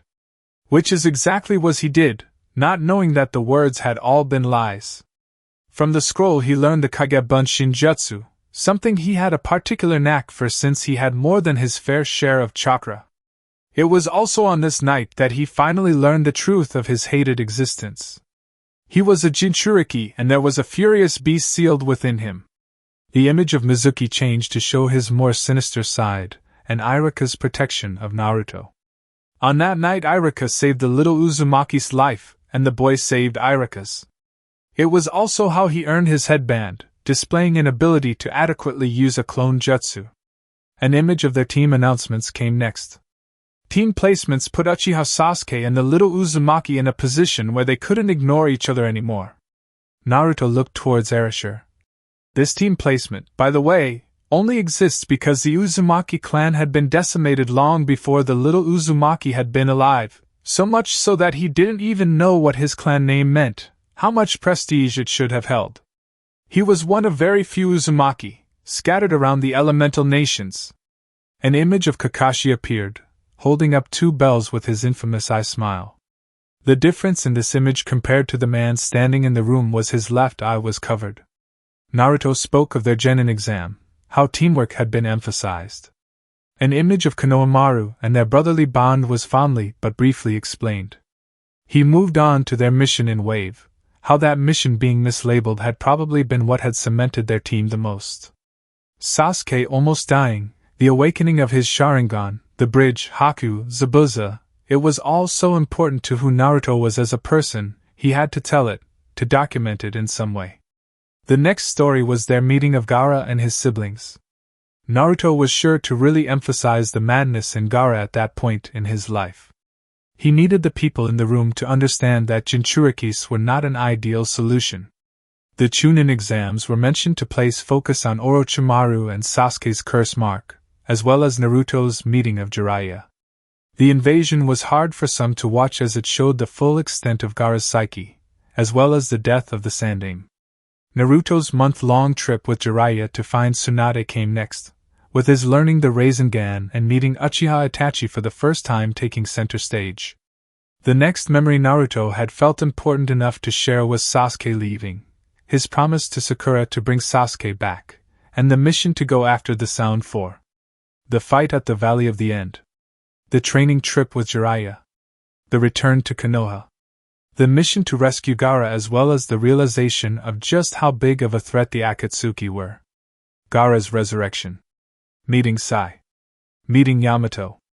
The mission to meet Sasori's spy that turned out to be Kabuto, which later turned into a Kyuubi-induced rampage. Seeing Sasuke at Orochimaru's hideout. Asuma's death. Learning about wind nature and creating the Rasen Shuriken. Avenging Asuma's death. Deciding to go after Itachi as a means of getting to Sasuke as well as the Akatsuki. Being too late as Itachi is killed by Sasuke and Sasuke evading capture by the Konoha team. Naruto finding out about Jiraiya's death and going to train with the Toads. And now we came full circle to the village being destroyed. Naruto stated hoarsely, having been talking for a long time. The first image of the village nothing more than a crater appearing again. While I was training with the Toads, the leader of the Akatsuki had attacked the village looking for me, well for the tailed beast inside of me. I arrived in time from my training to see my home destroyed. An image of pain and his bodies was shown. Naruto carried on, showing Hinata, her desperate attempt to help him and his subsequent rampage. He showed his father, arriving in time to save him from himself. He showed Nagato and their conversation about peace just before the man gave his life to bring those Naruto loved back to life. The rebuilding efforts, and Tsunade's incapacitated state. Then came the announcement that Sasuke had joined the Akatsuki and Danzu's decision to label Sasuke a missing nin. Naruto's fight with Danzu, and his discovery of the wooden cylinder. He carried on, showing his arrival in the past, his meeting of the young Madara and Hashirama. He detailed how they bonded, trained and dreamed of building Konoha once again. The memories were incomplete as Naruto had been interrupted. He stopped when he got to the part where he discovered he had the Uzumaki bloodline. So anyway, I think it's safe to assume that you know the rest. Naruto drank some water as he looked to the ground. He waited a moment before looking up and stating, "So the greatest secret ever kept was that Uzumaki Naruto was a time-traveling ninja from the future, and here I stand as the boy in those images who experienced every hardship because of a tailed beast no one understood, as the man who helped build this village, and as the boy who was raised as Namikaze Naruto. And if it's alright with you all, not that you get a choice, I'm going to go have a nap while you guys let that all sink in." Naruto shunshined out of the room, trusting those that needed to be back in lockup to get back to lockup. He reappeared back in his room, exhausted and eager to put his head on his pillow. Kushina approached Minato's cell quietly, not sure if she even wanted to be there in the first place. The world Naruto's memories had shown her were something of a delightful dream as far as she was concerned. The images of her and Minato had looked so happy. Was there a chance that they'd be able to have that in this world? Minato being in the cell was nothing more than a formality. The man really could break out if he wanted to. Nothing had been added or changed to take away that ability. She pressed her hands to the bars, Minato looking up from the book he'd been given permission to read. His expression was soft, more carefree than Kushina could ever remember seeing it. "It's been so quiet, so peaceful in here, I almost don't want to leave," Minato said with a grin. "I can't remember the last time I'd had the time to read a book." He put the book down and stood, approaching the bars where Kushina waited. "I've been thinking about those memories too. Wondering if maybe that could be us." Minato seemed like he needed to say what was on his mind, relieved to even be given the opportunity to say the words at all. Kushina hadn't visited him since the war on the grass plains, not being able to face up to the question of just what exactly were they to each other. "Can that be us?" Kushina pressed. "Because when I needed you on that battlefield you chose them. I chose them because I thought he murdered my son." A swelling silence took over, Kushina feeling her chest grow heavy, each breath coming more painfully than the last. "I want us to be together for us, not for the agendas of those around us," she whispered, feeling her eyes prickle. Minato gently placed his hands over hers, pressing close to the bars. "I would very much like to be a family, one uninfluenced by village and clan politics.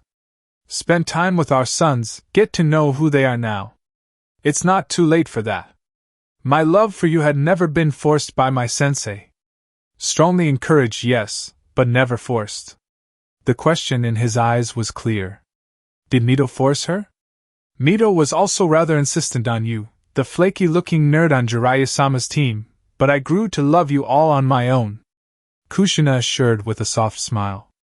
"I think maybe, somewhere in all of what happened, I forgot that part." Minato suddenly disappeared from the cell, reappearing next to Kushina where he pulled her into a rough hug and kissed her as sirens blared around them. Naruto suddenly appeared looking exasperated, and also looking as though he'd just woken up, otter hat munching his head and everything. "Can't you two just do that inside the cell?" he grumbled before touching their shoulders and sending them inside the cell so the alarm would stop. They laughed as Naruto disappeared again. Perhaps there was a chance for them as a family after all. Naruto, now dressed and decent, appeared in front of Sarutobi's cell. He stood for a moment, silent, while watching the old man that reminded him more of the Sandaime Naruto had grown up around than the man he'd been a few days ago. There would be no easy way out for Hiruzen, but there was at least hope for redemption. "I'm going to take you to a room with your students in it. I want to try to understand your reasoning a bit more, since I forced my reasoning on you by showing you my life." Hiruzen had been seated by the window, enjoying the small view this afforded him. He stood slowly, finally looking his age as he approached the bars that had opened upon Naruto's approach. "I'm not sure what I can tell you at this point," Hiruzen mused. "Why you fought so hard for your beliefs, what it was that converted your students so thoroughly," Naruto replied, placing a hand on Hiruzen's shoulder before taking them to a room where Tsunade, Orochimaru, and Jiraiya were already waiting.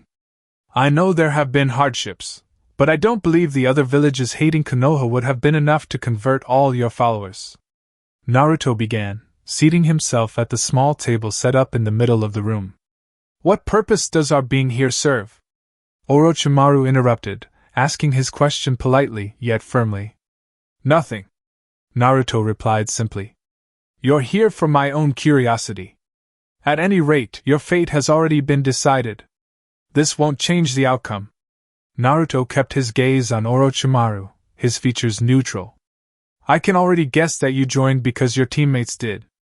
You don't really have any personal claim in the matter," Naruto continued. "Your parents are still alive, and you don't have an unhealthy obsession with science, as you did in my past. No, I don't have a personal stake in the matter, but Tsunade-chan is my teammate and we stick together. Not to mention, Nawaki-kun was my student, Orochimaru offered with a cold smile. Nawaki went on a mission that didn't end well for him, Hiruzen offered. You see, he was only a genin when the mission I sent the team on went horribly wrong. The mission was mislabeled due to falsely provided information, and as a result they were wholly unprepared for what came next. Past. Sensei, the map says we should be arriving soon. Orochimaru looked behind him with a smile. He knew the way. Of course he did, but the skill was important for the boy to learn.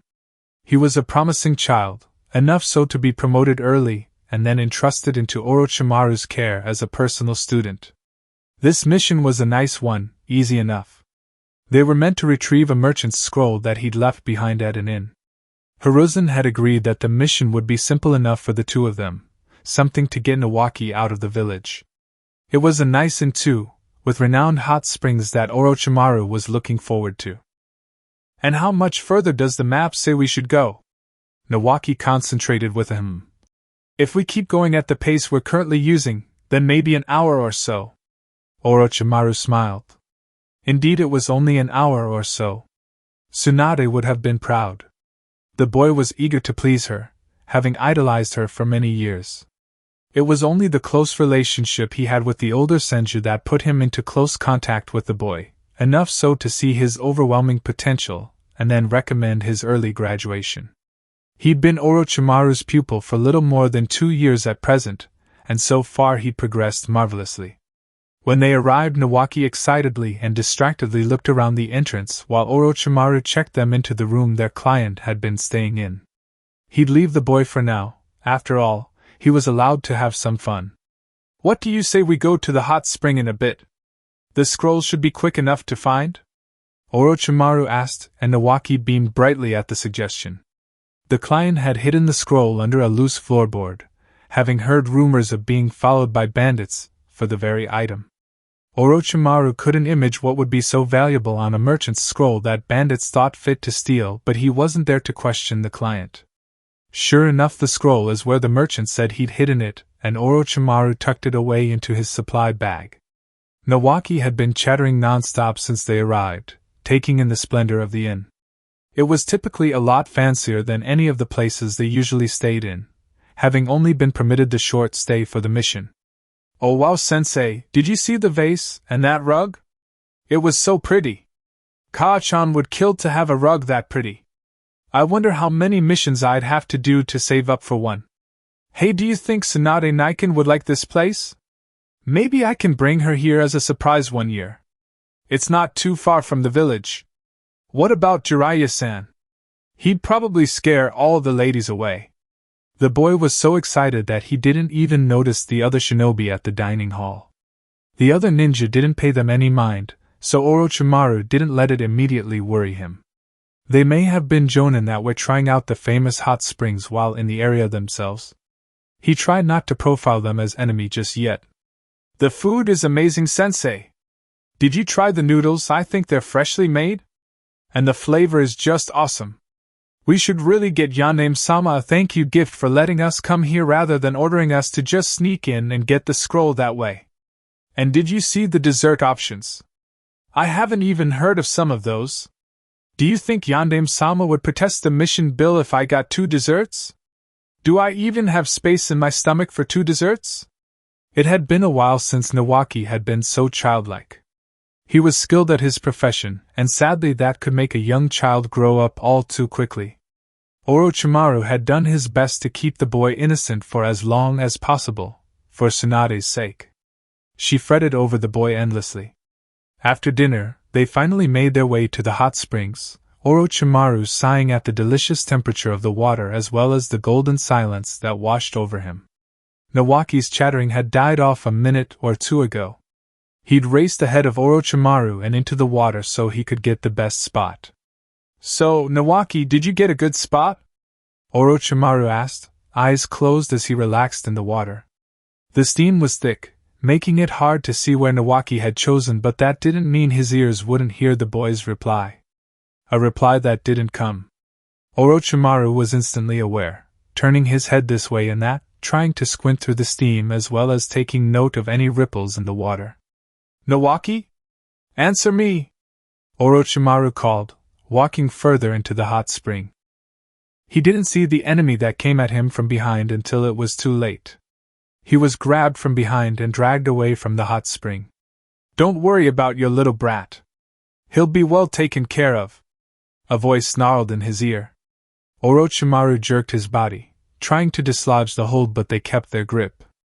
He growled and forced an arm towards the needles in his hair that had been used to keep it tied up. The needles also served a much more sinister purpose. He stabbed the enemy in the eye, not deep enough to kill the man but enough to make him let go. Orochimaru spun around, holding the two needles like weapons. "Where is my student?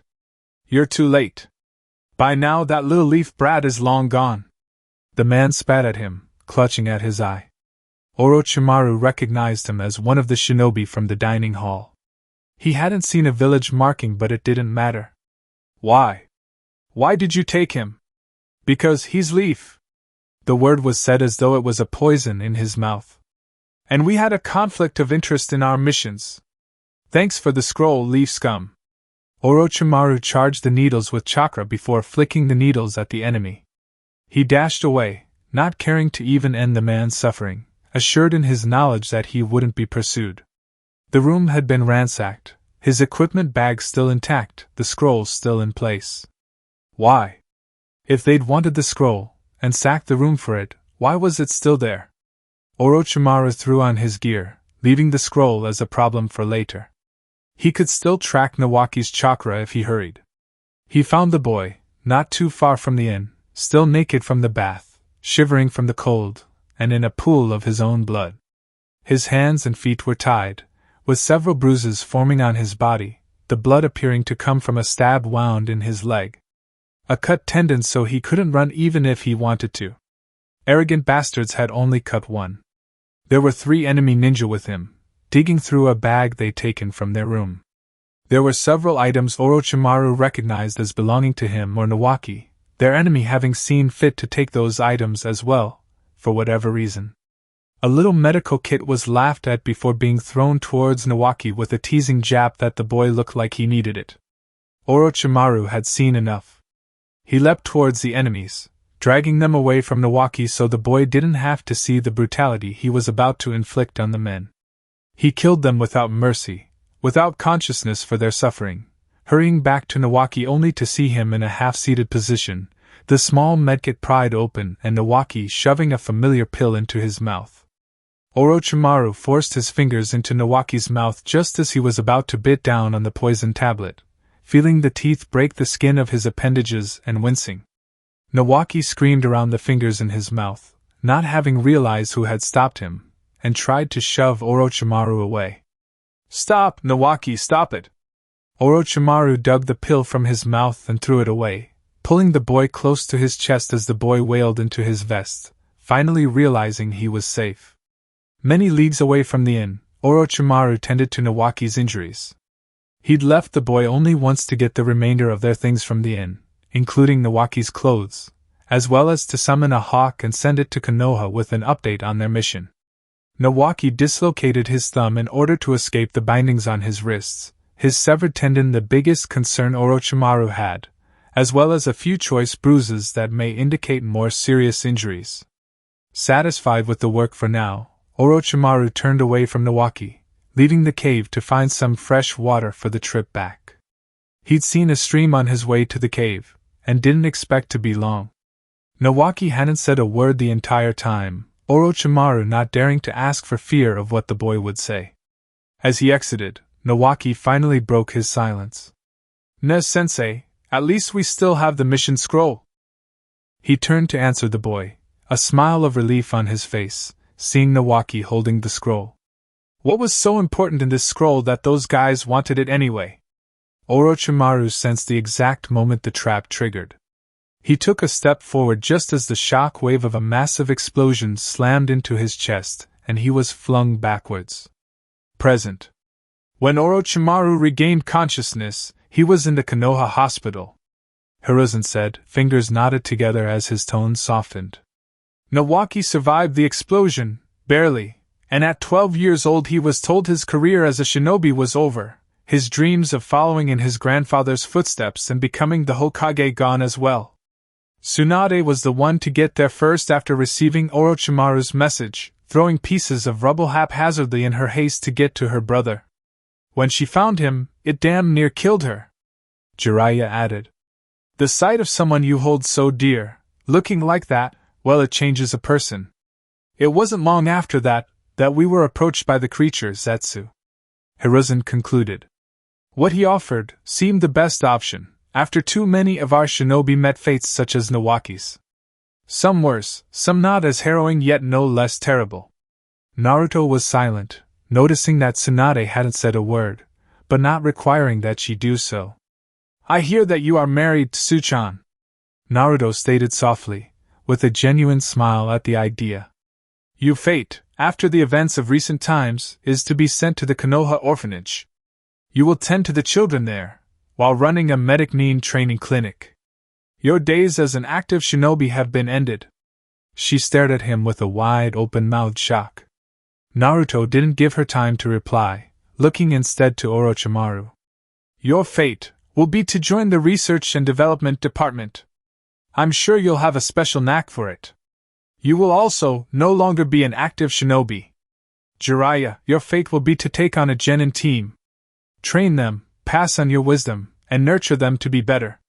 Naruto paused, taking a moment to look at the table before addressing Hiruzen. And finally your fate will be to have all your active duties taken from you.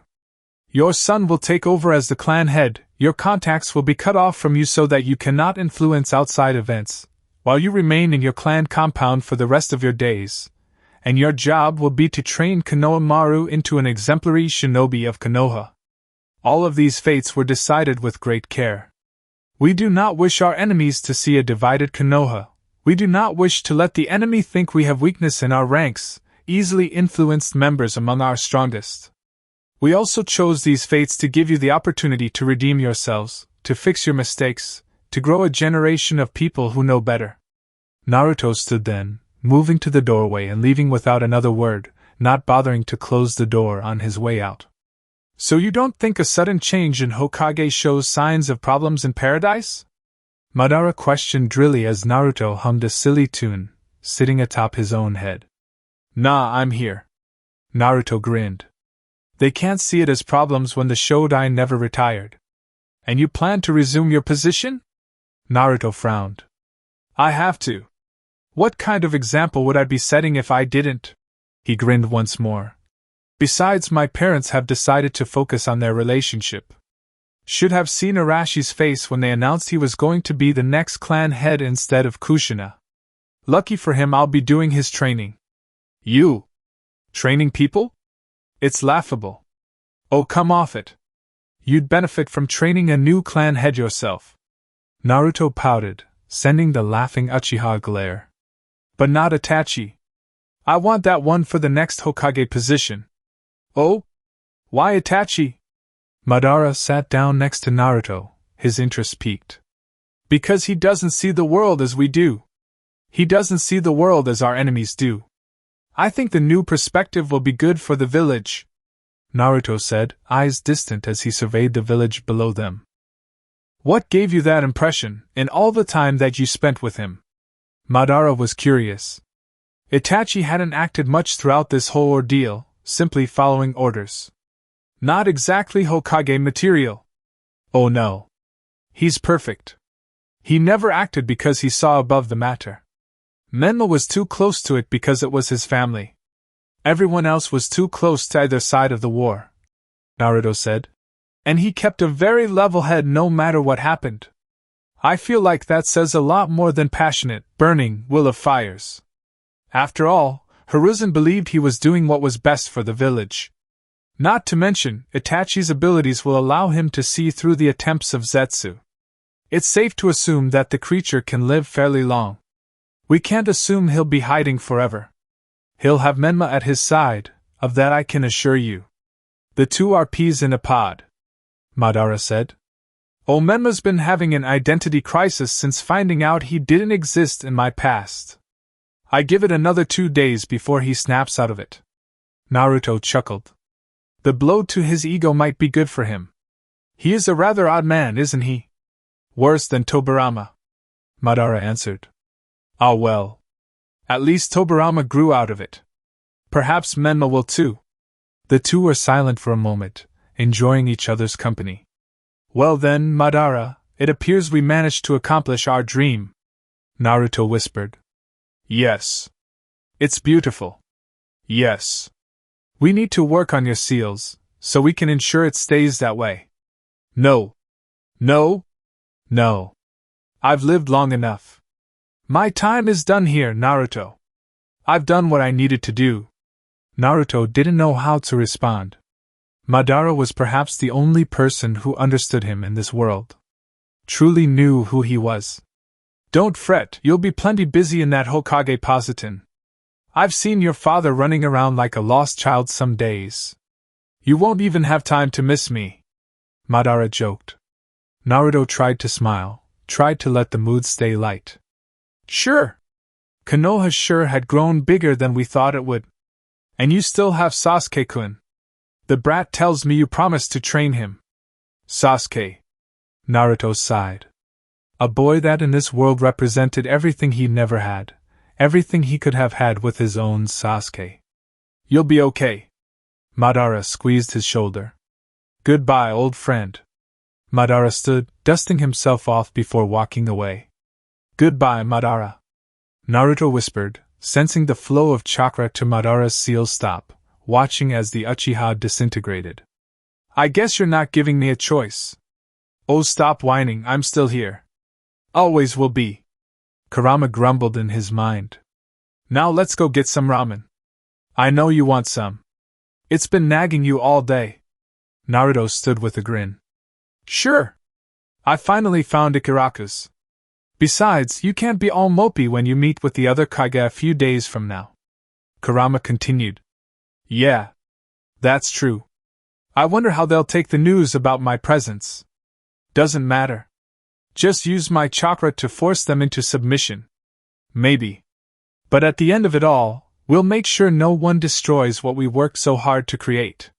Naruto could just feel Kurama grinning, and allowed himself to grin as well. Maybe, just maybe, things would be awesome once again. The end. And that concludes final part of this story. Thank you for spending your time here at Ichiraku Ramen and listening all the way to the end. Your support helps keep these stories alive and allows the shinobi world to continue through new adventures and alternate timelines. If you enjoyed what it takes to be Hokage, don't forget to like the video, subscribe to the channel, and turn on notifications so you don't miss future stories. Once again, full credit goes to Solara Myles, the original writer of this story. If you would like to read the original version, you can find the link to the story in the description below. Let me know in the comments what story you would like to hear next.